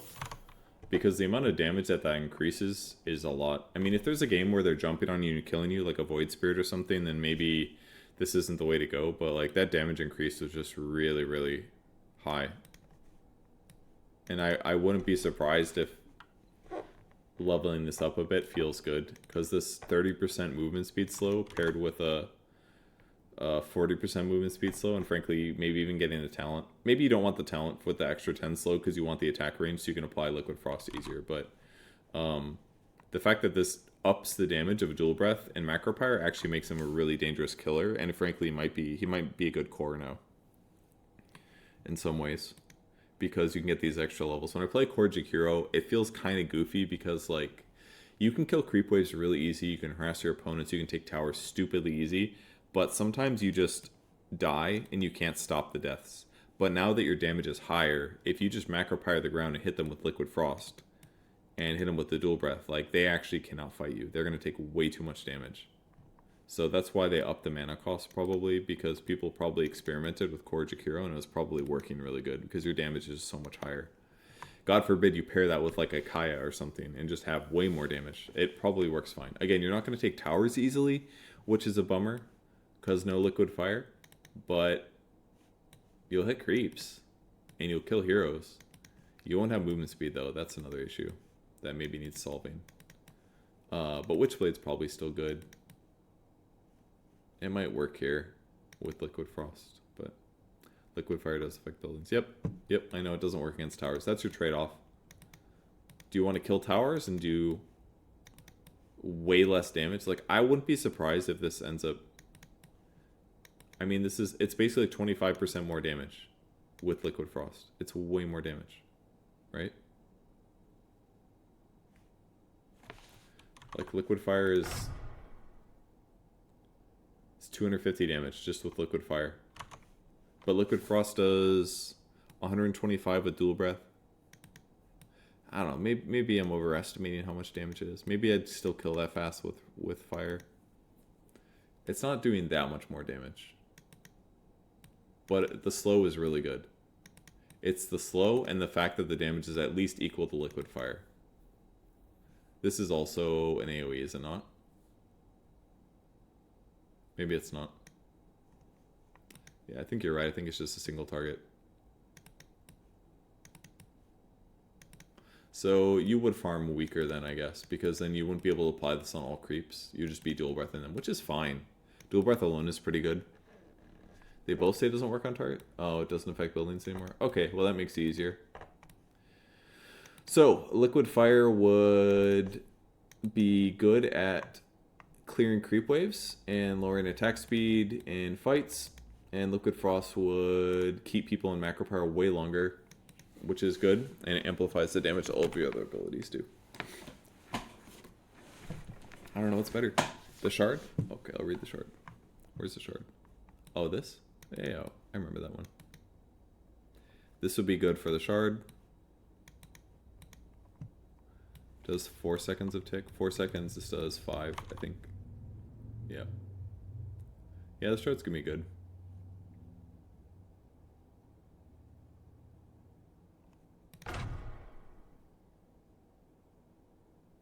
Wait, does this one work on buildings?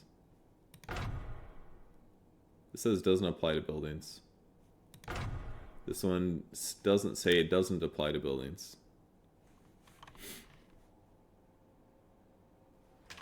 With ice. And fire.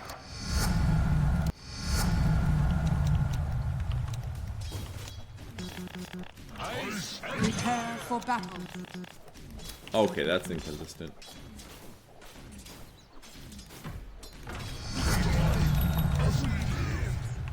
Okay, so that does work against buildings? Okay, so this does work against buildings, but the shard does not. That's what they're trying to tell us. So it'll hit, but the percentage damage won't work. Okay. So... the 25 taunt?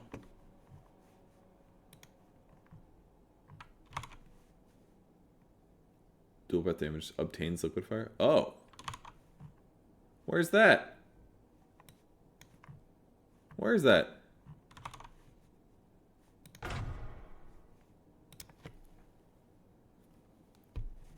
It's just not there. Doubly so.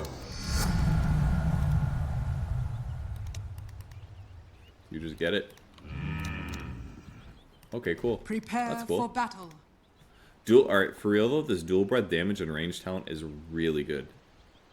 Your dual breath does 800 AoE. Look at this AoE. Look at this. Look at this. It's insanely good. 800 damage, guys. It's really good. This is cool, but this shit's crazy. With that said, this is probably bonkers with this. We ride the updrafts.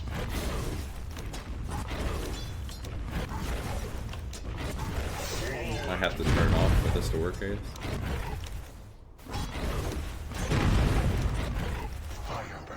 If I get an enemy.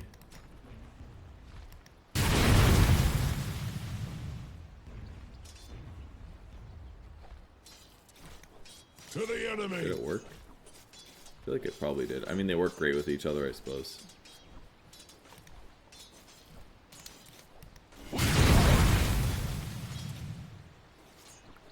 I don't know, that's a lot of damage. But this?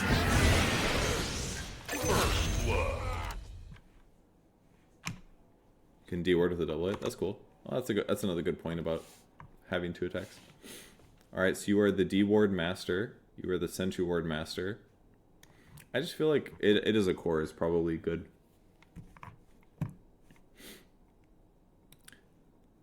But I just feel like losing the ability to do tons of damage and slow with Liquid Frost in your ulti just sounds dangerous to me. I don't know. That feels hard. Slows are so good. I just feel like this in the laning stage with the Blood Grenade. Dual Breath, Liquid Frost with a Blood Grenade.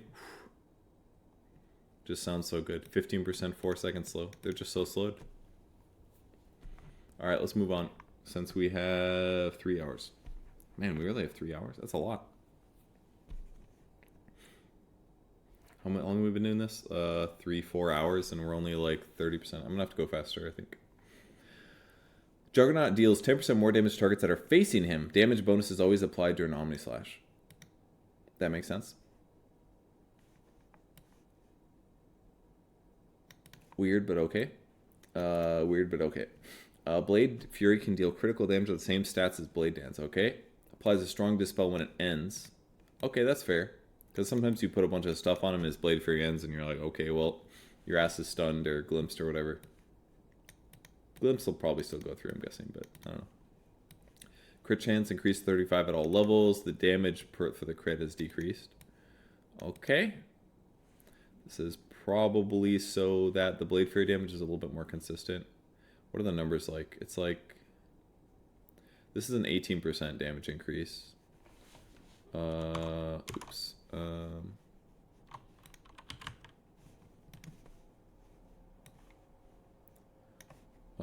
Which is 190 times 1.2. Actually, no. 190 times 0.2. No, that's not right.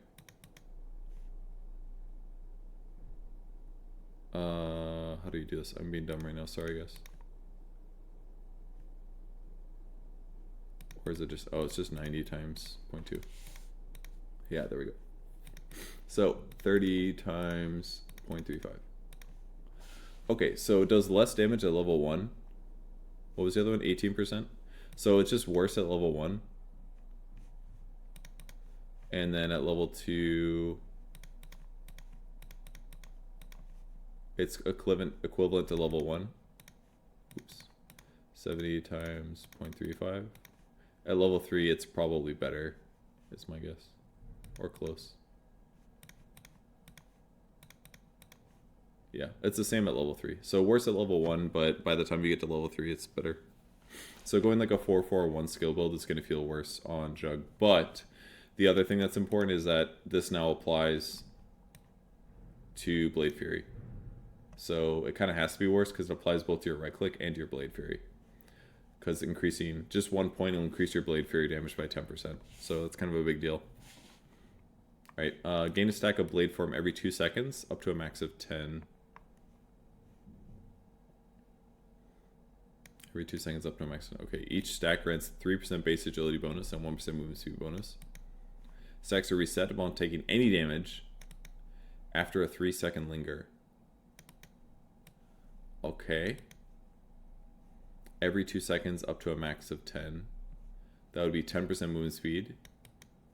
Taking any damage. 3% base agility bonus. So basically this would make it so... Yeah, that's a 30% base agility bonus, which is attack speed. This basically makes it so you basically run around like a ninja and then you gank and you do tons of damage and movement speed. Makes your Omni Slash really good, but if you get attacked on the Wane, it's a bad time. So if you have a Blink Dagger, it's really good because you basically blink it and Omni Slash a guy and do like heaps of damage. Healing Word to draw Jungler, that's not going to work. They can go one shot. This just seems like a you are not in the fight and then you blink it and Omni Slash. The longer your Omni lasts, the better the bonuses. I mean, sure. I guess that's true. If you're just not taking damage, your damage just goes up basically. Because you're getting 3% more agility and you're getting more movement speed, so if there's a radiance, it's just not gonna you're not gonna have a good time. It's kind of weird, but it obviously is gonna increase your damage when you jump from invis and you get a kill. Like if you have a Shadow Blade or a Blink Dagger, this just seems kind of cool. Because you're gonna come out of invis and like hit somebody and Omni Slash them. Goes away 3 seconds after you take damage. Exactly. So you just need to not be within 3 seconds. You want to do your heap of damage ideally. Or you want to like start your Omni Slash shortly after taking damage. Otherwise, you're going to lose this damage bonus. That's it. Hence why the Blink Dagger is kind of cool, because then you could blink an Omni while taking no damage, and you keep that bonus the whole fight, basically. Which means your Omni Slash would end, then you have 10% movement speed for 3 seconds, which allows you to hopefully retreat or run a guy down. Anything else? Bonus damage decreased for Omni Slash, which makes sense because he's got agility bonus here if he wants it. Or more Blade Fury damage here, if you want to go magic build. Kotal mid, quite popular. Probably get nerfed. Allies within 900 range of Keeper of the Light have 15% more max mana. Okay. Very good with Dusa and Storm Spirit. Very good with them. Solar Bind, granted by Spirit Form. Okay. So this would basically be like Core Coddle versus Recall Coddle. Rescaled this 20%. And then I'm going to sneeze. Ag's Shard replaces cooldown with 2 charges, okay. Rather than it being useless. And then early game is just weaker, though you're not going to do as much burst. But cast backswing improved. And then this would be Spirit Form. Cooldown is increased for it. Teleport delay is increased. But basically you could use Recall to zip a person around the map a lot. They get movement speed for 4 seconds. They get a buff. It can be alt cast to teleport him to the selected target. Oh, that's cool.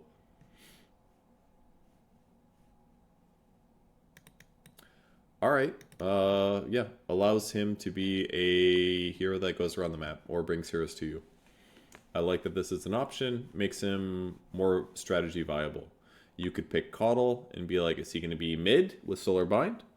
Is he going to be support with Recall? Is he going to be support with Solar Bind? I don't know. But effectively, it's like a BOTs. You transform. Takes 6 seconds to teleport to an ally. After you get there, you have 12% movement speed extra. But you won't have Solar Bind, so the ganking is going to feel way goofier. But Ag Shard now increases the Illuminate heal by 30%. Will-O-Wisp is cheaper. Charges replaced with other stuff. Solar Bind stun. Place the Chakra Magic mana. I gotta blow my nose. Oh, I got some paper here. Almost.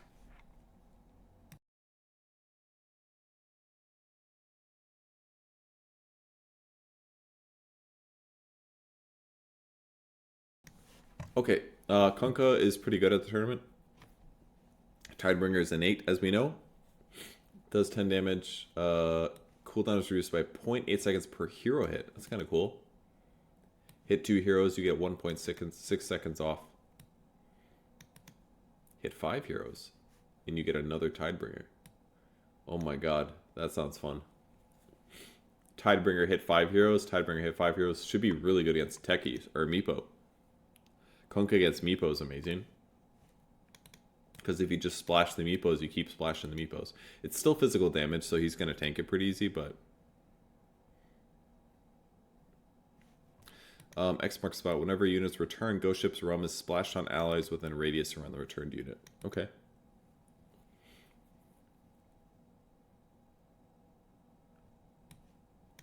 It's kind of cool. Like a good way to like follow up bringing people back and making the rum buff go longer, which makes teamfights hard for the enemy team. Stun duration reduced, makes Torrent Storm worse. Enemy delay for X is worse. 3 seconds is probably fair. It's going to be harder to set up the combo. You might... It's going to be a little bit harder to land. I mean, this is kind of a big nerf. Number one, you're not going to be able to X combo people that are BKB'd as easily. You lose a second of overlap. Whereas before, when your BKB gets down to like 6 seconds, you basically just get fucked by X every time, which is kind of bullshit. Because if you just BKB and TP, it's like, okay, well, it's going to last 4 seconds. My TP is not going to be done within 3 seconds. Now it will be. That's number one. Number two, it's way harder to combo. The common combo right now is to X into boat into torrent. Because you can time it a little bit easier. People generally do. For whatever reason, they do boat first. Because the torrent combo is a little bit more opaque or something. That's going to be hard to do because the boat takes like 3 seconds to hit. I think it's like 3.1 delay or something. An Yeah, old 3.1. vessel, but more than seaworthy. So landing the boat combo is going to be tough now. Because if you X into boat, there's a 0.1 second. That's if you do it perfectly, which you can't. Because when you cast it, it starts. And then you have to animate the boat. And then the boat takes 3.1 seconds. So landing the boat combo is not going to be possible that way, I don't think. You're not going to be able to do 3 seconds in a boat unless they don't have an escape tool or a manta or whatever. So now you have to do X into torrent into boat, which is the old combo. And it's doable, and teams are going to have to do it now. You're going to have to do X into torrent into boat. So X, wait up to like a second and a half, do torrent, X back, torrent hits. After you cast torrent, you cast boat. Boat will hit after. But it's going to be way easier for them to get out. I think the main reason they do that, it's just easier to like layer it. the X comes back, they're instantly stunned by the boat, and then before the stun of the boat runs out, they get hit by Torrent. But now, like, timing it perfectly might be a little bit hard, is my guess. So, the other thing is that the ally delay being 2 seconds less is also a nerf to the hero, because you can't necessarily X yourself and push out lanes as easily as you could. And when you X marks back to go to the fountain to heal, you're going to get 2 seconds less of regen as well. So, just little nerfs. This one's the most important, though. It's just people are going to have to, like, relearn how to play the hero. In the short term, at least, it's going to be harder. But, of course, there's buffs here. And the Tidebringer one doesn't really matter that much, I don't think. But I'm sure attacker's happy. Alright, this talent is reduced, so the stun duration for Torrent is weaker. Again, Torrent Storm is worse. This talent got replaced with Tidebringer Damage, which is fine. Doesn't bother me. Tidebringer Cleave replaced with Rum Damage Delay, and then Tidebringer Cleave talent at 25 is way back here.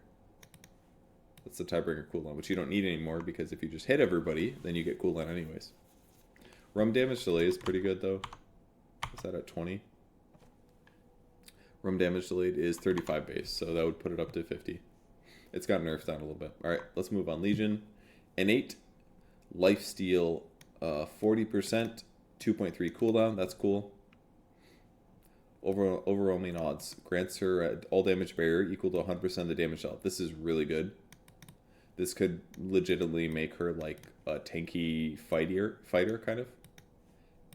Because she could just blink into the whole squad on overwhelming odds and do like 1 billion damage.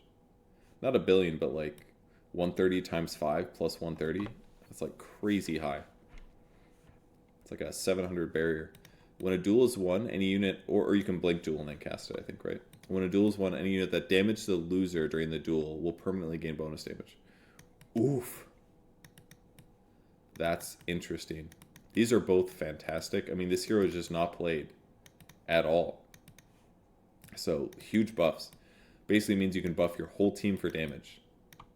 It's not a lot for 8 and 12.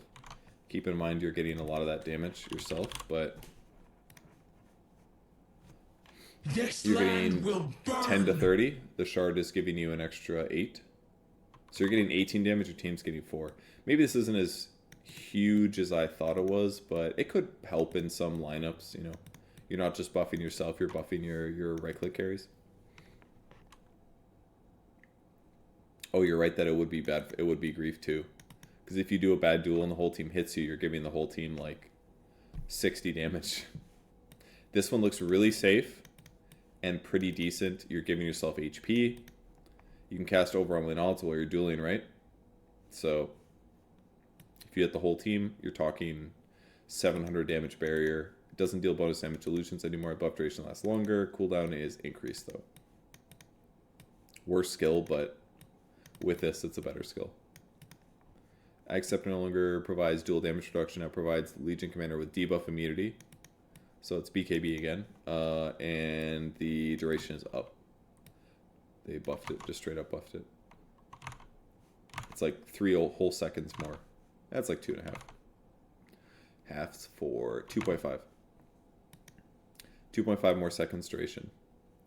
So much easier to buy Ags and duel somebody for magic immunity. The reason they wanted to remove the dual damage reduction is because there's no point to expect your allies to attack when they do half damage, you know? Buff talent, buff talent, buff talent, and buff talent. Probably all the talents that nobody gets. Movement speed over an Omen odds cooldown. Okay. You can give somebody 32% movement speed right now with press the attack. It's pretty high. Okay. Leshrac, popular hero. Not picked out all the time, but definitely common. Base agi decreased by 6. Agi gain decreased base armor. This is a lot of armor that he just lost. He basically lost 2 armor. He lost 6 here, plus the agi gain. 6 agility here is about 1 armor, and then he lost another. So he lost like 2 armor here. Area of effect for Lesh's spells increases for each point of intelligence. Okay, so basically playable without Bloodstone maybe. 100 would be 50 AoE. Bloodstone's like, what, 75 I think? So if you get 200 int, It's 100, so it's a little bit more than Bloodstone. Oh, it's increased. Oh, I'm sorry. I thought it was decreased. Excuse me. So that means that his armor is about the same, but he gets less armor over time. My bad. Thought these were all decreases. But less attack speed. His attacks restore mana equal to the damage dealt. Improves with Pulse Nova's level. Only restores mana when attacking units that have mana. Okay. Oh,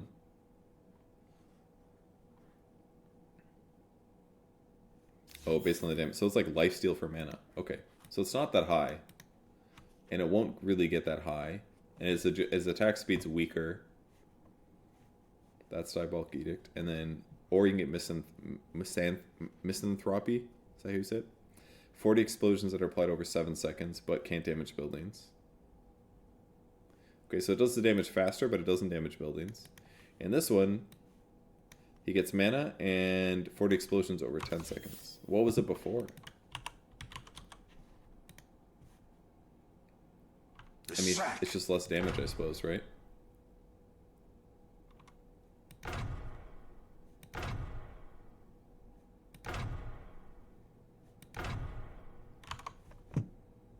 Why isn't this one just better? What am I missing? 40 explosions applied over 10 seconds? That's just slower damage, I guess. So, slower damage, but it damages towers. And higher damage, but it doesn't damage towers. You think Misanthropy sounds terrible? I mean, if... I don't know how to compare with the previous Slash Track, because I don't know how much damage the explosions were in the past patch. Like, was it faster or slower? That part, that one I don't know. It's not even higher damage, it's faster. I mean, you're going to be way better at solo killing with this one, is the thing. But one of the reasons people do pick Last Track is to cheese buildings, so it's kind of a big deal for early game momentum, so I feel like everyone will just get this one, is my guess, but radius of this has been decreased to compensate for this. Radius of this is decreased, so you might not be able to cheese from trees as well. Lightning jump is down, radius is down. These are all to compensate probably for this. You lose this talent, which is a big deal, but he gets 4 armor, which helps with his armor agility gain loss. This gets nerfed because people get it. This one gets nerfed. That one gets nerfed. So just mostly nerfs to the hero. He will not feel like his former self. He's just worse. Lich. Max mana regen is 0. Okay. Whenever a unit dies nearby, Lich restores a portion of his max mana. Dying heroes restore a bigger portion. Works with deaths of both allies, enemies, and neutrals. He can regenerate mana only under the effect of a fountain. Radius 1200. Max mana restored per creep is 2.5%. This is wild. Allies, enemies, and neutrals. So it seems like getting a really high mana pool on Lich is the secret. Because if you get a really high mana pool, if you have 1,000 mana versus 500, the amount of mana that you restore is just higher.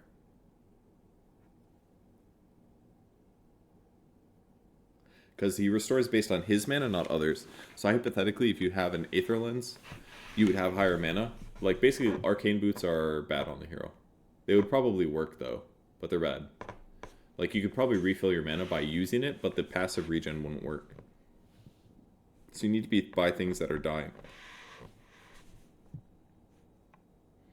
You could use a Mango. You probably can't use Clarities. Basie probably doesn't work. Null Talismans probably don't work. This is fucking weird.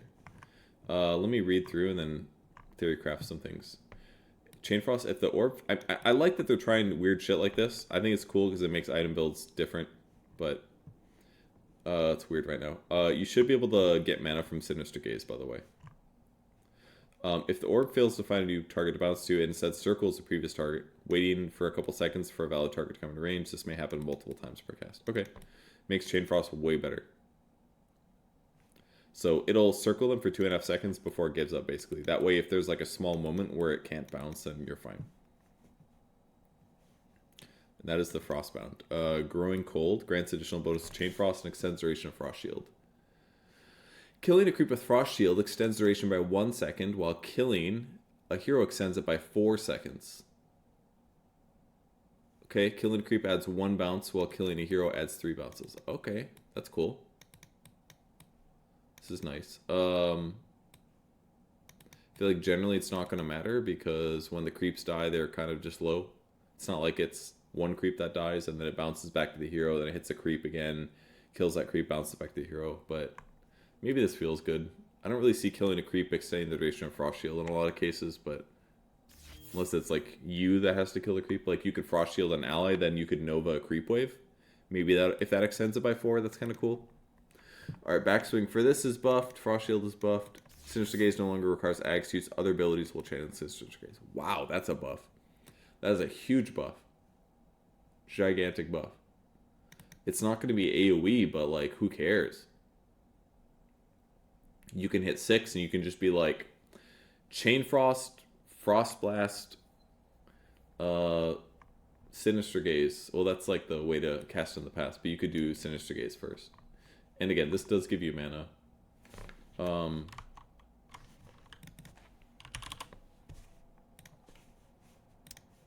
Man, this being the only way you can regen mana just seems weird. Does bottle not work? You know, the like dead of winter.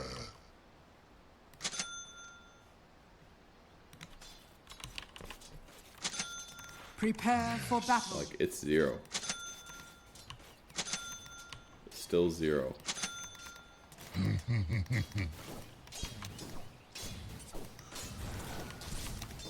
Hard coin. Numb you. And if I don't get less, it's 2, right?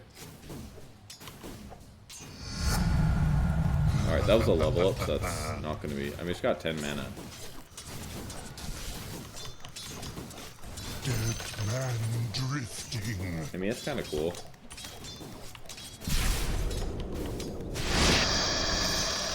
And that gives you mana too. Coming.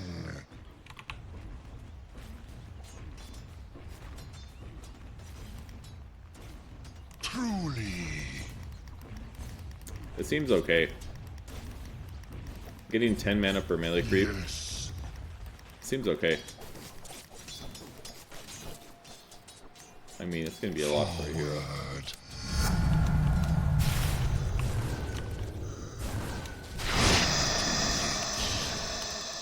Attack!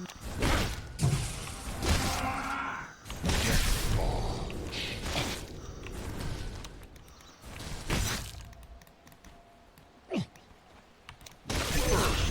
That was terrible. Your time He's a strength hero, above though. ground is over. Is that why?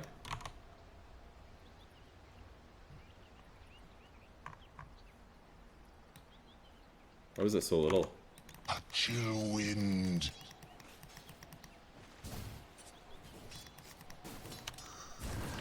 Quickly. Clarity is useless. Bottle gives me no mana. My mid-lich is done. Cool.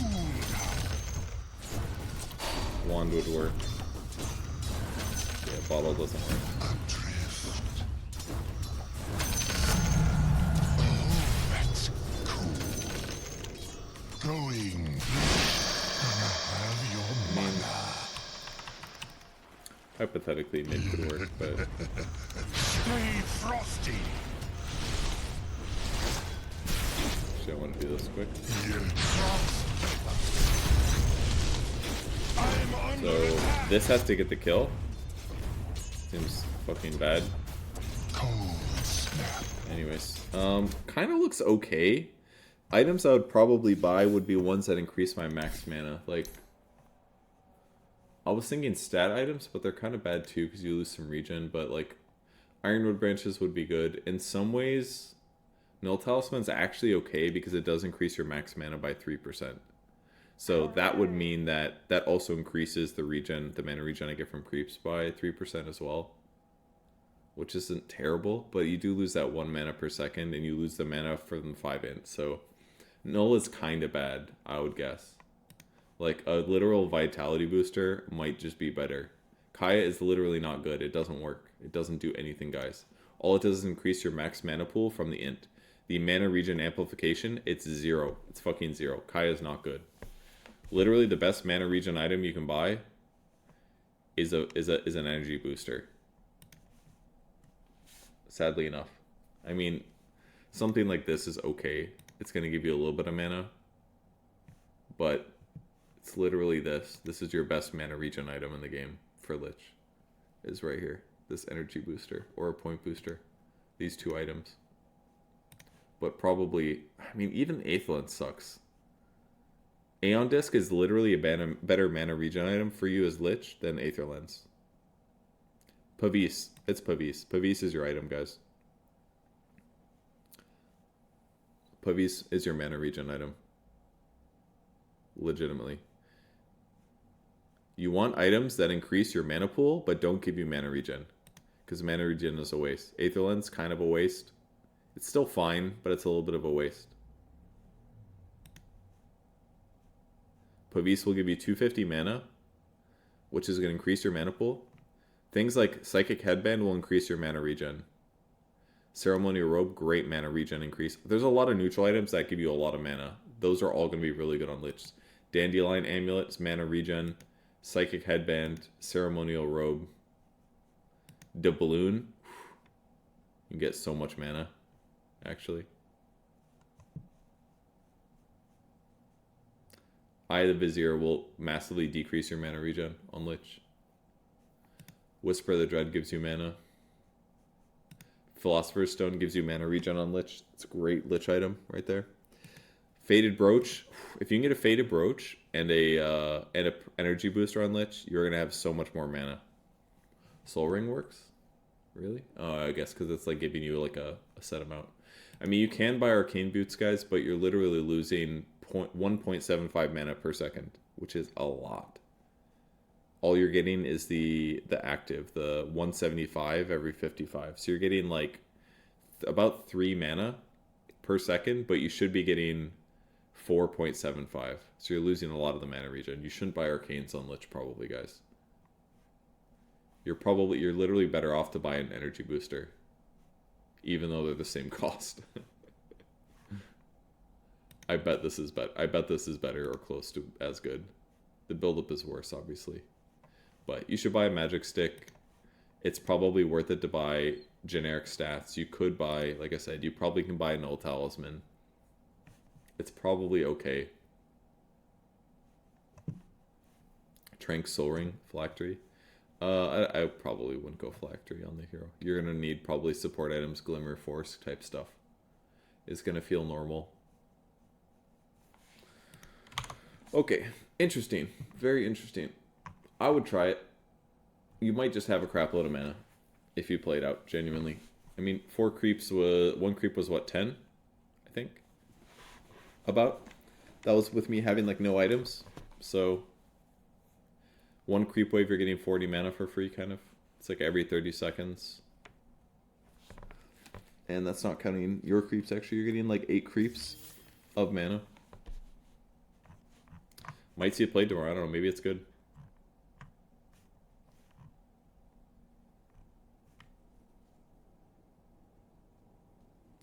Alright, Lifestealer. Base damage decreased by 6. Base attack speed is down. Agility gain is way down. Feast is an 8. Now also allows hitting allied creeps at 75% health compared to default 50. So way easier to deny. That's interesting.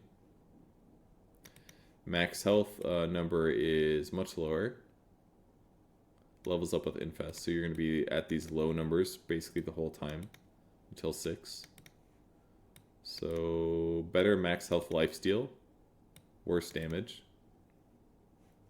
But yeah, denying at 75% health is kind of a big deal. It's a really, really big deal. Because that means when you pull creeps, you can start denying way earlier. You start denying at 75, you get it to half, then you and the support can kill it really early. Corpse Eater, Lifestealer permanently gains +2 max health per unit killed. This really helps with the survivability. If he has 100 CS, we're talking 200 HP. It's pretty good. keep in mind he lost base damage and a decent amount of agility. So he's going to have more HP, but he's just going to have less attack speed and less armor. A lot less attack speed, actually. He lost 20 attack speed here and 0.7 attack speed per level. So he will attack slower. Replaces Rage with a new ability, Unfettered. Lifestealer descends into a violent fury, gaining 50% magic resistance and 50% status resistance. It applies a strong dispel and can be cast while disabled. Duration's up to 6 seconds. Mana cost is pretty similar. So it is. It's basically a reaction. No longer gives movement speed. Mana cost is the same as this. Open Wound's a basic ability. No longer grants bonus damage based on the enemy's max health. Okay. No longer spreads. Okay. Life. This is basically like old Open Wounds, basically. Cool Frenzy now passively grants movement speed bonus to Lifestealer. Okay, this helps makes up for the fact that Rage doesn't have movement speed. Bonus attack speed is buffed to make up for this attack speed loss here. So it's basically 20 more by the end of it. He's going to be way weaker at level 1 though, because he lost like 15. Ag Shard, sorry. Explosion applies 50% duration Open Wounds. Okay. And then movement speed replaced with movement speed here. Damage replaced with attack speed. Health replaced with Open Wounds slow, which puts it at 45. The slow replaced with lifesteal. Okay. Open Wounds lifesteal. Okay, so things I want to check. I assume you can't press silence. Dude, we're going to be doing so many hero demos during the draft tomorrow. Unleashed at last.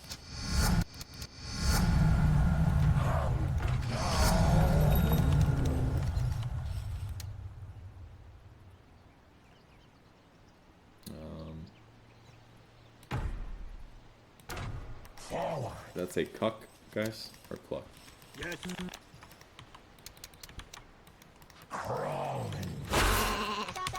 So if you're silenced, you can't press it. But if you are stunned, you can. So silences still counter him, but stuns will counter him less. So basically, if you're playing against a lifestealer, silencers are going to be better. Is there anything else that was obvious? While it's active, you have status resistance. So basically, if they have a lot of stuns, then it's not that bad to play against. But if they have a Hex, it's kind of scary. If they have a silence, it's kind of scary. Orchid is going to be a silence, so you're not going to be able to press it. Don't need to check it. You still get magic resistance, but it's not going to be as much as what Rage is. Rage is higher, I think, still. Much like Jug Spin, it's like 80% or so. So you are less resistant to magic damage, but you can always use it after the stun hits you. Unless it's silence, then you're in trouble. But it has its upsides, right? If you rage and you get stunned before it's about to end, then the stun duration is going to be full. Whereas this, you would be stunned, but it's half status resistance. So, and you can also cast it while you're disabled. So, kind of interesting. And basically, you would want to go this if they just have a lot of counters to you. If you're playing against a Beastmaster, then you might just want to take Unfettered, because then you're going to wait until he roars you, and then you're just going to press your ulti, or press Unfettered. Remove it, pretty much. If you're against a hero like Lion, maybe it's worth it to get Unfettered. That way when he stuns you, you can just remove it right away. Makes him a last pick hero? No, it doesn't. It means he doesn't have to be a last pick. You could just pick him and be like, well, this game I'm going Unfettered, because I don't want to have to deal with it. Oh my god, his attack speed is way less. Anyways, that's without Cool Frenzy. So, just another way to pivot, basically. This is going to make drafts more flexible. It's like, this is going to change a lot, genuinely. Feel my cold Because now you're going to pick embrace. some hero and, like, the counters aren't as straightforward, and it's going to take some time to figure them out. Good with BKB? I mean, sure, but then you're having to buy a BKB, which isn't great, but sometimes you do. Facets are anti-counter pick tech. Yep, that's exactly right. It's going to help a lot in pro games. And pubs, God knows. But drafting is in 50% of the game now. Yeah, maybe. We'll see. Lena. 2 hours, 20 minutes, and we're about halfway through. Let me just do a quick check. It's almost all heroes. It's basically all heroes. We didn't even get to items. Are there even item changes? Oh, there's no item changes. Except for the ones at the top. Okay, so it's just all heroes. It's good to know.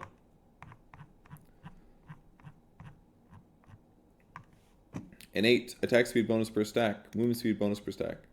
Laguna Blade, Supercharger, Fiery Stole stacks. I think that's how it works. Slow burn, impact damage for abilities is decreased to 60%. But each ability applies a stackable 3-second debuff that deals burn damage every second. Sums up into 65% of the... Okay, so basically, your nukes don't do as much upfront damage, but they do more over time. So this would allow you to farm faster. You'd probably miss some last hits, but generally you're just dealing more damage because you're doing 125%. You're doing 25% extra. So, could be better in fights. The other downside is that if they press BKBs and stuff, or Glimmer Capes, like, you might not get kills in time, but in the same vein, you're just doing more damage, so you'd be able to beat them up. Slow burn's dispellable. That's not good, but in the same vein, it's not like they're going to dispel every time that you cast one of your spells on them, you know? No longer applies damage over time by default, thus they up the damage a little bit. Hitting range creep is going to be easy. Mana cost is decreased for this. Cast point improved. That's really nice. Imagine Yasha, Kaya, Lina. Maybe throwing spells out like crazy. Actually makes me want to play like Yasha, Kaya, Lina support with slow burn. Just sit at the back of the fight and just like keep throwing spells. With an Octarine and an Aether Lens. Sounds kind of fun. No longer supercharged by default. Cast points better. Cast back swing improved. Just really good for weak players. Health replaced with Fiery Soul, magic resist per stack. Okay, cool. So you can get a bunch of magic resistance after you cast your spells. And then stacks replaced with Laguna Blade cooldown of 20. That's nice. So you can cast it more often. Like, legitimately, playing Lina as like a spellcaster sounds like a really fun time. And then 125% Laguna Blade damage into barrier. Okay, that's kind of cool. Let me just do... Oh, I found her accidentally. What's our other 25? Wanna play with fire? The crit on targets affected by Dragon Slave. Gotcha. So... I mean, if you're spellcasting and you get the Dragon Slave cooldown talent and stuff, it looks pretty fun. You're doing like 4.5 second Dragon Slave. It's doing 25% more damage. Your shard still makes you do more damage for each Fiery Soul charge. So like you could actually just sit in the back and plink away with your 2 spells and your Laguna Blade at 25 second cooldown by 20. Sounds kind of fun. I'm trying that shit. Lion, strength gain increased, agility gain increased. Here's his mana drain talent. Facet. Deals damage equal to 100% of the mana stolen. Rather than 50. Oh, what's this do? Lion gains 20% debuff duration. And 20% spell amp for 90 seconds after respawning. Okay.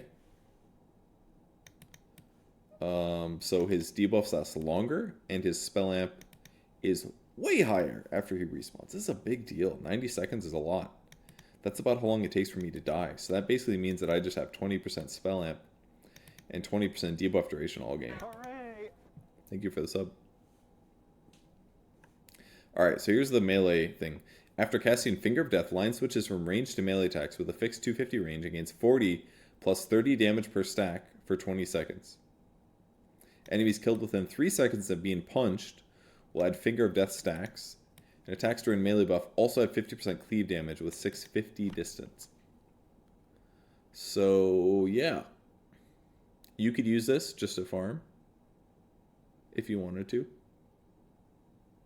There's no way Stacks ever gets it, but boy, does it look fun. It's just so goofy in being melee. I mean, 250 range is not that bad.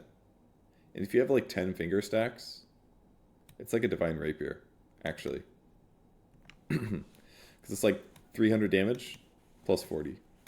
It's a lot of damage. It's actually a Divine Rapier. And it gives you cleave. 50%. So it would actually make you a better... It actually makes him a better core farmer.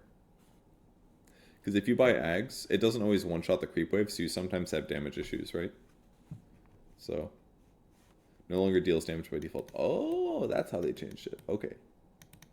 So basically, if you go Mana Drain, you do more damage than you used to. But if you don't go Mana Drain, it's just worse. That's a bad sign.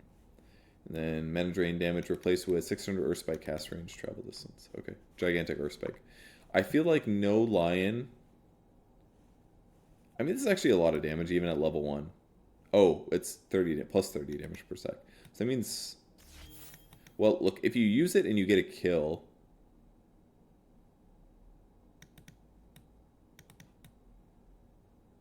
It's 40 damage, which is kind of a lot at level 60. And it's not hard to get in melee range as Lion. Because you have 2 disables with Hex and Stun. I could see this actually being okay. You walk in, you disable, you Finger of Death, you Hex, you're hitting him, you're getting 40 bonus damage. It seems okay. For somebody like me that doesn't usually prioritize Mana Drain that much, I'd probably get this because it's going to help you get kills. Lion sometimes has damage issues. It's obviously very finger oriented, but when he doesn't have finger, he doesn't have very much damage. And sometimes you just don't have enough damage when you finger a guy. So you have to hit him. And this would give him a little bit more damage. You get like 2 stacks, and now you're hitting for 100 physical damage after you do a Finger of Death. It's possible. You guys have never fingered a guy before? It's because you're bad at Dota. And the cleave is kind of goofy, but, you know, get a finger kill and clear the creep wave. Alright, let's move on. Lone Druid. Summon Spirit Bear. Innate ability, active, level up skill points. You get a bear no matter what.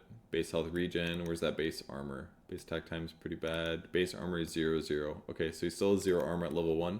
Something I heard pros complaining about. And then bear movement speed is the same. Cooldown's pretty high. Minimap icon. Oh, that's cute. Good to know. Bear with me. An unbearable. Shared armor is increased by 25%. Lone Druid's attacks heal Spirit Bell as well as the other way around. Okay, so it's like old Spirit Link. Actually, no, it's like it was like that. True Form transforms him, providing with bonus armor, increased health, and improved versions of Entangling Claws and Demolish. This is normal. Alright, unbearable. Spirit Bear's attacks heal Lone Druid, but not the other way around. Transforms the Spirit Bear, increasing its armor by this number, reducing its BAT, and granting a 50% cooldown reduction on Entangling Claws. So this is basically like, you don't care about your hero.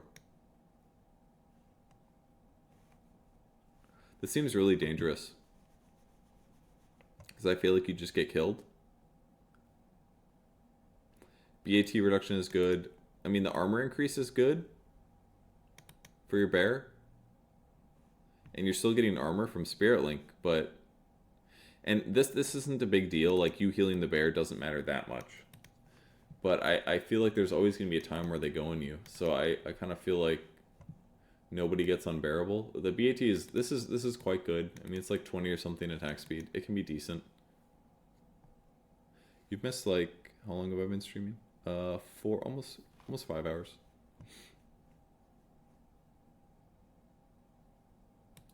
I don't know if this is that good, though. It just seems kind of goofy.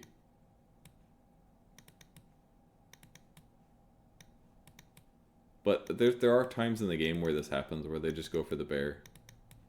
But, I don't know.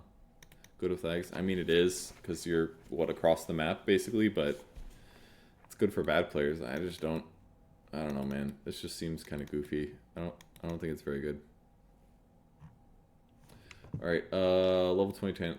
Spirit Bear and True Form HP replaced with Entangling Claws damage. This is kind of good because it's going to be a lot of damage over the course of a second, but I guess if you want more damage, it's fine. Entangling Claws cooldown replaced with 45 Spirit Link attack speed. That one's really good. 45 attack speed for you and your bear is nice. Much better than this 0.1 Spirit Bear base attack time. Savage Roar Radius instead. It's quite good. Luna's pretty good. Luna has a 20% bonus cast range at night. Yeah, that's fine. Don't care. While active, reduces all incoming damage by 10 to 25%. Okay, good to know. Is that just part of it? You just get it? Luna gains attack damage bonus every time an enemy hero is hit by Lucent Beam. This includes Lucent Beams created by Eclipse. Those provide 50% less damage, okay? It's kind of like Old Shard. Balance decreases by 1 at all levels. Can be activated without Ag Shard. Damage on collision is 20% of attack. I don't remember what the old one was. Glaives count decrease from 4 to 3. Duration is unchanged. So it looks like they just made it way worse. I don't remember it being 20% before. I think the number was higher. I think it was just like her attack, if I'm not mistaken. Mana cost increased by a lot. Cooldown increased by a little. Ag Shard now gives rotating glaive count by 1 and damage on collision by 20%. Okay. So it does 40% instead of 20. So if you want the shard, it just does more active. It's basically still a great damage reduction if you get it. But if you wanted to do better damage, you have to actually buy the shard, which is fine. In a lot of cases, the damage reduction was generally enough, but the damage on collision will probably help, I'm guessing. Night Vision is buffed. More stun. Cooldown reduction from Eclipse. This talent's removed, everybody got it. It's more Lucent Beam damage. Now this cooldown's at 20 instead, so your Conda timing is harder to hit. Because you have to hit 20, and then Mini Stone replaced with Lucent Beam hits another additional target. That's kind of cool. 2 Lucent Beams. Alright, we got ads coming in 8 seconds. Quick break, and I'll be back. Hooray! Hooray!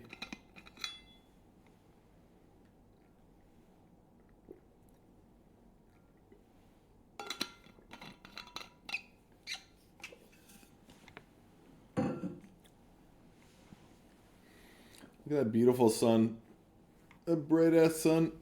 7 a.m. sun. Haven't slept in 24 hours.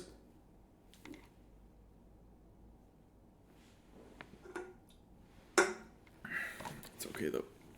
First series should start at noon. My call time's at 10. That means I will be done with work by 4. And then after that, you throw a Q, it'll throw 2 glaives as well. What? What?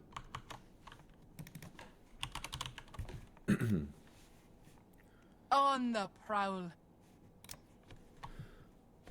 On the prowl. Nova could use a snack.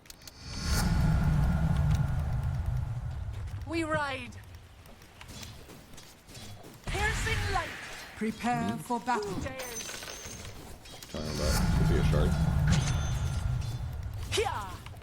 Lunar light. No. Attack. Actually, I think the patch is cool so far. Stalking. I loved 7.0. I think talent trees was a really good way to like add variety to heroes in the same way that this does. This is just more locked in, basically. The talent.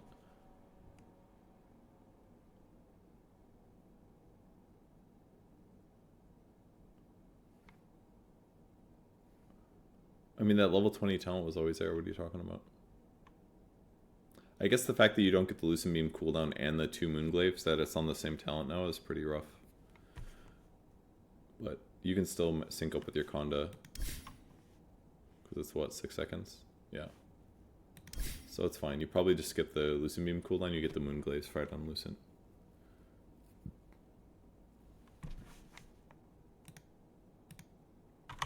Okay. The heat is on. Let's continue.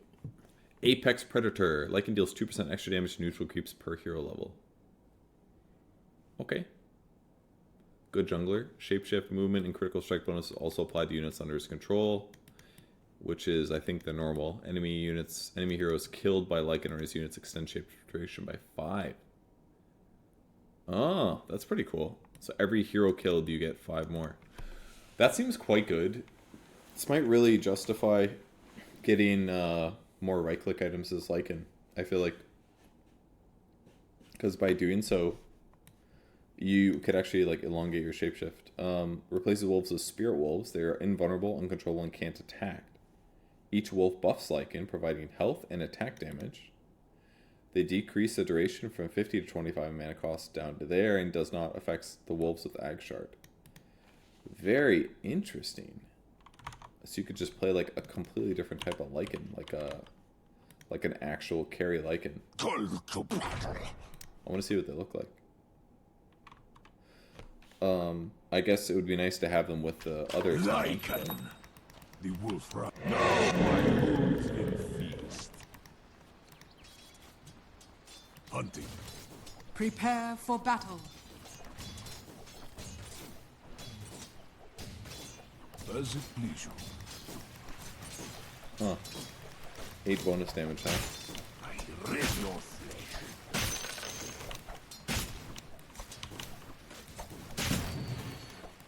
Interesting. As The uptime is not perfect, but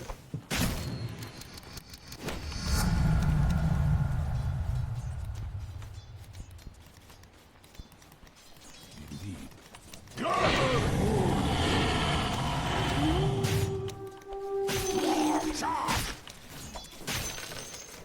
I mean, here's the first obvious thing that this does. It makes it easier to play this hero.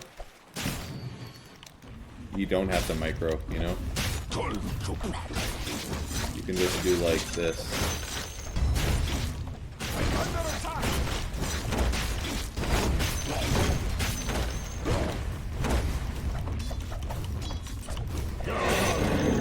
Look at this damage.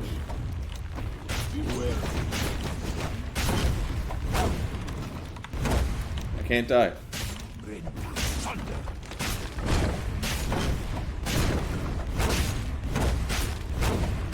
Oh, not the creeps. Oh. Quit out of shame. The creeps were going to kill my armlet toggling. Anyways, decreases duration. Yeah. So, just gives you, what, 400 health and 52 damage? It's kind of cool. With the fast armlet, good if they can deal summons. I mean, I guess so. Generally, the wolves are not that worrisome. Like, they don't really die that much. There was a game today where somebody picked Bane support, and he actually maxed Brain Sap early and got Shard really fast. And then he was sapping, he was sucking them wolves up.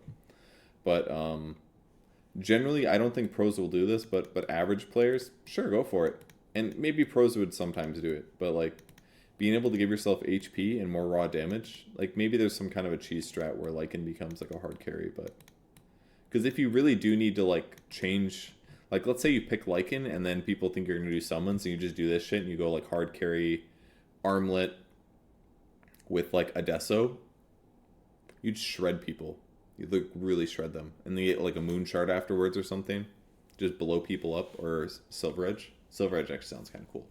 If you go armlet, Shadow Blade. That sounds cool. I don't know if the wolves would show or not. But if you want armlet, Shadow Blade, Lycan, and you just ran in like exploding people, sounds cool to me. Armlet Harpoon. You could go Harpoon actually. Harpoon's a good idea because it's universal, right? It's not a bad idea.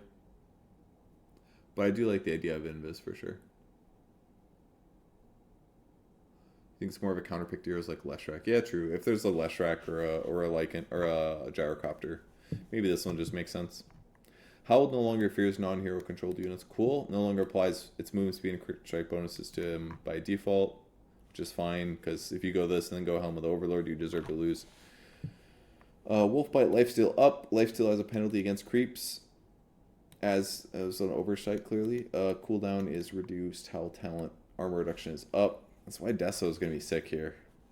If you go Deso with some Howl, Armlet Deso with Howl talent. How much does Howl do? -7. So you could do Howl -10 armor at level 10. If for some reason you max these. I mean, you don't have to max the wolves. You really don't.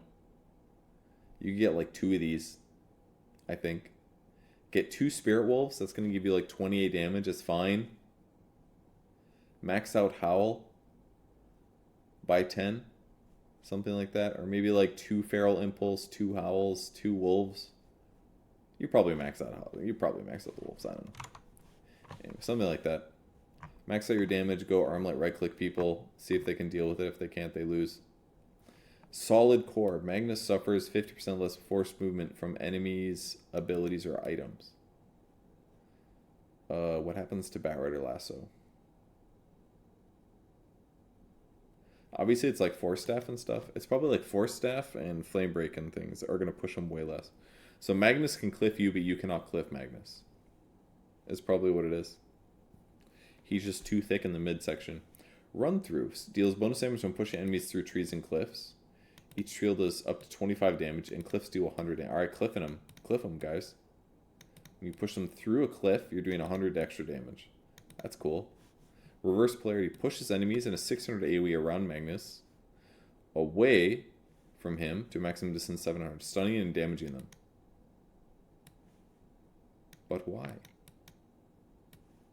Reverse Polarity. I don't remember what mode this was in, but I remember this existing before. Hooray! Thank you for the sub, non-mint. It just seems bad to push them all away from you. What would be an example that you'd want to do this? I mean, you could push them more. Coddle? I don't know, man. Primal Beast or Aghanims? Yeah, I guess if you had a Mars ulti or a Dream Coil, you could push them away, but it just seems weird. I'm not thinking about Flex from Han. I've seen this in Dota 2 before. It must have been a custom game or something. It's a giant AoE stun. But pushing people away from a clump is generally bad because anybody that else has AoEs is not happy about that, you know. I feel like nobody takes this and everybody takes this. They kind of made this a little bit one-sided, I feel like. Unless they made this better somehow. This is like only good when you're dying, basically. That's about it. It was an Ags Lab. Okay, that makes sense. Yeah, I think it was an Ags Lab. Ability Shockwave. Slow duration rescaled. Okay. Projectile speed's up. Projectile bonus speed is up. Duration for Empower is up. Screw doesn't lower attack speed. No longer deals distance as damage. Okay, so that's how they switched it out. Gotta send them through the trees. Or the cliffs. No more of this. Make them work for it. RP damage buffed. Horntail's buffed. Cool. Marcy was actually played a decent amount. Jin Q played her. Permanently increases the level of all ally couriers by 3 and hero attacks to kill by 1. Oh, that's cool. Marcy's team starts with flying couriers. That's kind of cool. Kind of goofy, but cool. So if you're worried about getting cliffed, you pick Marcy. Then your courier can get to you. If you're playing against a Monkey King support, you pick Marcy. You're just solved. Like if you're literally against a courier sniper, your team's just stronger. Double hits. And you get to the shields faster and stuff. Alright, sidekick. What? That's God's Rebuke. That ain't right. Alright. Marcy's third ability would be bonus damage. Change from flat to a percentage of base. Okay, that's really good. Makes her scaling much better based on items. And makes her scale better with certain heroes like Morphling. So that's very good. It makes her a little bit weaker early, like if you rush it, for example, but usually you don't, so it's fine.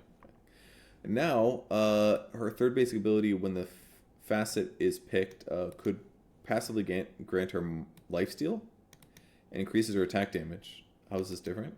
It's not. Can be activated to protect the targeted ally hero for 6 seconds. Whenever the ally attacks or is attacked by an enemy, Marcy attacks that enemy if they're within her attack range plus 125. The ally also grants armor. So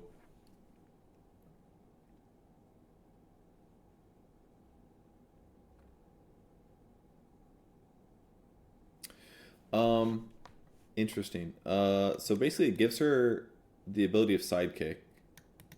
Like literally the same. Oh, this one doesn't give lifesteal anymore? No, the sidekick should still give lifesteal. It's just that it allows you to protect an allied hero. And if your ally gets attacked, you can block them. So do you want to give them damage? I mean, this would basically be like carry Marcy, pretty much, versus the other, is how I see it.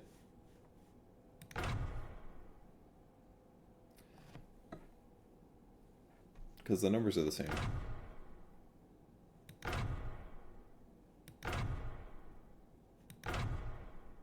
They both give lifesteal, they both give the same damage. But this one would give lifesteal and damage to your ally. And this one would give them armor and do this protect thing. She counterattacks that target if they're within her range plus 125.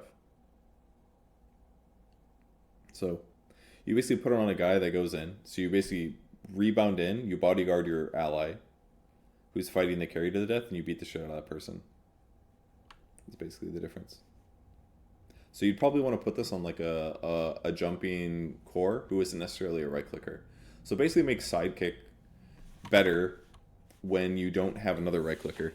So if you're picking Marcy in a less ideal game, then bodyguard can be effective, pretty much. If you have a clockwork on your team, for example, you don't really want to give lifesteal and damage to clockwork. Give him armor, and if he gets attacked by somebody, then you attack back. Okay, that's how it works. Rebound no longer has a minimum jump distance. Okay, so you can stun more reliably. Strikes per fury rescaled, so it's just better early, worse late. Talent dispose damage is up. This talent is nerfed. Unleash duration extended by 6 seconds on kill. Okay. Mars and his allied heroes within 2,000 radius gain increased health regen when they're outnumbered by the enemy in the same area. Each extra enemy hero provides 25% bonus health regen. Okay. I mean, kind of weird, but if Mars is in the arena when an enemy dies inside of it, heals 20% of his max health and max mana and gets 20% attack damage buff for 15. Gives them more longevity. Arena of Blood. Arena walls obscure vision. Enemies that are inside don't have shared vision with their allies. Ooh, people have been talking. I think there was a guy that I coached about, or I did like, he like showed me his hero designs, and I think he talked about some shared vision things like this. But this isn't really a mechanic that has existed much. If ever. I don't think in Dota 2. Sounds spooky though. Be really good against like Rickies, like heroes that have ways to escape to blink to allies, kind of a thing. I assume you can still get out with like blink daggers, but not blink strike necessarily, or needing to use a spell on an ally. I don't think you'd be able to get out. This one's as a whole just pretty good because a lot of times Mars will kill a hero, and he's BKB but tends to get like nuked and killed slowly. So 20% heal would be kind of nice, as would be this, if you could save God's Rebuke till after the first kill happens, if possible. Acceptor soldiers no longer knock enemies out of leashes, such as Arena Blood. Thank God. That was silly. Little baby nerf. A little buff to the Bulwark talent. Dusa int gain increased. No longer provides bonus mana on leveling up for Mana Shield. Mystic Stake. Whenever a Mystic Snake returns to Medusa, her next 3 attacks deal additional 1 physical damage per 6 mana restored. Buff lasts up to 6 seconds. So you snake into doing bonus physical damage. It'll increase your farm speed by quite a lot. That's good. Love a good engorging. Mana Pact can be activated, draining max mana per second, but increases attack speed by 3% of attack speed per second. Can last up to 15 seconds, but attack speed will stop increasing after 10 seconds. Conversion can be stopped by deactivating Mana Shield, but it can't be done for the first 3 seconds of conversion. Attack speed buff will disappear after 15 since the conversion has started. Okay, so it's kind of like morphling. You're min-maxing a little bit. They're both going to be farm increasers or damage increasers. One requires you to snake, and one requires you to sacrifice your mana, which is pretty scary, actually. Interesting. Damage increased for the snake. Damage per jump is decreased to make it a little bit better single target. Speed per jump is increased. Turn slow now is part of the movement slow. Snake damage at 10 instead. And what's it? Additional physical damage based on how much mana is restored. Okay. Buff the Mana Shield talent. Meepo. Meepo received an initial choice when activating neutral item tokens. Okay, that sounds pretty fair, because a lot of neutral item tokens on Meepo are kind of garbage. Fair stuff. Divided we stand, increase the maximum level from 3 to 4. Oh, see, because you can have 4 instead of just 3. And you get your second Meepo a little earlier, which is really helpful for laning. Or you can equip any item in the neutral item slot with the exception of boots and items that are dropped on death.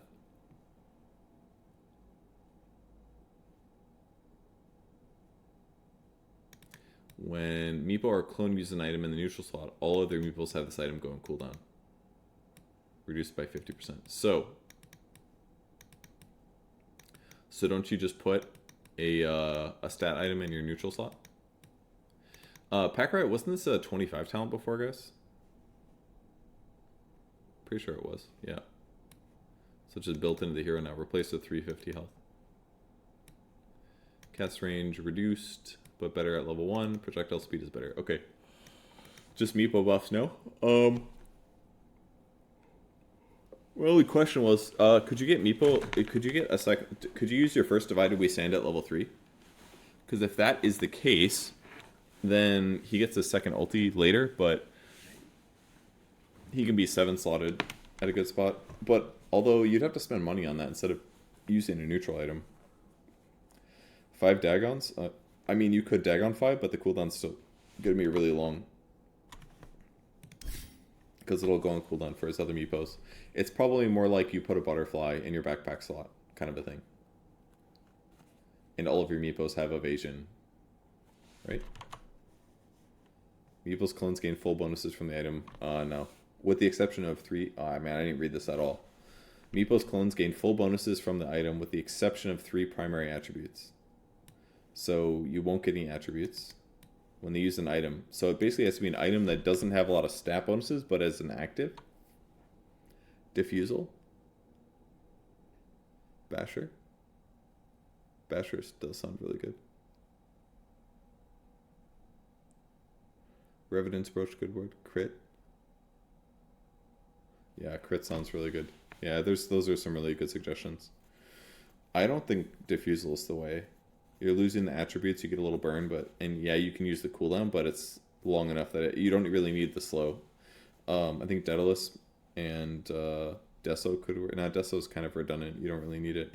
Daedalus is the best, and Daedalus Basher are probably the best. Crit, Scotty slow, Mage Slayer. Mage Slayer's redundant. Diffusal Mana Burn's redundant. It doesn't work with Basher? Okay. Basher would be broken.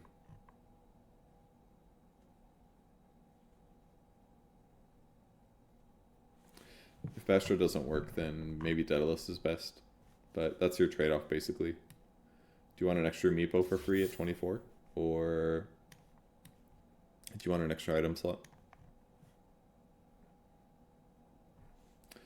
Mirana. Healing Lotuses are 20% more effective on Mirana and her allies.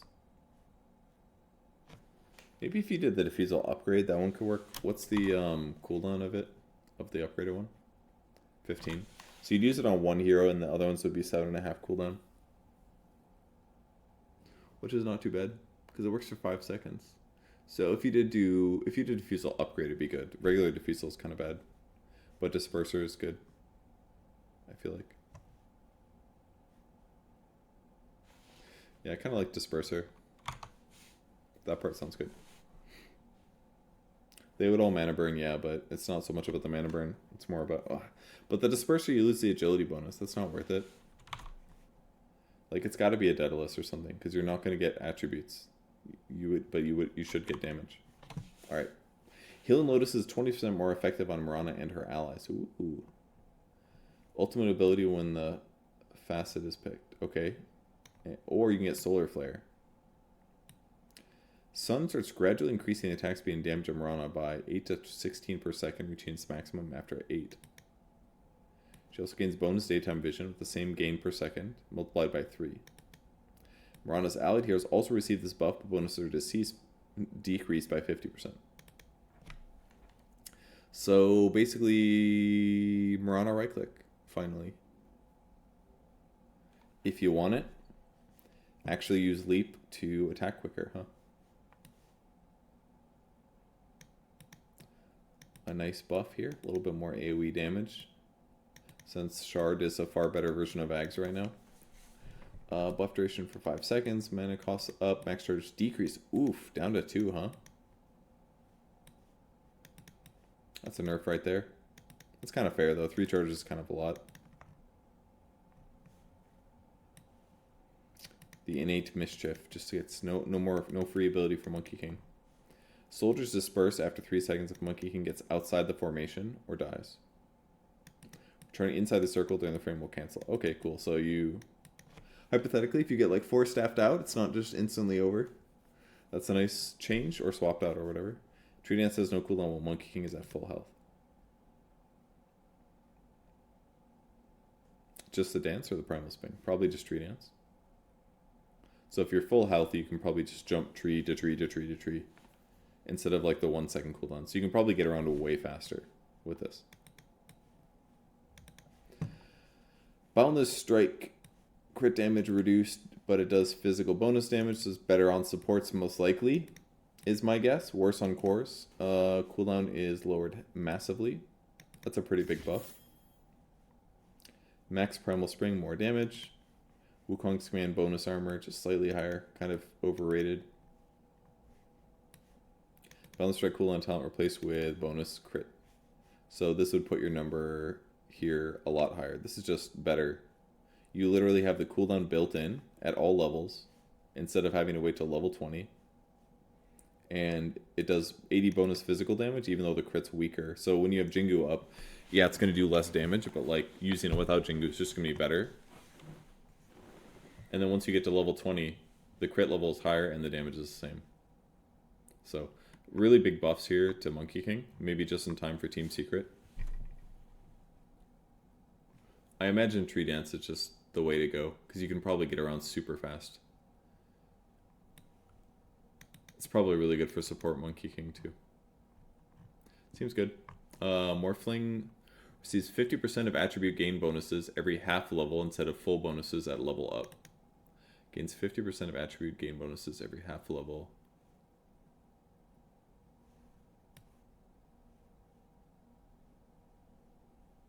Okay, so he basically levels up like twice basically while he plays. So once he hits like 3.5, he gets half of the attribute bonuses then. Also increases all attributes bonuses gained for skill points in the talent tree. Also increases all attributes bonus gained for skill points. What does this mean? Level 1 and 2 on Morph is a disaster for CSing, is that why? So he can get his attributes before he hits 2. That kind of makes sense. Also increases all attributes bonus gained for skill points in the talent tree from +2. So this would be your like skilling stats instead of something else. They're increasing those attributes for him, I guess. Primary attribute is agility. Adaptive strike will knock back the target. Okay, this is normal. Here's primary attribute is strength. Makes Morphling's current agility to strength ratio affect his cooldown speed. Range from 50% faster to with 175. Agility strength ratio to regular speed with 50% agility strength ratio. What does this mean? Morph replicated abilities are also affected by increased cooldown speed. So this is like you become strength morphling and you just have lower cooldown. More agimorph is more cooldown.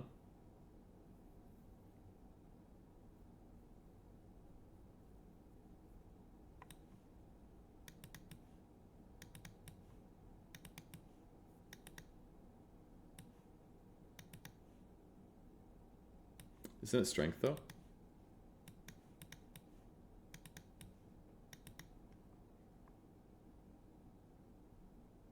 Still more edgy than strength for...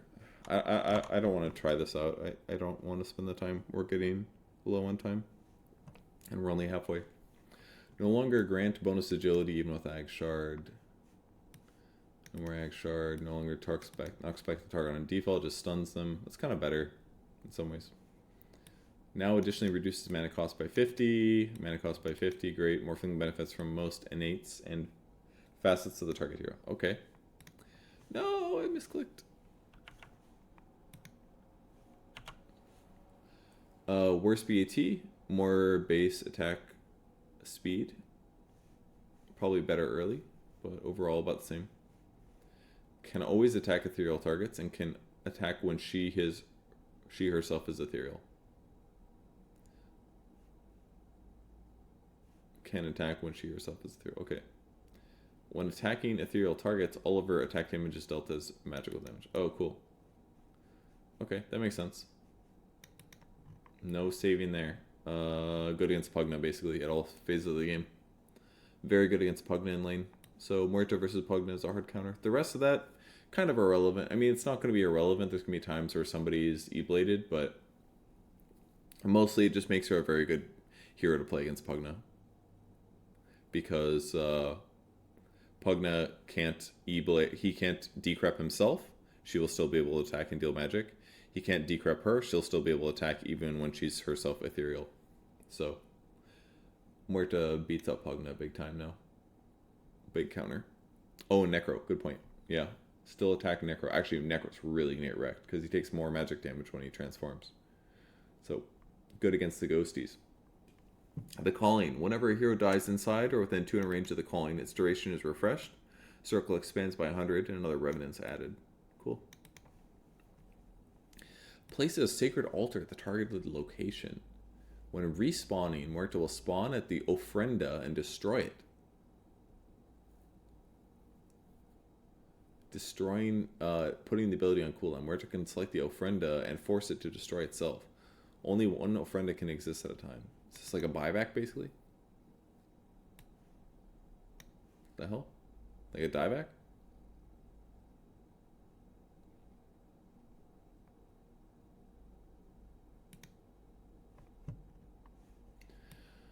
Radius is up, slow duration is up, ability toggled on by default. Thank God, that fucked me up. Last time I played Muerta, ability to attack ethereal units is moved to innate ability. Cool. Dead shot damage replaced with cast range. Oh, that's perfect at 10. 8 strength replaced with max HP regen while inside the calling. Okay, I'm getting the cast range probably. Damage replaced with gunslinger damage affects both shots. Okay. 350 dead shot cast range placed with the dead shot damage. So it's going to be weaker to farm at 10, but since it's just easier. I mean, I guess as support, you're going to do less damage, but it's easier to do dead shot knockbacks. So I don't know. This gets replaced with calling an additional 2 revenants. Yeah, this talent was too good, the 21.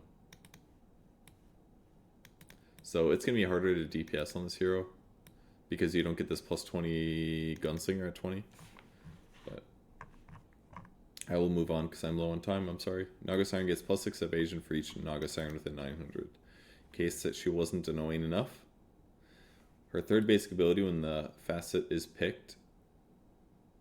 Passive ability, 6 attacks. Normal, I think. Deluge. Wait a second, they just took this and they rotated it 90 degrees and changed the colors. That's fucked up. Third basic ability when it's picked. Naga Siren, all of her images hit nearby units with a damaging wave of water that reduces enemy status resistance for 5 seconds. Costs mana. Oh, this is like old Riptide, but different. Is it 45 degrees?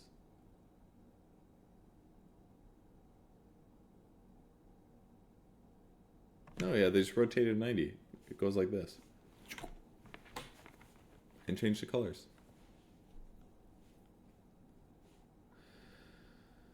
Okay, so this is like Riptide in the sense that it is activatable, and it costs mana and it has a cooldown. This one lowers status resistance by a little bit, not a huge amount, but it does damage. So this would allow for Naga support, basically. Naga support is kind of bad because you have to rely on like right clicks and the damage is pretty low. It's okay, but the illusions die. They have to sit there and wail, really. This would allow Naga support, again, pretty much. Pop this, and then hit him with the old ensnare. It's going to work better. Acceptor now allows ensnare to affect debuff immune units. Cool. And then you can reel them in. Oh no! It's acquired on leveling ensnare for the first time. Really? You can just reel them in all the time?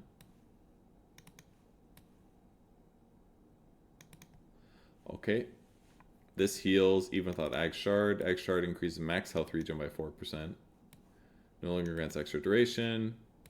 Also restores 4% of mana per second. Mana cost is worse, but you get it back, so it's kind of okay. Unless you're getting mana drain, then it sucks. Cooldown increased, just worse. So, Naga Siren support, I guess.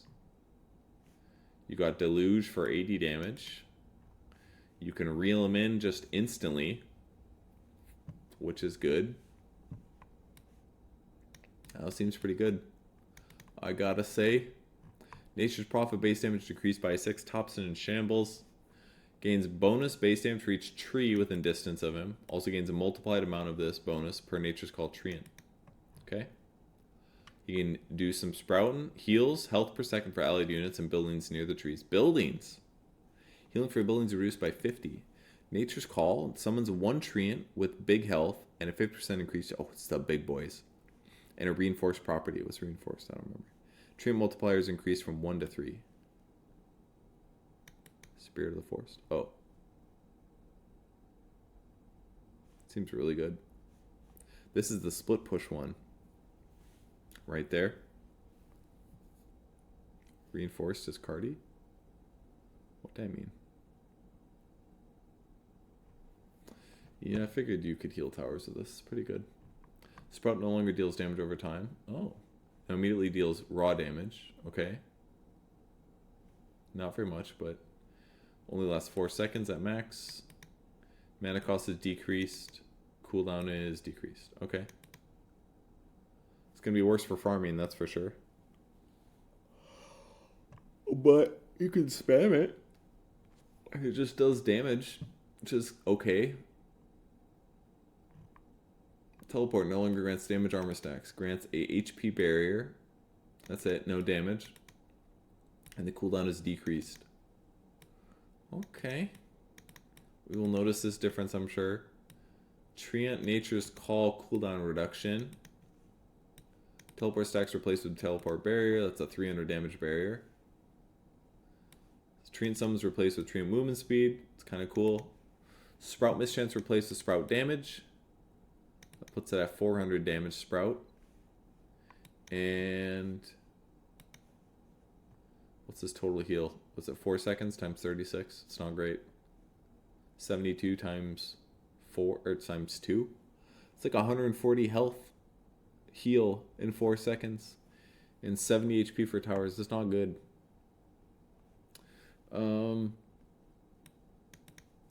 Anyways, Sprout damage, and then Sprout mischance is gone. That one was kind of broken. And then Treant HP damage replaced with 3 times Treant HP damage / Spirit of the Forest multiplier, which would be this guy. So back to push cheese, I guess. Necrophos. Whenever he kills a unit, he gains a stack that increases health and mana regen. Oh, it's sadist. Hero kills provide 6 stacks. So they just put the death, or they put the Heartstopper into here, which is going to hurt it for ability draft big time. Because that was the best thing about it. It did damage and it gave you regen. Hero kills provide 6 stacks. Sadist. It's double sadist. Necrophos gains 50 AoE increase per current status stack. Oh, so that would make Heartstopper better and Death Pulse better. Ghost Rod now increases enemy movement speed by 25% of speed. Now increases his movement speed by 25% of the speed lost by enemy heroes. That's pretty cool. Very good for running your opponents down. This is not bad. I mean, these Sadist stacks, you're getting them from a creep wave, you know? Like, if you kill 5 creeps and you're getting, like, 250 AoE, that's a little bit extra damage. This radius is only 800. It's pretty small. So if you actually pair this man, if you kill a creep wave with him, that extra radius kind of is nice. This looks quite good to me. This one's fun too, but I imagine the Sadist one is just better. Radius on this is 500 too, so like increasing your radius is just really good.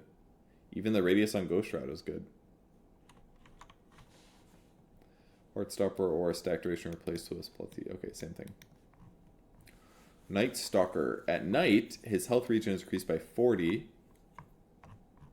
But during the day, it's decreased by 20. Okay, so that means at the start of the game it sucks. New innate ability passive can't be leveled up. Is that this?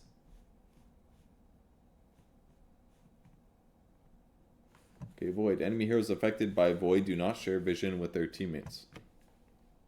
Okay. Deals 50 damage per second when affecting enemies that cannot be seen by their allies. Okay. Day and night cycle of the game is reversed. Okay, nighttime duration increased by 50. Okay, so you could get this to start the game, basically, if you wanted to.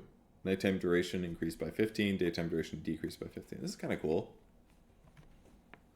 Very cool, actually. I mean, it's not a giant amount of time, because we're talking about 60 times 5 seconds. It's 400 seconds, so losing 15 seconds on either side it's pretty small, but reversing it is kind of cool. That would mean it'd throw a lot of players off that actually pay attention to that shit. I don't, so it wouldn't bother me. But reversing is just going to help a lot in the laning stage, basically, because he's going to have 40% more regen in the first 5 minutes. And then by the time he hits 6, it's closer to daytime. So, I mean, he'd have a rougher, like, 5 to 5:15 to whatever timer, but it's kind of nice because the power runes would come during daytime. Is that a good thing? Probably. You'd see where they are. You know who gets it. You see where he's going with it. It's kind of cool.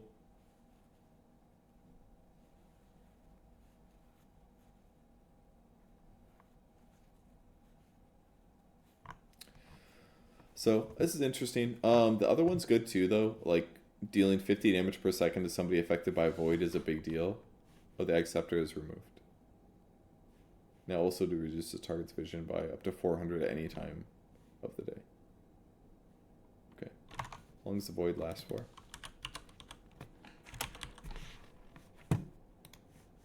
I die a little every morning. 1.25 to 4. So if you take this and nuke them with it, you're doing an extra like 100 some damage at level 1, no? That's if they have no allies nearby. If their allies can see them, then it's fine. But at nighttime, I mean, we're talking a lot of damage. It's like 200 extra damage at night. If somebody's by themselves, it's a huge difference.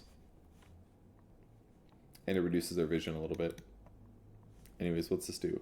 Egg Scepter for Crippling Fear. Decreases cooldown by 5 seconds. Makes it toggleable. Costs the regular mana cost to activate. Then, percentage of his max mana per second for day and night. Still has a regular cooldown, but can be toggled off at any point. Okay. So you can leave it on longer, but it's going to burn your mana more. Which isn't that big of a deal with Shard. So it basically gives you a better silence solution if you want it. Kind of expensive to have to buy Ags for, but it looks good. Void damage talent is buffed. Status resistance talent is buffed. Crippling Fear cooldown is replaced with Crippling Fear DPS at 20. Why does it say minus 50? Crippling Fear cooldown. That can't be right. That's a typo. I always forget this does damage now. 40 damage per second for 3 seconds. It's pretty good. Okay. I think his buffs are kind of promising. This one will literally let Night Stalkers play lanes that suck, you know? It's like, oh shit, I picked Night Stalker and they have a good counter. Well, I'm going to play Night Rain then. So that my first 5 minutes isn't garbage. And then they'll get their passive. They're going to have way better vision than their opponents. Sounds kind of fun for the... And then people are going to pick Lunas against it. Be like, haha, I got your ass beat. We can still see, and we still have damage. Something like that. I got an hour and a half. Alright, Nyx Assassin base damage increased by 3. Agi gain is up. Nyx Assassin can sense invisible heroes in a 400 radius. Ooh. Sense or see? Its ability and items burn a percentage of the current mana of affected targets. Abilities and items? God. Triggers only on spells that deal 100 damage or more before reductions. Ugh. God. Does that mean they removed it from here? Okay, no longer burns mana. Okay. I thought it did both. I was like, it sounds really annoying. Unobstructed pathing and max movement speed for the first 10 seconds. Okay.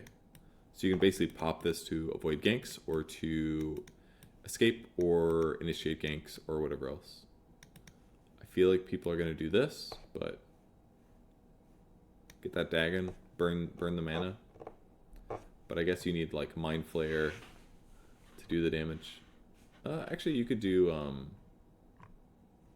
Would this just work with like stun and Mind Flayer? No? Feels like it'd work on both.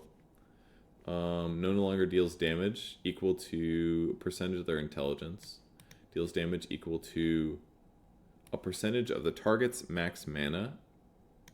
Can now target any unit with mana. It instantly kills non-ancient creeps. Okay. That will help him farm a lot. Mana cost increased later on. Cooldown increased. It's a pretty big buff to the hero. I mean, you're gonna do way less. You're gonna be way less effective against high int heroes. But you'll still be good against them, I guess, if they have max mana. This is gonna crush a lot of players that buy like Aether Lens right away. It's gonna beat liches basically. So this would basically deal 35% of their max mana and also drain 30% of it of current. So kind of weird. It's basically just not going to be nearly as good. You're not going to be able to like the Dagon build is probably dead basically. I mean, it's still fine. You can get it, but it's just not going to like one-shot people as good, I think. Not nearly as good. X Shard no longer increases Vendettas movement speed, okay, but it still will amp the damage you do. So I don't know, maybe you can still kill with it, but I don't think I'll see. I don't expect to see any teams play this today. No longer increases Impale cast range, no longer increases Impale cooldown, reduces it, nor cast range here. Now provides him with plus 500 cast range and plus 25% cooldown reduction. Spike Carapace AoE increased by a little. Really straightforward. It's just like an Octarine core, basically. Which is fine, because it was just kind of dorky to use lately. Because you have to like go into like burrow mode to throw the stun. If you stun before you burrow, then the cooldown's high. It was just kind of clunky. So the fact that it just gives you cast range and cooldown reduction is cool. Can you still burrow though? I think you can still burrow if you want to. But the cast range is just built in at all times. So if you want the regen and the damage protection, you can do it. And if you want to do the AoE Spike Carapace, you can do it. Or you can just not do it, and you still have a cooldown reduction on all your stuff. That's cool. That looks kind of good. Possibly worth building as an item. Hard to say. 500 cast range is bonkers, though. Does cast time reduction improve burrow time? That I don't know. I would guess yes, but not sure. Vendetta damage talent nerfed. Mind Flare multiplier to replace with cooldown reduction, which would drop it down to 4 seconds. So it's 7 seconds up here until you get to 15. So that'll hurt the hero. Talent Impale nerfed. Spike Carapace stun duration nerfed. Vendetta applies break for 5 seconds at 25. Mind Flare AoE radius increased at 25 too. Oh, it's an AoE.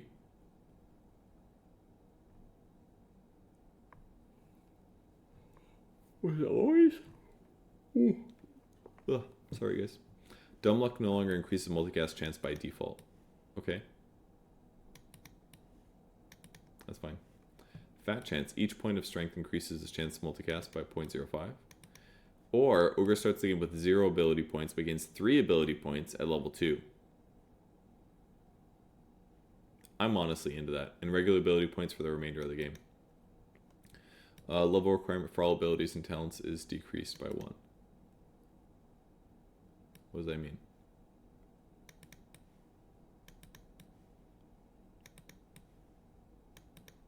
Like, you can get your ulti earlier? This is a big buff. Multicast prioritizes him, followed by heroes, then buildings, then creeps. Still skips units that already have the buff. Perfect. Sometimes you would cast it on an ally, and it would not put it, the multicast on yourself, would put it on like another hero or a creep, and it was kind of annoying. Buff to the bullets attack speed. So I'm going to take a look at this. This looks really worth it to me. Your level 1 is just worse. I don't know, maybe it's not really worth it, but it seems quite good to me.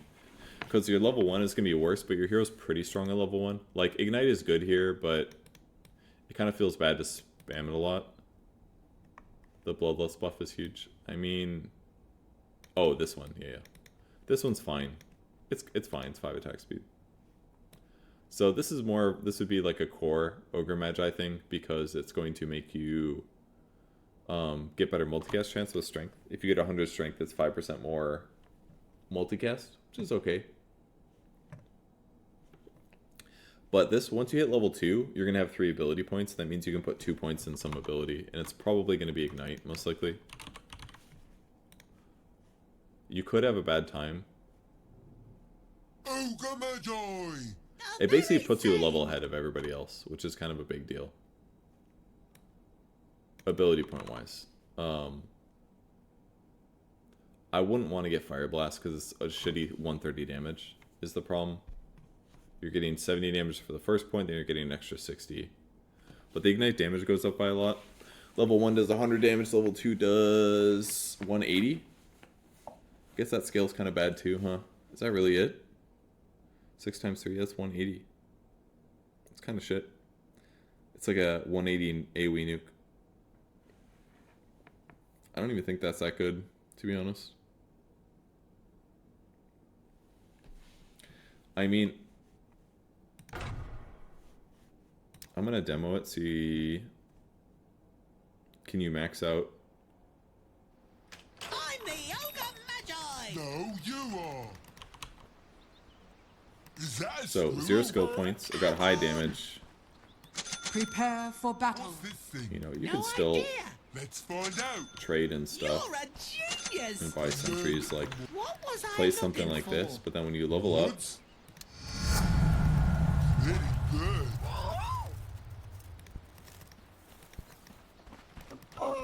oh, this is why it lets you do it one earlier, because you have 3 skill points, and obviously you'd want to put them in a nuke, you know?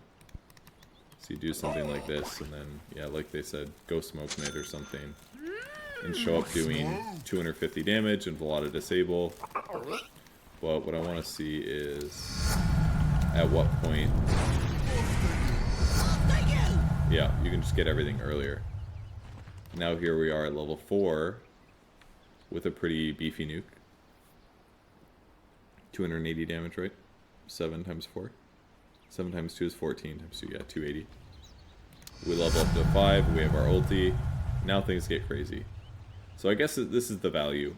The level 2 Ignite's not that good, but if you get to level 5, all of a sudden, you basically are just a level up on everybody else. And you hit 6, and now I've got Ignite at level 4. Which is dealing 400 damage, and as a 75... Basically, it does 400 damage, and there's a 75% chance that it does 700 damage to a hero. I'll do legs this time! Which is kind of crazy right at this point in the game. This would be really good in mid, actually, I think. Really good in mid. Because basically, you get to level 6 faster. It might even be worth it to go mid and go Fire Blast. I wonder. Trick talent tree with the other facet. Oh, that's cool. That's really cute.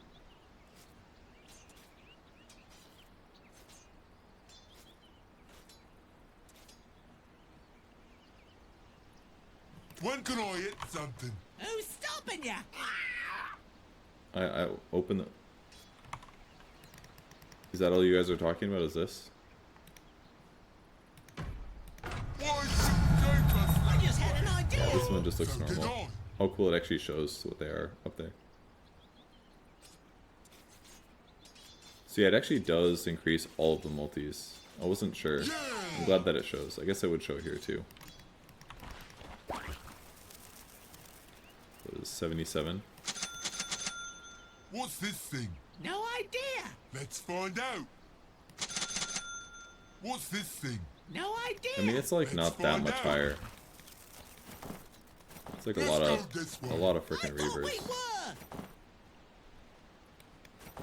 This basically gives you like a 2% more chance to do 2 times multicasts.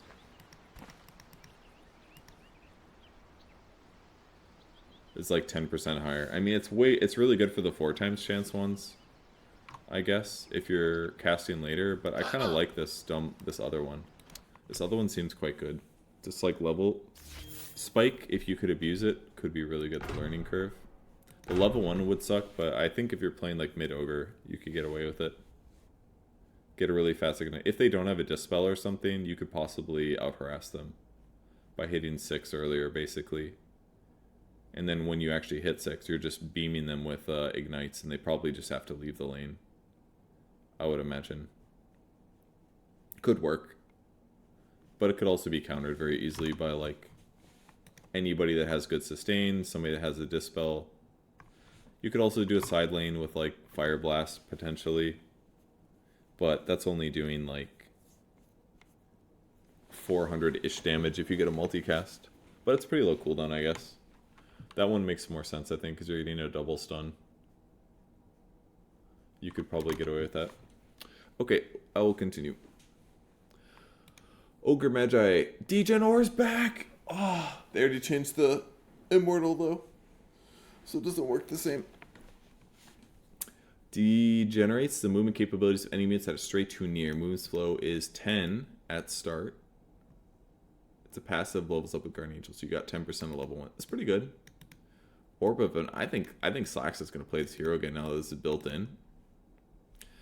For every half second that an enemy was under the continuous effect of degen, his damage to the enemy is increased by 1%, up to a max of 20.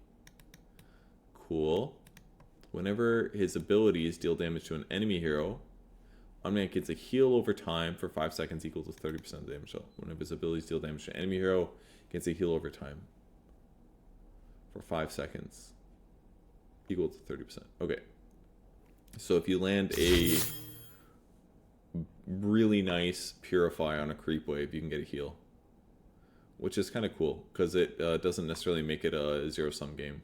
Well, actually, it just makes it better. If you Purify yourself and damage a hero, you're getting 30% extra heal. Kind of cool. Hammer Purity no longer slows.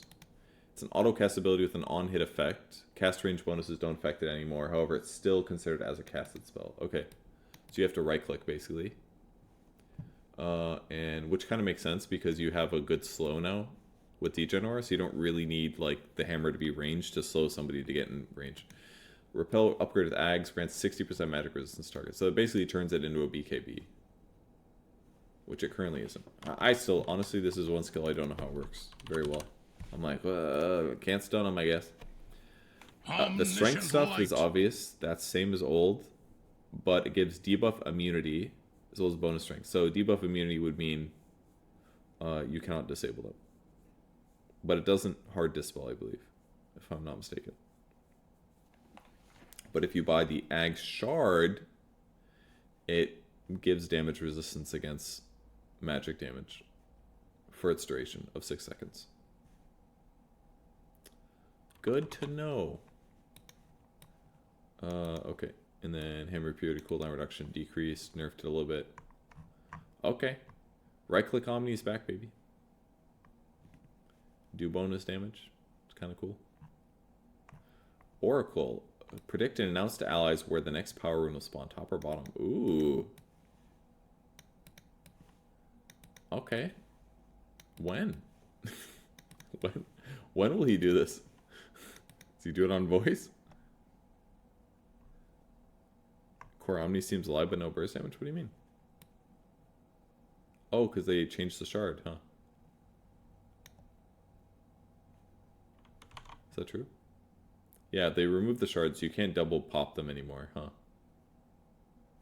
That's a big deal. But you have more heal because of if you do Healing Hammer. Where is it? Yeah, this would heal him more, so he's better able to stay alive. And he's got Degen Aura all the time. So he's got less damage, but he has way more utility. He's slowing people. And he is healing himself. Or he's just doing more damage while slowing them. Because you're just dealing more damage. Like this is like the Radiance build one. You go Omnipresence and you buy Radiance. What's this, Radius 300? Yeah, you just buy Radiance here with Omnipresent. Or this one you go like support build and you nuke people and get crazy heals. That's about it. This would be support, this would be core. But you could do core with healing as well, if you wanted to. Ability damage. That would not count as Radiance, it would just be these. The starter build was kind of like cheesy and it had its life, but it just didn't really like synergize with the hero that much, honestly. It's supposed to be like tanky and staying alive. Alright, where were we? Announcing the rune spawn. Spell amp increased by a percentage per level. Heal amp increased by 1% per level. Do you want the damage or the heal? Spell amp ain't bad. I mean, I know which one Thompson is getting, but Purifying Flames duration is increased, so it does more heal. Tick rate is decreased. So this means it's going to heal 10 ticks per second instead of 1 tick per second. So better chance that the ticks maximize during the ultimate, basically. Instead of like a tick being missed by like 0.9. False Promise Armor decreased. They nerfed that one. And Fortune's End instant replaced with Fortune's End constantly dispels. Fortune's End the second skill? Or the first skill? I can't remember. First skill. Okay. More wisdom, more danger. So while that's on somebody, it's constantly dispelling them. Enemies? Not allies, I'm guessing? Not sure. Base armor decreased by 0.5. Movement speed nerfed. Why is this hero getting canned? OD gains 2 extra mana per point of intelligence. Okay, that's why. I was like, they must have buffed him. It's way better. 2 extra mana per point event. So you go from like, instead of point events giving you 12 mana, it gives you 14. So you get more mana, and thus more mana pool, and thus your orb does more damage, and your ulti does more damage. Oh no, they changed how that works.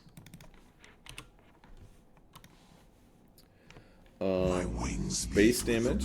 Oh, it is a mana difference multiplier still. And if they cast spells afterwards, they take damage, I believe. No? No. I'm wrong. Oh, it's right here. It no longer does it. It's over here. Okay. When Essence Flux restores mana, it also increases his max mana by 4% for 7 seconds. Okay. This would be a right-click build for sure. Astral applies Mana Arrow Allergy, which heals OD every time someone spends mana.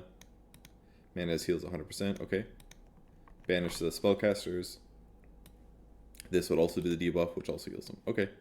So it gives them ways to heal, basically. Mana pool, the damage decreased by a bit, because it was too broken, clearly. Ag Shard now allows Astral to do AoE damage, so you can farm with this if he wants to. No longer applies Mana Allergy debuff without Facet 2 chosen. Mana cost decreased, cooldown decreased. Attack speed replaced with mana. Movement speed replaced with current mana as movement speed. Okay, cool. And Sandy's Eclipse mana difference multiplier is buffed. Okay. Alright, let's see if Pango gets nerfed. Pro players were upset about this, that it hadn't happened yet. I don't know if it was going to happen in time. Let's see how it goes. Int gain increased from 1.9 to 2.2. So more mana, more agility gain, and more base health regen. Alright, not off to a good start, but we'll see how this finishes. Fortune favors the bold. Whenever an enemy within 1,200 units attacks Pangolier, they have their chance to proc random on-attack effects reduced by 40%.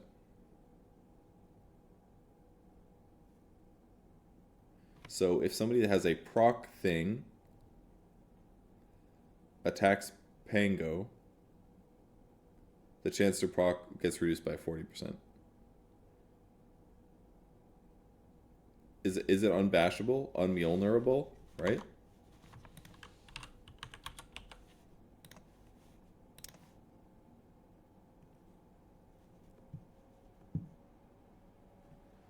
Where the finest warriors alive have gathered for battle. Of course you can expect to find me. Prepare for battle. Out of terror! I'm under attack! Oh, he did it.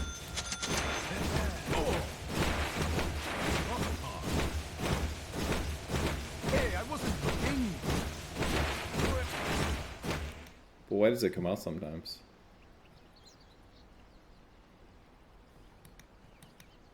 Is a danger. She is this way.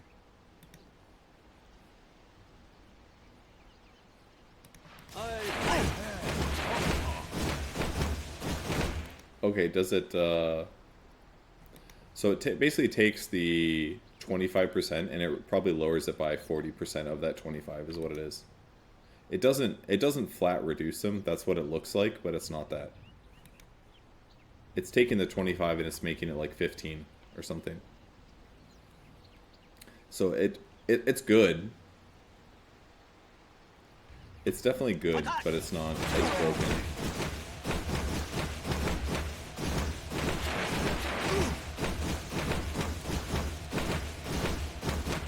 Danger.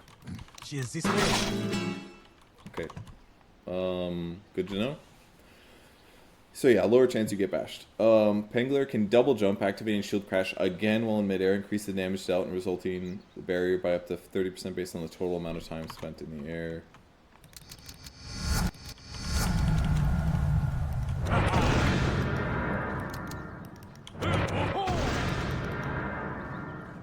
I cannot refuse. Got you! Never! How's that going cooldown?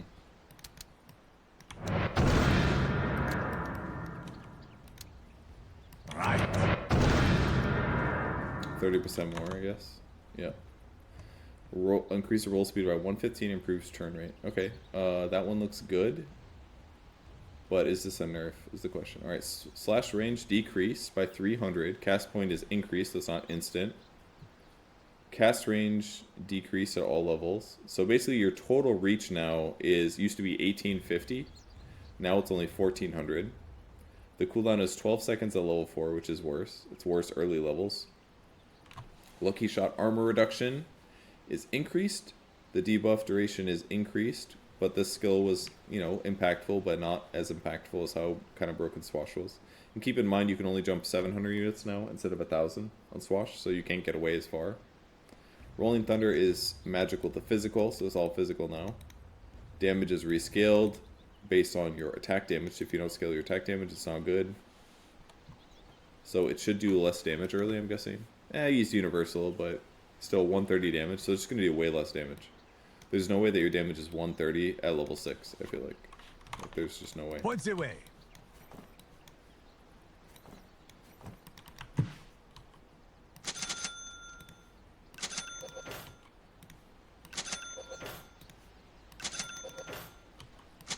It's close.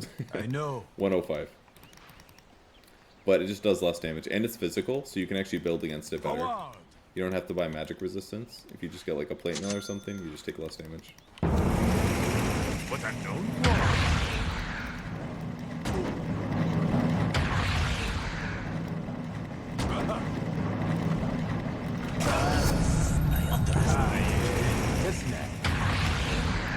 Honestly, that feels the same movement speed. The turn is so much better. Look at this.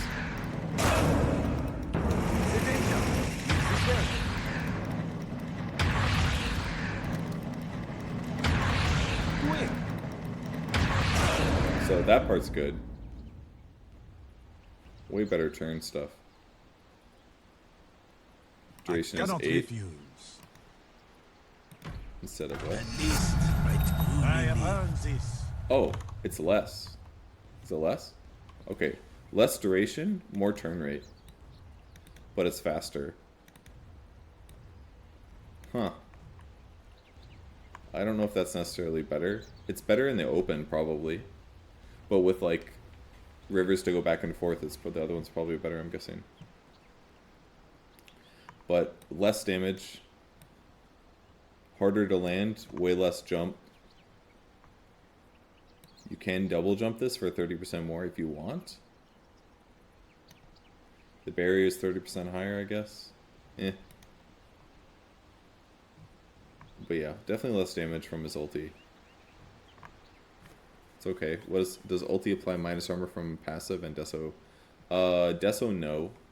But spells, yes. Pengo's spells will proc his Lucky Shot. When you get Lucky Shot in ability draft, it will proc based on any other spell. So it works really good with Ion Shell, because Ion Shell attacks like 10 times a second, Hooray! for example. Thank you for the sub. Appreciate it. Phantom Assassin base damage increased by, and thank you to Uber Meat. Phantom Assassin base damage increased by 2. Base attack speed is up by 10. Starts with 15% evasion and gains 1.5% per level. Okay, that's kind of cool. Blur is no longer dispelled on attack. That's something else. I should read what it does first. No longer makes her invisible. No longer allows her to attack. Allows her to attack without dispelling blur. Now enemies can see ghostly silhouette of PA when she's within their vision. But she's still untargetable until blur is dispelled. Okay. Vanish radius is weaker. The buffer is better. And this no longer dispelled on attack. When it's active, all mana costs are reduced by 30% after blur is dispelled. Your middle tower is under all attack. abilities and items have no mana cost for 5 seconds. So it's like after you initiate, I guess. And this one, critical damage is Your increased middle tower is under by attack. quite a lot. No longer has random procs. Instead, triggers on the 6th attack on the same hero or on the 4th attack on the same creep. Okay. This is probably better Your because the middle chance to tower proc is is like under attack. 15%. So it sounds better than every 6. An excellent choice. Let's do one of these.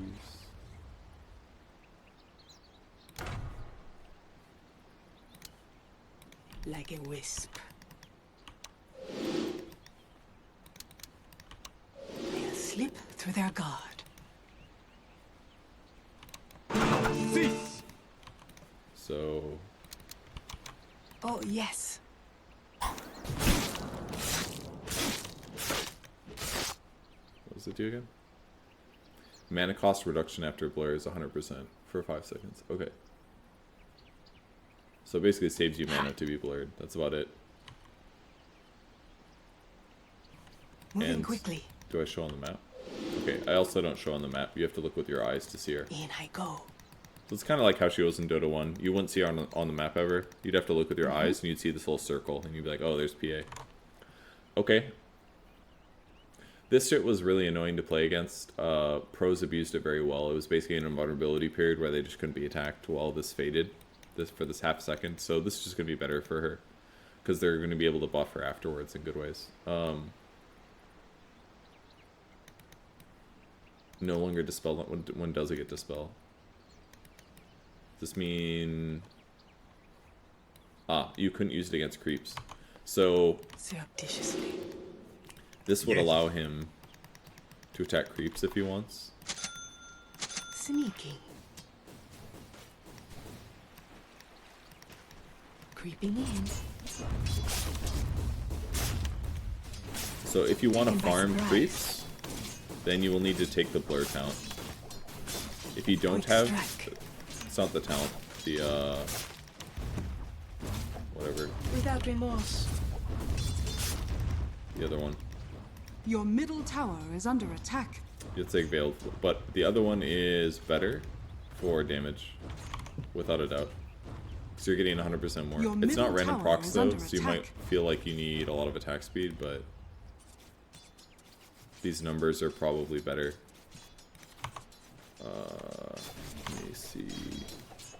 Because we do 100 divided by 0.15. Oops. Other way.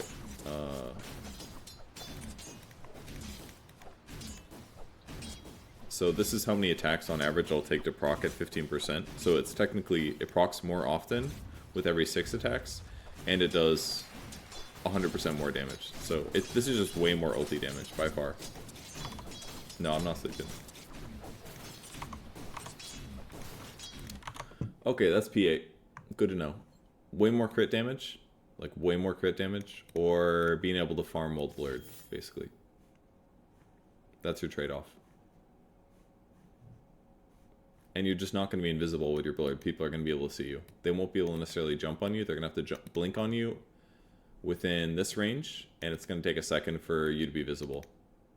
But they can at least see where you are with their eyes, unless you buy Shadow Blade or something. So, will be easier to play against her, but she'll still be good. No crit dagger is kind of brutal. Yeah, for sure. But then you don't have to play her just to like get to 25 to throw these like cheesy ass triple daggers. You left the player to, like, man up and fight people, you know? Which I think is kind of fair. You can dagger crit. Alright. I bet if you throw triple dagger and you hit 3 heroes, it counts as 3 hits. How many hours left? I have exactly 1 hour until I need to take a shower. If I don't shower, that saves us 15 minutes. That's like 1 more hero. PL base armor increased by 1. God, we're not going to make it. Base health regen decreased a little bit. Base attack speed up. Innate ability, bonus agility rescaled. This is just built-in Phantom Rush. Looks basically the same. Doppelganger spawns an additional illusion per 25% of health that you're missing. So if you're at like 25%, you get 3 more. That's pretty good. Or Divergence. Illusions are uncontrollable and can spawn on any visible enemy unit in the 700 radius of the attack target. Prioritizing targets without juxtaposed illusions. Attacking them.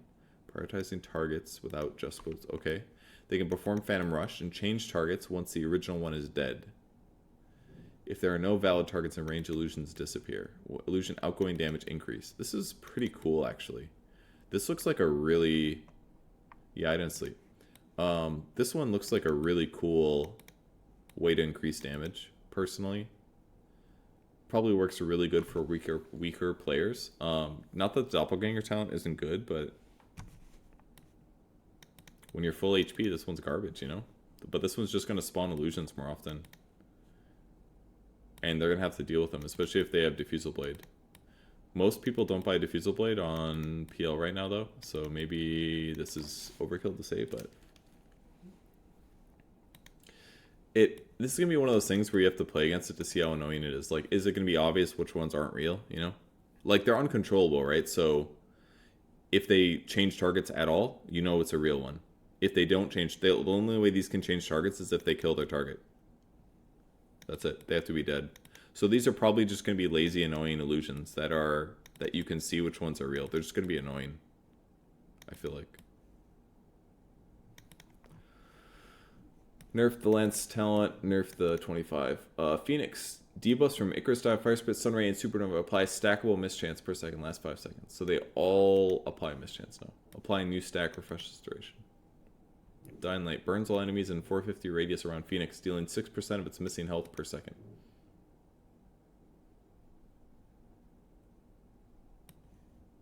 Just always. Sunray does more damage and heal to targets near the end of the beam. Beam intensity starts increasing at half the beam length. Up to 150% of base heal at 1200 range. Increasing Sunray's length to beyond 1200 range will result in more damage and heal. Ooh, so you can buy an Aether Lens to do more damage. Get that Sunray as long as possible. Is this a Cloak of Flames? Is that what it is? Missing health? So, that's missing health too. So if you have a lot of health. So if I have like 1750 health missing times 0.06. It's 105 damage. It's pretty good. It's kind of cool.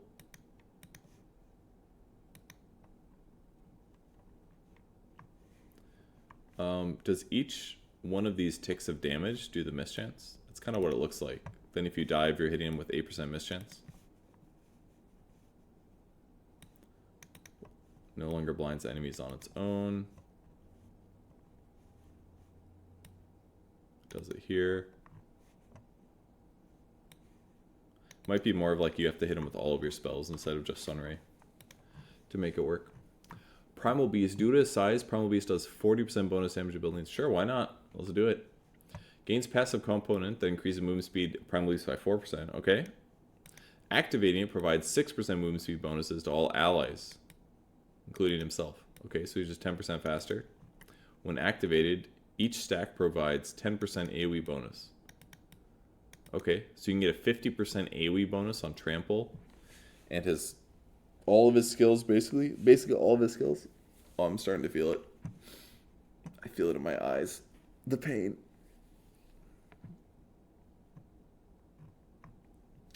Rock throw cast point decreased. I'm into that. Rock flight duration increased. Just got a better arm. Puck base armor increased by 3. Base edgy decreased by 8. So that's an armor buff. Puck was getting destroyed by snipers. 3 armor is a huge change though, because that means he's going to have like 1.5 more base armor or something. Almost 2 more base armor actually. 6, 8. It's like 1 1/3 or something. Alright. Puck restores 2% of its max health and 2% of its max mana every time it disjoints an attack projectile. Interesting. Disjointed spell projectiles restore 3 times more health and mana. That's cute. Waning Rift. I'm kind of surprised. So far this seems like buffs, which the hero is still picked. It's not necessarily seen as a great hero, but it's picked pretty often. Can knock back enemies by this many units, or pull them by the same amount when alt cast is used. Forced movement happens over 0.3 seconds. It doesn't interrupt enemies' actions. You can use this to break dream coils, maybe. Illusory orb, vector targeted. Orb's path can be curved in any direction. Orb speed is increased by 200. And duration is up to 100% longer than a straight orb.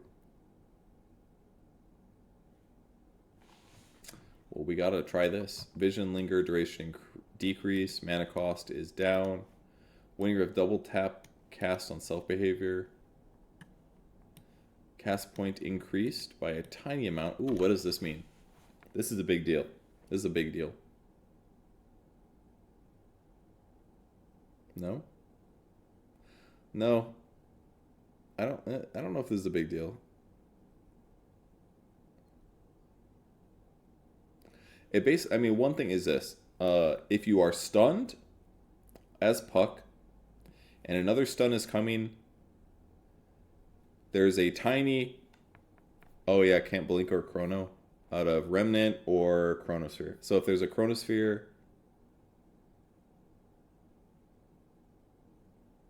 okay, if you're Yulesed, the correct one is if you're Yulesed and you get chronoed while you're Yulesed, you can't phase shift at the bottom of the Yules while in the chrono, because you have to spend 0.01 seconds casting phase shift. So basically there's less really fucking annoying ways for you to survive.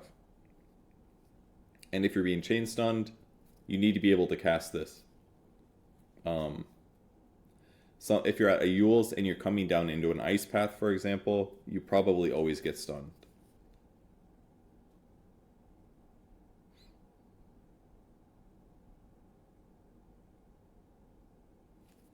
If you chrono on top of a phase shifted Puck, you can't blink out. I don't think that's necessarily true, because this is the cast point is beginning the spell, not after. So if you're phase shifted and you get chronoed, you can probably still blink out. Can't dodge arrow or a Mars Spear after Yules. Okay, that makes sense too. Yep, yeah, that makes sense. Any stun that is basically like on the ground or flying. Jaunting into a silence, is that different? No, I don't think so. Does innate work with disjoining with Yules or blink? Probably. Okay, Dream Coil damage is going up. Stun duration is going up a little bit. Basically, they're buffing a lot of little things because they're removing some of his bullshit ability, which is probably fine. Like, losing some of these edge cases for being able to be unkillable is honestly not that bad if they're trading it for, like, base survivability things that make it so Elaine's okay against Sniper, for example. Talent is nerfed. Talent is nerfed. All the Waning Rift talents are nerfed. Alright, we gotta curve some orbs quick.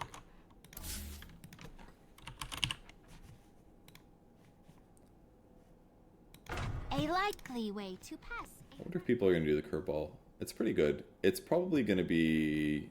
I feel like people are gonna do it because the nice thing is that you can, like a lot, it's that same thing where if like this creep is low and I'm standing here, the enemy player is, instead of standing here or here, is just gonna stand over here instead. Not gonna do like something like that. They shall regret I'm really excited to see this tomorrow. We're gonna see it literally tomorrow. this curved spell thing. With Look at alacrity. this armor. 3 whole armor. Indeed. God, that looks so funny. Stay and amuse me. Goes so much farther. By tomorrow, I mean today. You are so right. Destroy. Like 20. Sounded funny too. My move.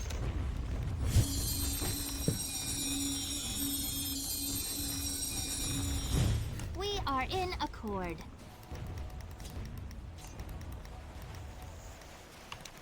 I proceed.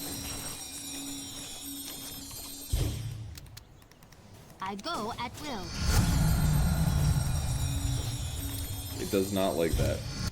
Oops. I raise my game. Absolutely. Gotta do these slight bends, guys.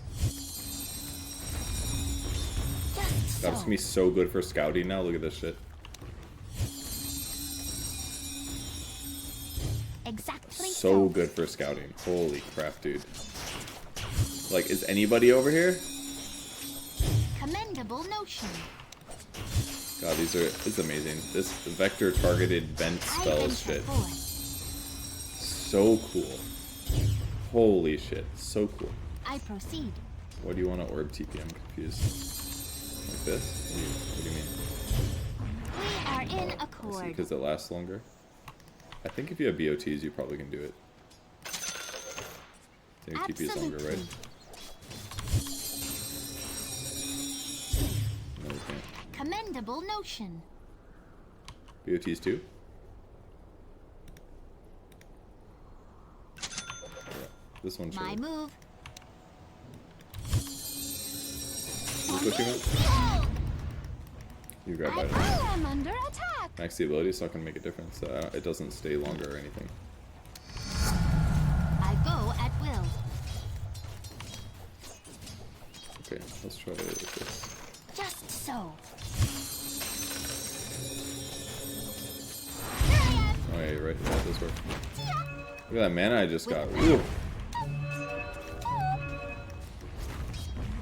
Okay, you're right. Well, Very that's pretty well. good. Indeed. Exactly so. Greetings. I'm out. Okay, yeah, that's pretty good.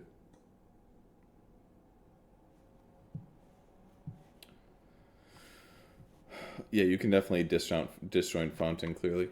If you want to heal, get in the fountain and just tank like 8 hits, phase shift it. Alright, where are we at? Purge. Agility decrease, base health regen increase, base armor up.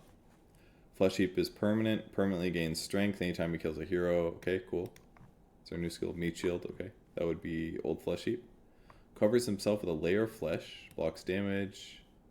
Looks about normal. Dismember. When targeting heroes, dismember increases Pudge strength by up to 7 per tick for 12 seconds. Okay.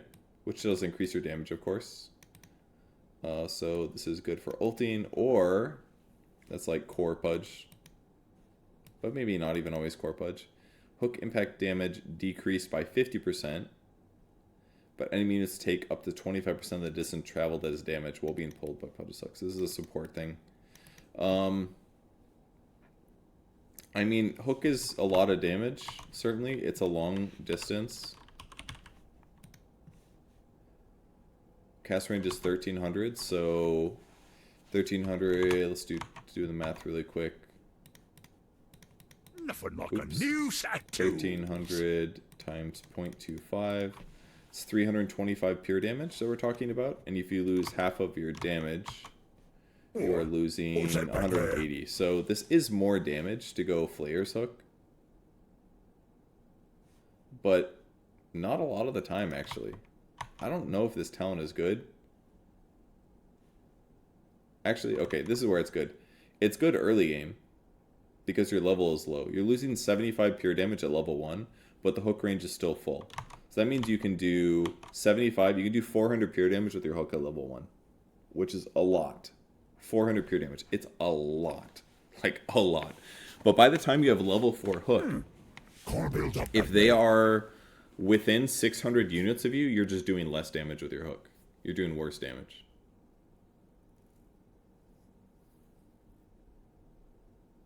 $10% level 1? Oh shit, you're right. It is only 10. My bad. Alright, you guys win. 1300 times 0.1 plus 75. Alright, you guys win. 205. 400 would be insane.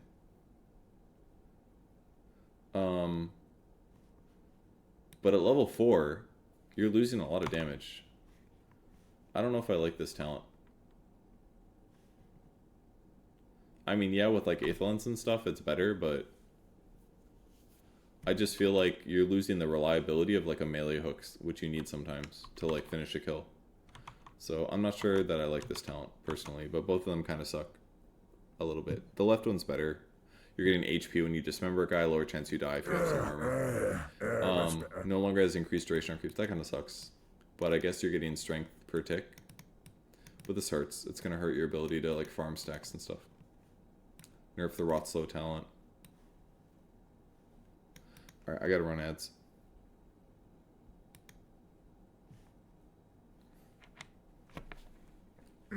Would be a good time to... What's up? I'm gonna eat a little bit of food. Oh god, I don't know. My brain ain't gonna work so good.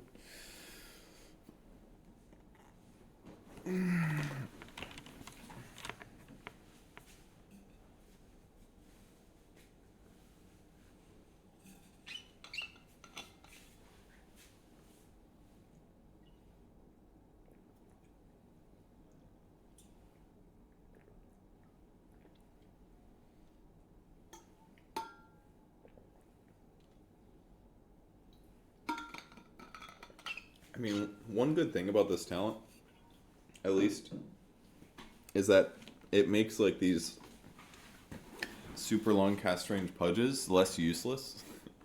Because if they do land a monster hook, it is going to do a lot more damage. Like with an Aethelins, if they're landing some like 1500 range hook, it's like a 900 pure damage hook. No, it's not the high. It's not 50%. Sorry. My math is garbage now. 1500 times 0.25. That would be crazy. It's like 375 plus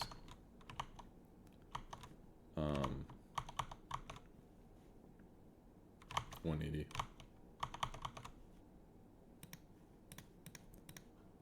It's like 555. But that's not even that much more. There's a 140 meat hook damage talent, you know? So it's like, what do you plus 70 on that? So the max damage you can do is 625 pure. But like, it does 360 plus 140. Like, what is the fucking point? Like, literally, what is the fucking point? I don't get it. Isn't it just worse? I don't get it.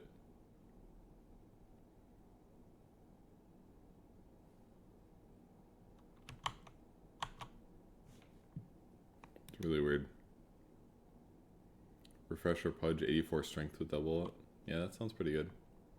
The downside is you're not going to be able to channel that for 6 seconds without anybody stunning you. I need to sleep during... No, I'm not sleeping. I have to be downstairs in an hour. I'll be okay. It's a patch day, dude. There's a lot of exciting shit going on. It adds the full 40. 140, okay. So the 140 doesn't get reduced. So it says base damage. So that helps at least. So you're only losing 180 damage. So what's the minimum range you need then? It would be 180 divided by 0.25. So if your hook is less than 720 units, it is worse. If it's more than 720 units, then it's more. That's how it works. That's how the math works.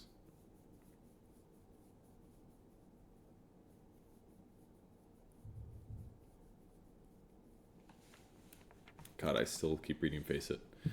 Okay, let us continue because ads are done. Pugna. Pugna can use any spells and items while channeling, with the exception of ones that also require channeling. Hell yeah. So you can't Meteor Hammer with your ulti, but now you can do like Dagon on stuff. That's great. Veil. BKBs, things like that. It's going to make Pugna Core infinitely better.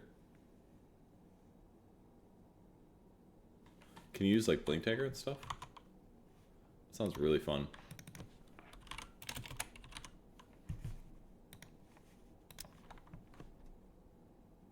I didn't see what the things did. Pugna restores health and mana equal to the damage. This is great. Whenever an enemy tower is destroyed, he permanently gains Spell Amp. That's cool. There's 6 towers outside, plus another 3. Prepare for So battle. that's 9% for outside towers. Inside towers, it's basically like 10% Spell Amp. That's pretty cool. I'm gone. Yonder, I walk. Creeping in.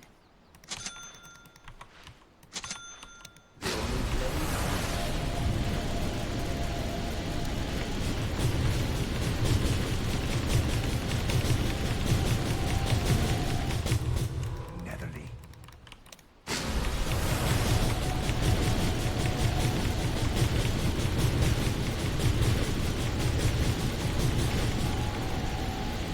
Already there. Okay, Blink Dagger is the like this is legitimately a build. Not even kidding. Not even By kidding. the nether reaches. Because it's always stuff like this. You're like Purge. This guy's gonna go for a bad hook, of course. They're hard of hearing. A little jaunt. And then he's like, oh shit! Oh, yes. Stuff like that. That's cool. I think Blink is legitimate there. I like Phylactery, but it's not really great. It makes an Ags build way better, though. Because now you don't necessarily have to cancel. Like, Ags is just going to be so much better. So much better. Because then you can better channel it to full without having to, like, set it on cooldown. So, that's awesome. The other thingy-mabobber is cool. Siphoning Ward. Health and mana equal the damage dealt. This is great for supports. This wouldn't be bad for supports either, but Core Pugna, these are both really good for Core Pugna. It just depends how much mana they have, I think. If they're casting mana, if they have like high spell costs, then I probably am going to do this one, because it's going to better keep me alive when they blow me up or try to nuke me. So I'm into that. Damage is decreased here to compensate for this, because it would be too easy to siege towers. Can no longer be cast while channeling on its own. What? What? They decrease this as well to help compensate for this because it would be too good. So I can't cast Decrep while I'm channeling anymore? Is that what it's saying? I bring oblivion.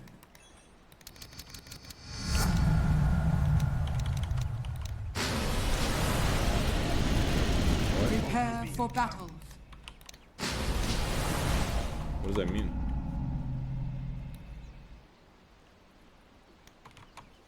I'm going. Oh, that worked. I'll take a crack at it. What's up? I did not know you could do this, by the way. So what the fuck does it mean? They moved the ability to his facet? Oh, okay. Well, anyways, I just found out you can TP and then decrep yourself afterwards if you ever want to do that. Why not? Thank you. Queen of Pain. Whenever an enemy within 12 range deals spell damage to her, she returns 10% of the damage dealt. Ah. Like a blade mail. Kind of cool. Gains bonus spell lifesteal and increases with proximity, starting with 12% at 800, up to 18% at 300. This is making some kind of blade mail quap build look kind of good. Spell amp increased by 15%, 22%. Just 15. Did you get it? 22% of spell damage, including items dealt to heroes, is also inflicted upon Queen of Pain. Damage to illusions is not reflected. What? What does this mean?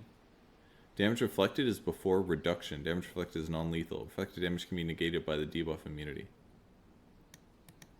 So it's just like she has 15% more spell damage, but she deals 22% of spell damage, including items dealt to heroes. And that also gets inflicted on her. So these numbers are probably kind of similar, because this number that is dealt to them will then be reflected back to her, and it probably gets reduced, is my guess. So that's why it's 22, because it's about even. So it increases her damage by a lot, but she's also going to die faster. And this one is like, she doesn't kill them faster, and she actually gets more heal, which could be useful in some cases. And if anybody damages her, she also reflects it. It's kind of interesting. I mean, it could work.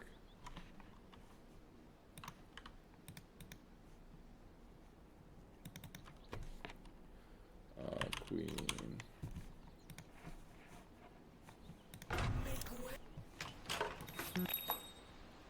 There's 15 spell amp. My reach exceeds my grasp. This looks so cluttered now. A good stroll.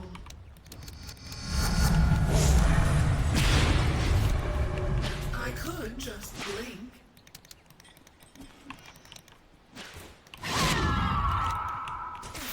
It's fine, honestly. I don't think it's really that bad, guys. 15% spell up's a lot. Where does the time go? Should be like Ferret Of discord. with like a veil or something. I mean, he's a level 1 hero, so it's not the best example, but I don't know. This seems kind of good. I'll take Yeah, I my could do time. 5 mana too. That's a good idea. Out there hard of hearing.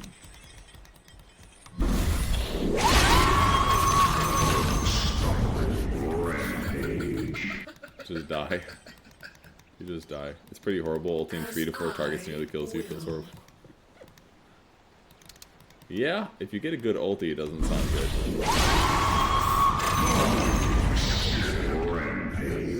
Waves of pain carry you off.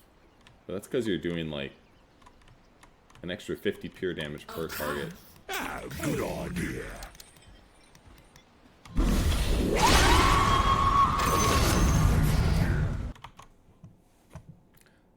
Return damage flag stops infinite bouncing, so no. Okay. Needs spell lifesteal for sustain. Yeah, I mean it's a little hairy. It's probably, if you're trying to kill single heroes though, it's probably good. If you're using this to go around and get solo kills, I think it's probably good. But if you're like trying to like land big AoEs on tons of heroes all the time, it's probably spooky. It's kind of like the difference of like Fatal Bonds. It's like good if it's an AoE, but if it's not an AoE, it's not so great. You know, that's probably kind of like that. Quap Bloodstone. Yeah, it could work. You've already got, you just need a Kaya and a Bloodstone. And then you probably do like crazy amounts of survivability and high damage because you're getting like 15% more than you're supposed to. Okay, Scream of Pain cooldown lowered. Shadow Strike mana is lowered. No longer heals per tick. Oh, I did not know this. Duration increased a little. Adds 1 second of slow duration. Woo! Just no more tick heal. So you just get Succubus then, or?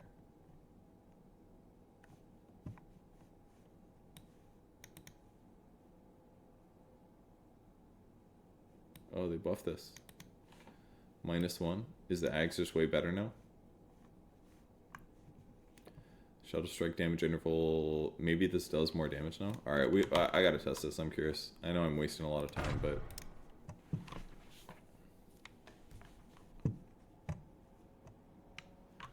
The wise will cower before me. But first I'll flay. Wait'll they get a load of me. 90 damage. Prepare for battle. See how much damage it does.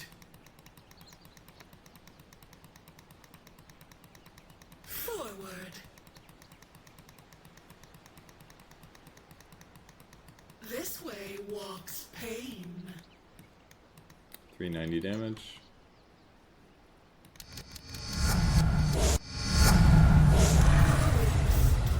Quickly now.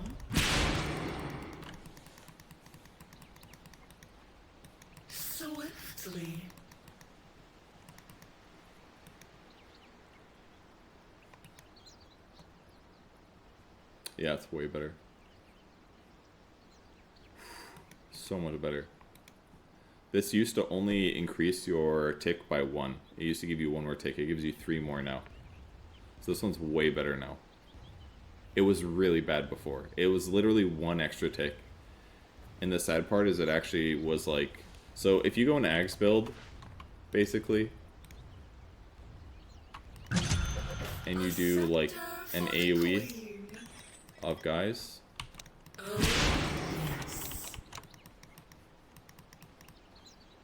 like, it's just going to be way better. Watch me now.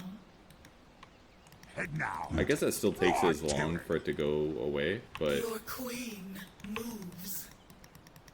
But the fact that it flies on Triple kill. AoE is probably pretty solid. Anyways, we're on Razor. Increases movement speed at 1% per level. Cool. When it's active... What's active? What?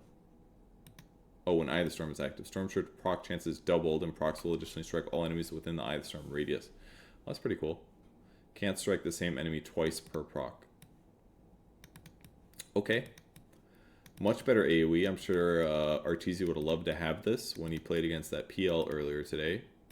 Or Razor grants 1% spell amp for every 20 pounds of attack damage. 20 points. Like... attack damage that you steal or just have? Just have. It's kind of interesting. Buy damage. Get spell amp. Does that mean Divine Rapier? Or does that mean agility? I am the Maelstrom. You'll find only madness in the eye of this storm. Oh yeah, it's Rapier. Path of least resistance. 2.4. It's both. They both increase your spell damage. Forward. Rapier's quite good on this hero now. It's like 17% spell amp. The Revenant rolls. You buy this item. My time has come.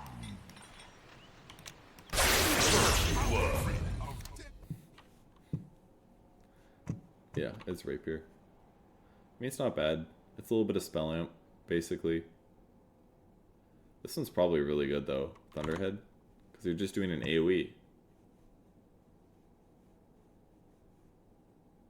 Oh, that's if it procs, though. The proc chance is doubled. Proc chance is 18. And that does an AoE. Okay. But Dynamo is in some ways quite good. I don't know. Ag Shard pulled you. Yeah, this was way too good. Really sucked him in. You're probably slower earlier on. I mean, level 10, you're going to have 10%. This used to give 8%. So by level 8, you will be the same. Which is about the same, actually. In some ways, this is better early. I would say this is almost Razor buffs. It feels like Razor buffs to me, other than this. This was way too good. This needed to be nerfed. -1 Storm Surge Strike cooldown. What's the cooldown? 3? Yeah, it's 3. So that would put it down to 2. That was the talent that kind of changed the hero a lot. If you go Thunderhead, you probably want the Storm Surge Strike cooldown. If you have Dynamo, you probably want the Static Link Damage Steal, because that will increase your spell amp a little bit. Because an extra 5 is 0.25 spell amp. Okay. Ricky base attack damage decreased by 5 when Ricky strikes an enemy from behind. He deals bonus damage based on his Agi at all levels. Okay. Agi bonus multiplied by 3 against non-hero units. That's incredibly good. For killing creeps. Or Ricky gets bonus experience for kills and assists. Okay. Applies this mischance to enemies when they try to attack allies that are inside the smoke screen. That's really cool. Edgy bonus is a flat amount now. Unless you do this. This should make Tricks of the Trade way, way better early game. Because it's pretty garbage early. Oh yeah, we're not done with the patch notes. We're not going to finish. I might have to just upload it. Some other shit happens here. Spell up also increases Ruba's base attack damage by 100% of its value. And magic resistance by 50% of its value.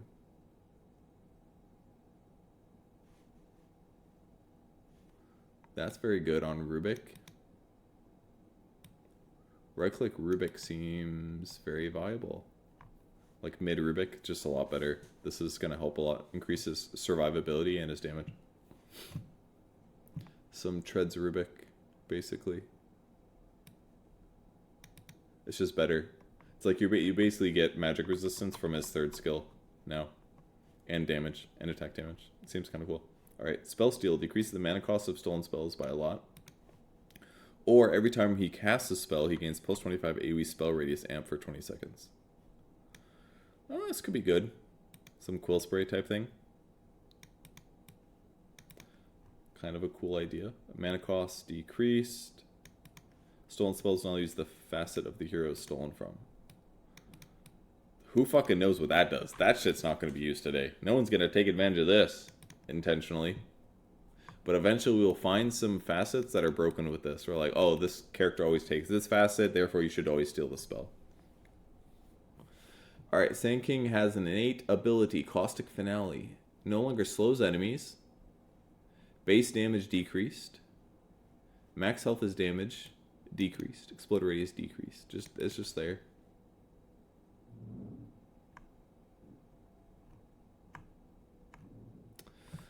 Sandstorm makes Sand King invisible. Radius increase. Or Sandstorm follows Sand King with a speed equals 70% of his current moves. I like that. When he casts Burrow Strike, it recenters on Sand King's new. This is obviously amazing with Ags. This is the one to get.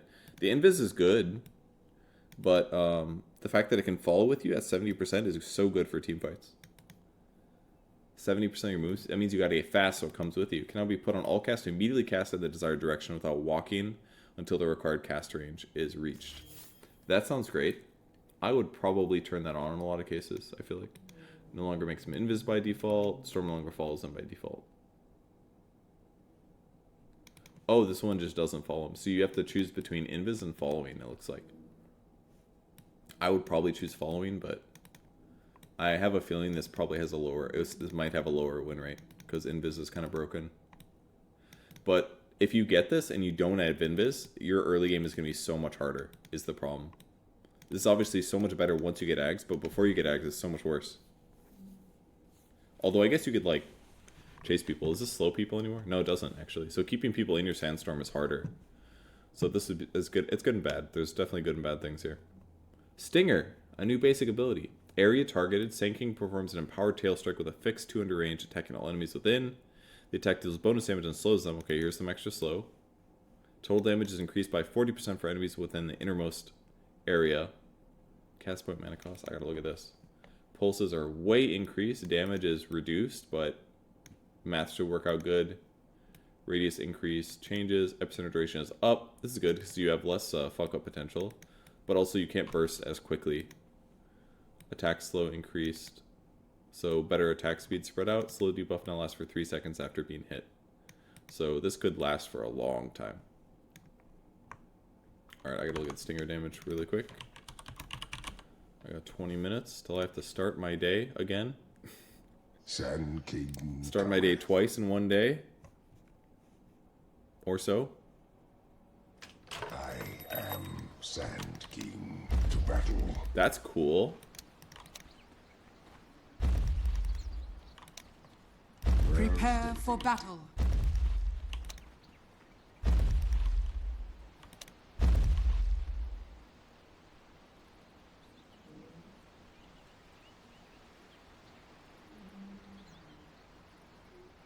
So this does 56 damage, physical. So this is how you slow, basically. Since Caustic is just a passive now. Feel my stand.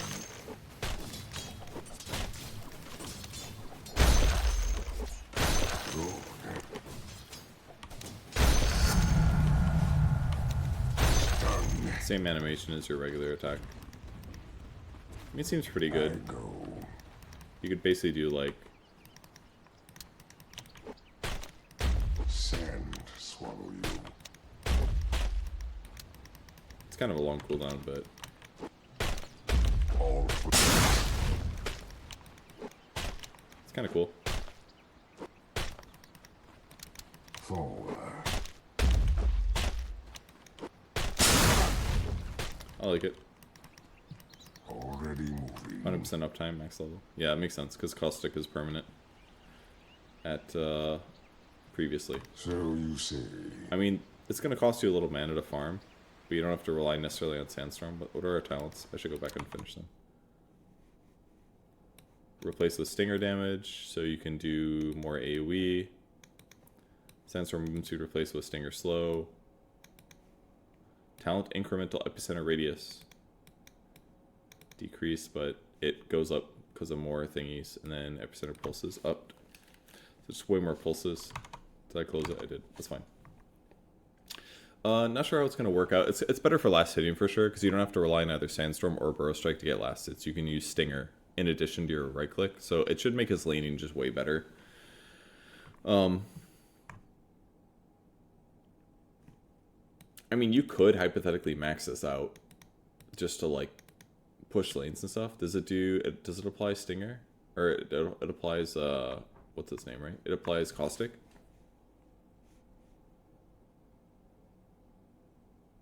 Or does it just nuke? Attacks all enemies. Yeah, so it's like it's actually kind of like Sleight of Fist.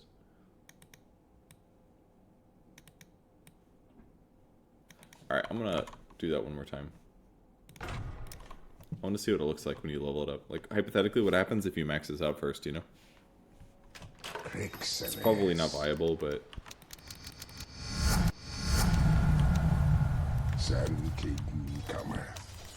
It does more than Prepare for battle. Casual. Oh, it's a... counts as a melee attack, I guess. It does apply Caustic. Right, thank you. 300, is that real?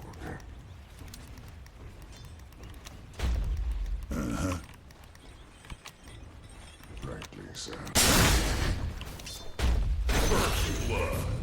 160 plus your base. Blood on the sand strikes the perfect note.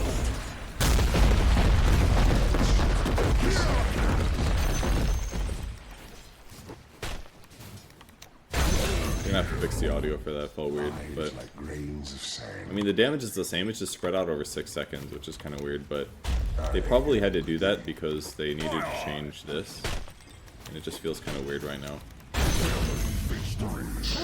It's kind of Earthshaker-like. Of course. I mean, it probably applies mods because it's doing an attack. Granted. It's definitely doing an attack. This opens up a lot of weird builds. Well and good. It's good to be king.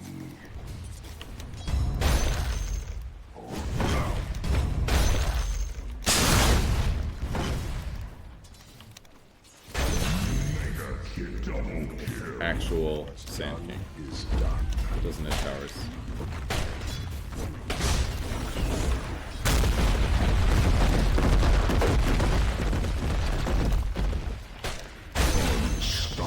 Triple kill!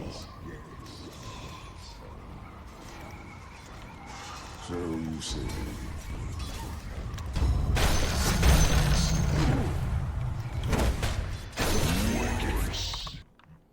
Okay. Shadow Demon's attack supply. Stacking debuff that amplifies damage taken by the target by 2% per attack. Debuff duration 8 seconds, which is refreshed with every stack. Okay. So, attack with Shadow Poison is the plan. Good in laning stage. Outside of that, yeah, I assume they would nerf Disruption because Shadow Demon is already a pretty good laning hero. This, based on just reading these two, Shadow Demon is probably still OP. Disseminate when applied to an enemy, they lose 15% of their current health, regaining half of it after the effect is lifted. So it's a 7.5 damage. If the target is an ally, their current and max health are increased by 15%. Said. This is really cool. Very good against high HP heroes. It only works on one hero, of course. But if you lower their health, I wonder if they take damage from it. I'm not sure. Shadow Storm. If an enemy hero is killed by Shadow Demon or dies within 15 on range, an illusion that hero is created. Illusion deals up to 40% of the damage, depending on the current level of disruption the illusion appears when the hero it was created from respawns, or when the Shadow Demon dies. No illusions are created if killed by Shadow Demon after his death. This is kind of weird.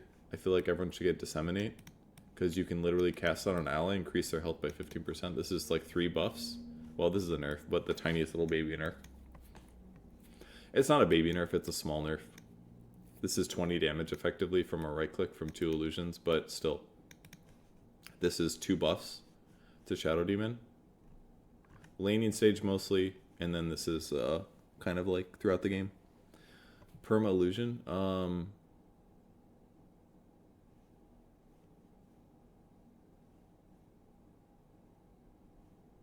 The illusion disappears when the hero is created from respawns or when Shadow Demon dies. No illusions are created. So if somebody dies near him, I just get an illusion, basically.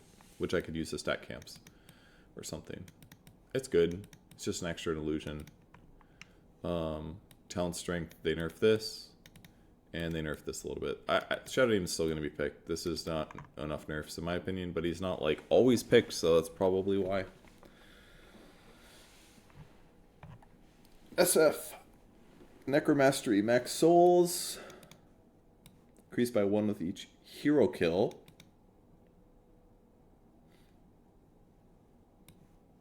Just hero kill, bonus reset on death, damage per soul. This just means kill, right? This is a typo. This has to be a typo. The max souls increased by 1 with each hero kill. Oh, okay. Thank you. The max, not the current. So it still gets it from creep kills and stuff, but the max can go up based on you getting hero kills. Okay. Which increases the damage by up to 5, which is a lot. And Ag Scepter increases it by 5 as well. No longer upgraded by Ag Shard, okay. For every enemy hero killed nearby, Presence of the Dark Lord further reduces armor. Okay, this is how Presence worked before, I believe. Or maybe a Shard that did that. Shadow Rays, consecutive hits applying a stacking 10% movement speed. Okay, so Shadow Rays only slows if you go the Shadowmire version. And then cooldown decreased by 1 second. Upgrades the Ag Shard. Reduces cooldown by 2 seconds per enemy hero hit. Okay. So better able to triple raise people if they're grouped up. Feast of Souls. Gains attack speed for 8 seconds. After the effect is done, 5 souls are consumed. Shadow Fiend should have 5 souls to cast Feast of Souls. Okay. Use it to farm, I guess. Probably would want a mix of Shadow Rays with this, so you can use this on the big creep, and then Rays to kill some of the small ones, is my feeling. No longer gets stronger with enemy kills by default. Yeah, that's over here now. I assume everyone's going to get the Shadow Rays one, but... Or just not play Shadow Fiend, I don't know. Attack speed replaced with Feast of Souls attack speed. Okay, so it's up to 100 attack speed. I mean, that plus Mask of Madness is going to be crazy. You're just going to be out here attacking for like 180 attack speed. If you go Feast of Souls, Presence of the Dark Lord, like, it's going to be crazy.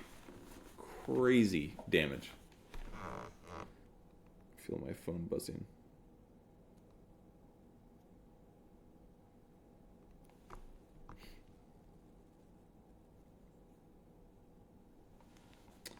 Shadow Shaman, new innate ability. God, I'm not even going to finish. It's the picture of his mouth. Whenever he takes lethal damage, he survives as a 1 HP chicken with movement speed increased by 10%.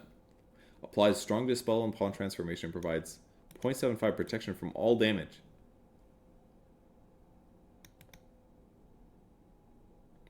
But why? Oh, he survives. Oh, for 3 seconds. Okay, I was like, what does the chicken do afterwards? What does he do? So you have to double tap his ass. But he gets strong dispelled. This is really weird. Because if he survives, then he's just going to shackle afterwards and heal.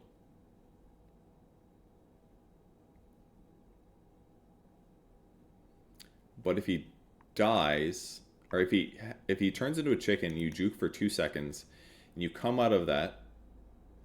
I mean, there's like a 2-second window that you just have to give him a 1-tap and he dies. 90-second cooldown. Cooldown reset upon dying. Okay. This seems quite good. This is like really powerful, it feels like. Slacks is gonna be into this. Cluster Cluck. Can be cast on allied heroes. After a point second, they transform into chicken. Create 3 chicken images that take 300% damage and provide no bounty. They try to confuse enemies. One chicken always stands still, one always scatters, and the other chicken will either stand still or scatter.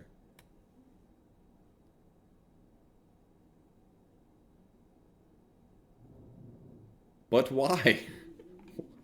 What is this? What is this? Why do you do this?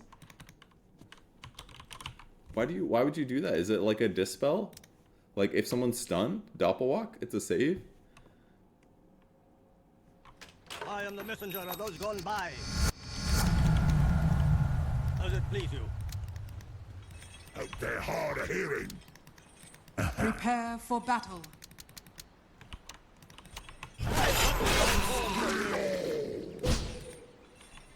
Oh, that ends pretty fast. Shades, guide me. Okay.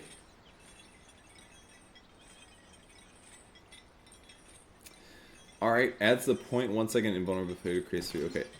10 mass Serpent Hordes are combined into one massive Serpent Horde with 10 times stand and bounty values. Okay. I accept your guidance.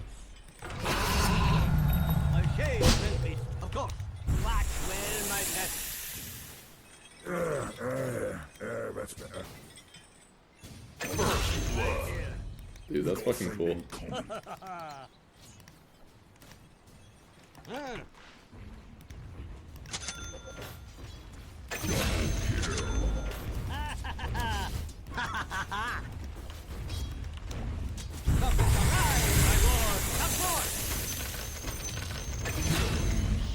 Triple kill.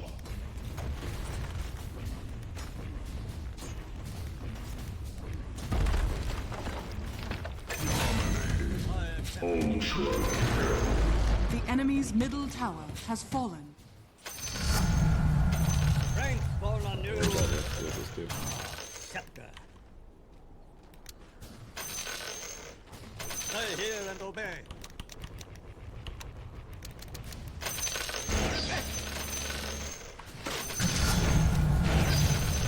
As you wish. Oh. Okay, I mean, that looks fun. Looks fun. They did get the split shot, yeah. +1 to +50%, which makes sense because it has to work for both. Percentage change here. Silencer permanently steals intelligence from enemy heroes he kills or that die nearby. Which is built in, that's great. Ag Shard increases up to 4. Silencer cannot be silenced. We talked about this a little bit. It's mostly useless, but you know, sometimes you might get orchided. It's very good against Puck. Puck is going to have a hard time against Silencer now because he can't really go on Silencer ever, and Silencer can always silence him back and cast spells on him, so that part's hard. If we don't take that, though, duration is decreased, but the first time it ends on an enemy for any reason, it is applied on them again. Ooh. The first time? Okay, so basically it doesn't last very long, but basically if they Lotus Orbit, they get silenced afterward. Or if they BKB, they get silenced afterward. So it actually makes it useful, considering how many dispels are in the game. Both good changes. Yeah, I'm into it. Ability rework. Curses, I don't have a lot of time. Curses the target area, causing enemy heroes that take damage per second. First instant applies immediately. Slows their movement speed. If a target casts a spell, they're silenced for 2 seconds. The duration is paused as long as the target is silenced for any reason, but the damage and slow are still in effect. So it's kind of like Last Word. There used to be an aura, a silencer aura, that if you cast a spell, you'd be silenced in that aura for a couple seconds, and then you'd be unsilenced again. So it's kind of like that. The aura thing was super toxic. It was really annoying to play against. Activate to throw an Enchanted Glaive. And Enchanted Glaive. Deal int as additional damage. Landing 4 on the same will silence them. Kind of like the Shard. Ag Shard increases the temp and steel by 1. Attack counter resets after 3 to 6 seconds without reapplying. Isn't this like similar? It's like very similar to Glaive. The numbers look similar too. It's like the same thing. Passive Aura. Enemies within 1200 range of Silencer are slowed by up to 15% and take up to 50 damage per second for each silence debuff they currently suffer from. Okay. I don't even know what a skill build is anymore. Who knows, man?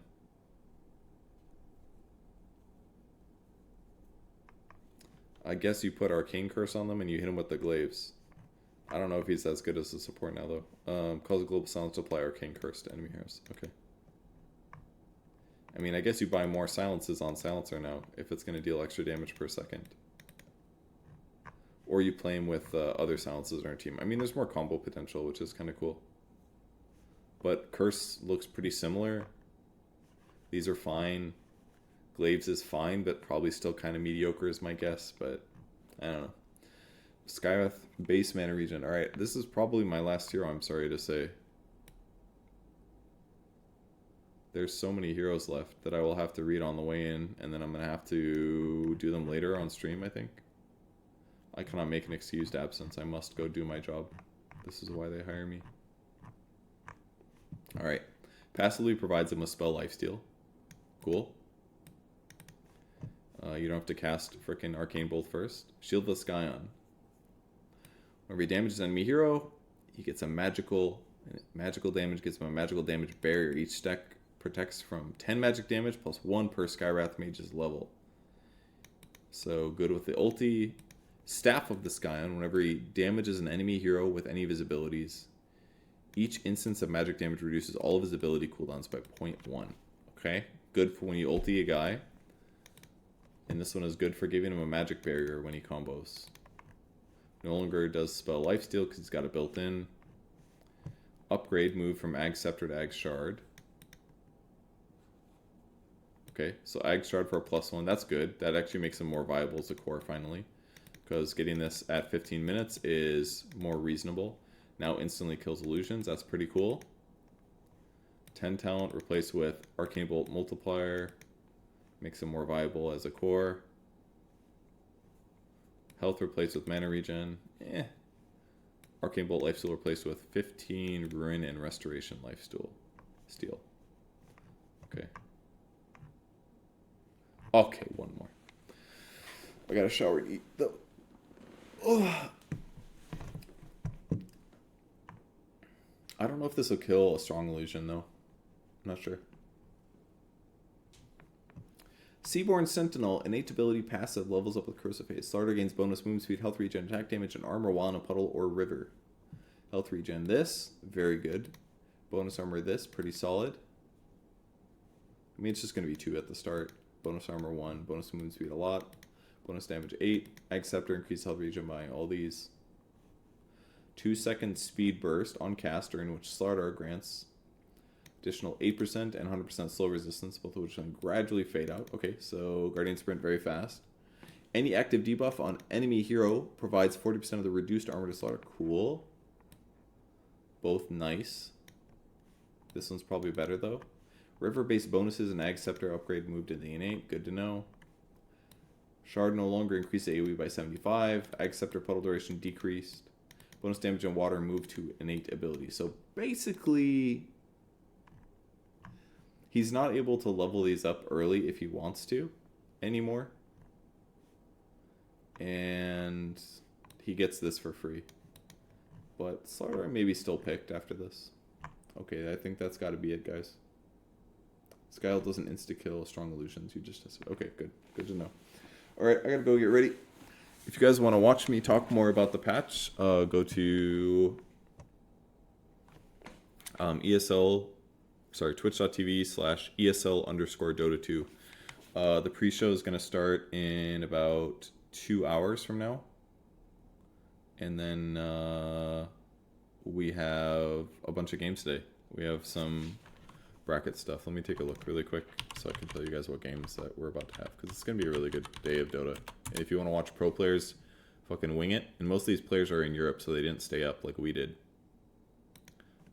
Our matches today, I'm going to be covering the first series as the tech analyst, and it's going to be Gaming Gladiators versus Tundra in 2.5 hours. That's Topson. And I heckin' love Topson. Topson and Quinn and Tofu, Celery, Quinn, Duraccio, did I say Quinn? Ace, Pure, Ramses, 9 class, Whitemon, and Moon Meander coaching. That's a best of 3. That's a playoff. Loser is going to upper bracket final. Loser goes to, or winner goes upper bracket final. Loser has to play probably the winner of Azurite Heroic. And then after that series, we have Falcons versus Extreme Gaming. So these 2 series today are like really freaking good. So you guys should go tune in. New patch. Twitch.tv/ESL_Dota2. All right, let me run ads. And then I go.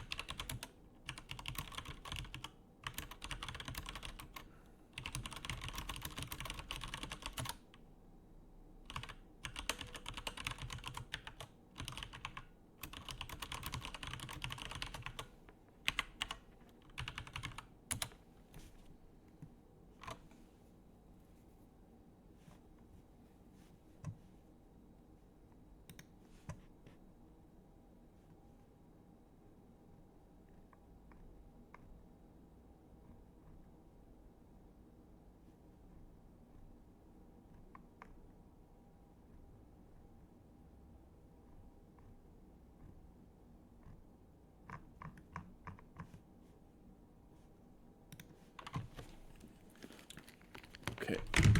My eyes. Oh, my eyes.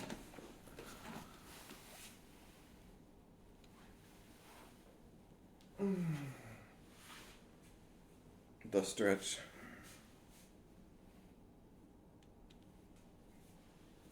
Hooray!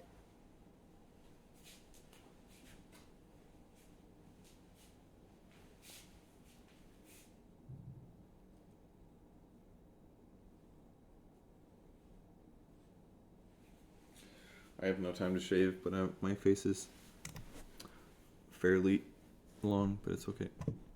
Okay, I'm gonna dip now. Goodbye, everybody. Thanks for watching. Thanks for all the subs and donations. I appreciate it, guys. Goodbye.